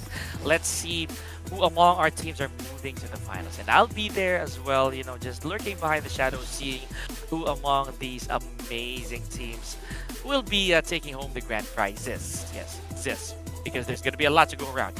Now, imagine that. I'm looking at the screen right now with match 36 in front of me. Gives a little bit of happy tears, right? Honestly. But to end it all, at least me and Red Queen, we got one correct prediction per. I'm happy. Oh yeah, it's 6-on-6. Yeah, Sir Cloud, watch out. Yes, for Okay. sure. And production, Astro, I'm looking at you. I'm not gonna dance. We are gonna make Sir Cloud dance. I mean, we haven't seen Sir Cloud dance. Honestly, I already lost to Sir Cloud, so one dance is already enough. Should be enough, ladies and gents. For sure. Can't have a repeat and punishment, you know? Might as well go for the winner chicken dinners, but never the punishment. Here we go, ladies and gentlemen. The MVP for this match. This is Mafia Ninja. No, never mind. It's QXZZZ. You know, Sir Cloud always either misses one Z or just for good measure he says like 10 Z's in a row just to mention this player's IGN. So look at that, over 67% health, 6 eliminations. I'd say it's really well deserved for Doksan Esports. Oh yeah. QXZZZ, his name always pops out, you know.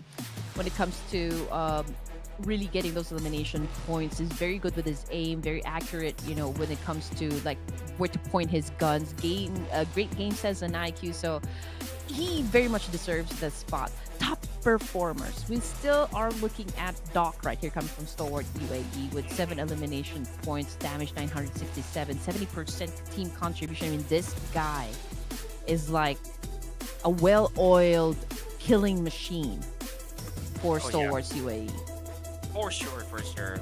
Got it. And he's one of the most sought after assets, not gonna lie. There's a reason he is probably in the best condition to make it as the final MVP for our season 3 of Clash of Giants, right? But again, I'm not gonna speak in finality just yet. We'll never know, Red Queen. We'll never know how it turns out. So here we are. What a day to cap off the playoffs, ladies and gentlemen, with Hora Esports emerging on top with 19 points. And I'm happy as well that for the first time today, no team is going home without a single point. Yes, I didn't see any donuts here, Vika. So it's still a good thing. And that was a great, you know, set of matches for the final day. I'm not gonna lie. I mean, I was entertained. You know, I was at the edge of my seat. A lot of teams really, you know, performed this evening, especially those that positions are quite questionable, but they still, you know, gave out their all and rack up some huge points for that. I mean, like Horror right here. They were part of the third page, which is, you know, nobody wants to be in, but still manages to bounce back, you know, and prove to everyone that we are one of the force to be reckoned with. And that they are, Red Queen, I'm not gonna lie. Also, I just really want to wait for the final tabulation of it all so that we can see finally who's staying in the red zone. Or, long story short, who's gonna be eliminated and who's gonna continue their journey. Finals. I am ecstatic, honestly. But for what it's worth, it was a really unpredictable day, but I'm really happy with how it turned out, right? So 2 teams with a couple of winners. Not to mention change of pace when it came to Talon and Hora Esports. It's been a hot minute since I saw Hora up there. Hey, you know what? I love being here. Again, you know, I love being part of this community, and I just want to give, you know, a big round of applause. Kudos to the production team, Ruthless Esports, everyone in it. Again, this is what we always say, you know, Sir Cloud and I, like, this is the best, you know, production organization right now. Giving off this kind of off-season tournaments. I mean, you guys are amazing, hands down. Red, did you know, fun fact, this is only Hora's second winner in a chicken dinner for the playoffs. Wow, really? Yeah. The first time they did it was in ERANGEL, by the way. So, having said that, what a way, right? Like I said, what a way to end things. So, ladies and gents, we're getting word from Mission Control, by the way, of the final teams that are going to make it to the, you know, to the next stage of our tournament and ever so closer. So here we go, page 1. Oh, never mind, we're not going by page, but here we are. Stalwart UAE top seed so far. Hail Esports at number 2, Genesis at 3rd, Voin, Kagendra, and Team RRQ respectively. So this is okay. This is a given, Red. Let's First wait batch. for this is our page 1 so far. Page 1. The first wave, ladies and gents. Okay, first 6 teams on your screen. I mean, yeah, these are like the prominent names inside Ruthless Esports. We've always known that these teams can. I mean, there are heavy hitters. And now coming into the second page, we've got BIGETRON Red Villains, Duxan Esports, we've got IHC Esports, we've got Horror, we've got Vampire, and Talon Esports. But where are they? Still soaring, most likely. The birds of prey are still hovering overhead. But yes, you can look at the seeding here, folks, as to how they garnered their points, right? From rank number 7 all the way to number 12. But here we go. Oh, there's a lot of teams that really did not make the cut, ladies and gentlemen. It still hurts. I know I expected this, Red Queen, but it still stings, you know. Team ZZ at 13, Alter Ego at 14, Sem 9, Thunder Talk, Team Pi, and D plus Kia all making their way to the qualified teams heading straight to the grand finals. My gosh. Oh, I'm keeping my head down. Hey, Oh. I just gotta say, you know, I'm happy that Team Pi, as well as Thunder Talk Gaming, is here. Oh, absolutely. Team Pi, I'm a huge fan. I'm a huge fan of Team Pi. After all that they've done, it was just really amazing. You know, it's just what it is. Team Pi is a comeback king in their own right. So here we are, ladies and gentlemen. After that grueling final map, this is how the standings are looking like. So, and this also means that we're probably gonna see the red zone. So In just a while, ladies and gents. But amazing performance coming from Duxan, Voin. We got Hail and Stalwart UAE. The fact that they've dethroned, you know, Genesis Esports is amazing. Hail, on the other hand, also has taken the second spot. I mean, they did win how many chicken dinners for today? 2 winner chicken dinners. It's just, you know, it's an okay thing for Genesis Esports to lose their spot, considering that they did not play this evening, ladies and gents. So they have managed to gathered or invested points to make sure that they remain to be inside top 18. yeah, it's pretty much a given, honestly, at this point, right? So still, we don't discount the games. What's done is done, and they deserve the attention, ladies and gentlemen. Speaking of attention, of course, I know you're going to direct your attention to the teams who really put up a fight at the, to the very last end, to the very last bit of that circle, right? Down to the last member. So for match number 36, I'm trying to swerve away from the screen. I'm really trying not to look if we're gonna take a glimpse at from 19 to 27. But should that be the case, Red, it's like saying goodbye to your previous classmates. Oh, but man, okay, here we go. AGONxI8 under KAGENDRA, Nova, Tianba, the Xavier, trained to kill, Team Flash, and 628. Thank you so much for those amazing performances. I'm not gonna lie, it stings, but that is just the nature of competition. Yeah, exactly, nature of competition. But yeah, we did enjoy the show. We loved, you know, the fact that you guys played in this tournament. But you know, it gets tough as we progress, you know, in this whole thing.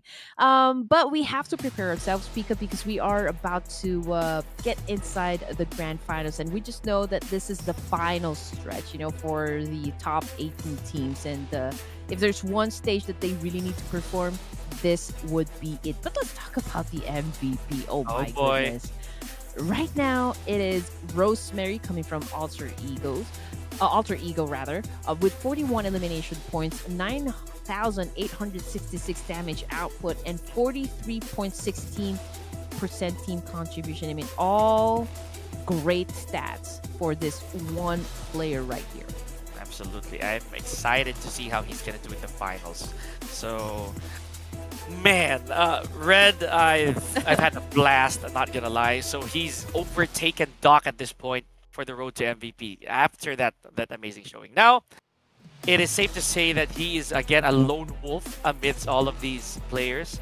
So I'd say the same actually for him, for Smile and Sky only. But of course, Stalwart UAE still in the running, both Doc and East. So that's gonna be a lot of tooth and nail clash that we're gonna see head to the finals. You know what, Rosemary, I'm really proven.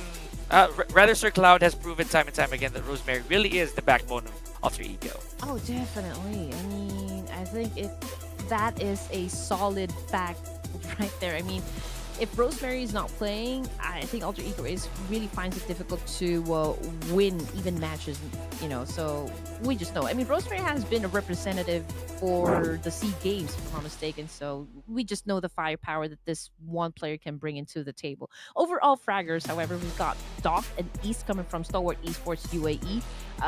Rosemary coming from Alter Ego. We've got Smile from Genesis, and Tony K coming from Vampire Esports. And yes, and head to head, Biga, I think this is more up your alley.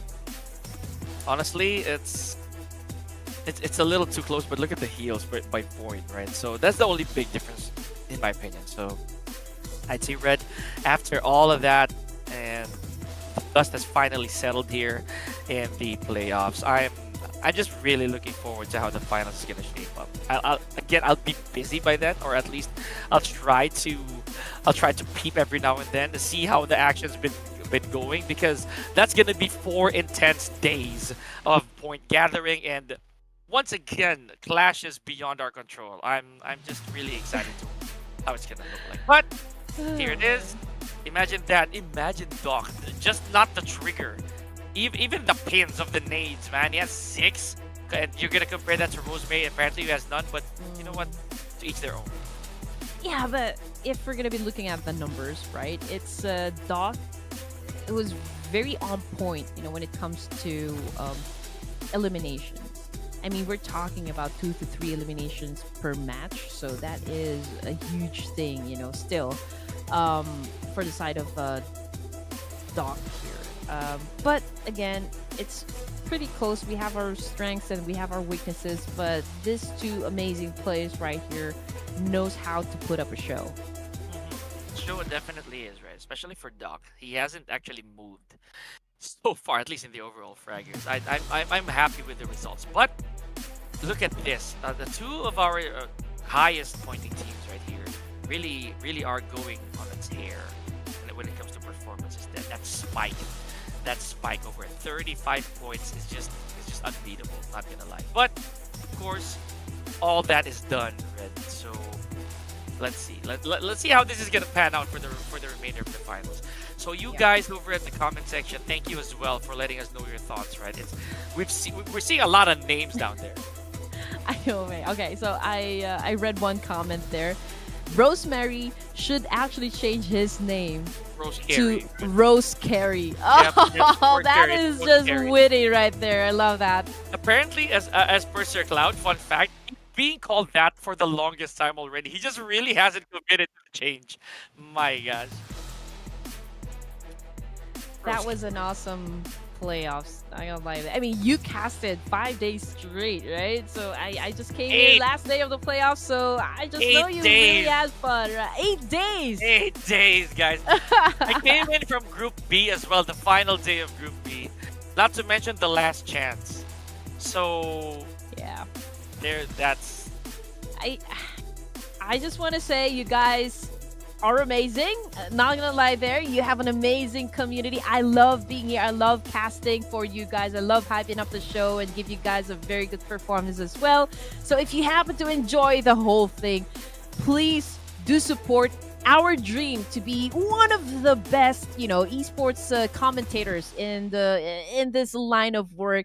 Do follow our socials. We've got Facebook, we've got Twitter, we've got TikTok. You know, we also have Instagram, and we do post lots of interesting stuff. So just search for us, Red Queen and Pika. Very easy people to find. So do follow us, ladies and gents. All right, so that being said, ladies and gentlemen, we are closing another chapter here at Clash of Giants Season 3. We're done with the preliminaries. Same goes with the survival stage. Playoffs signing off. So Now, eyes on the prize here. The finals is underway. See you tomorrow. At least we gave you as much action as we could. So, yours truly, Pika and Red Queen, ending the day with a bang. Sleep tight. See you and on to the next. Thank you so much.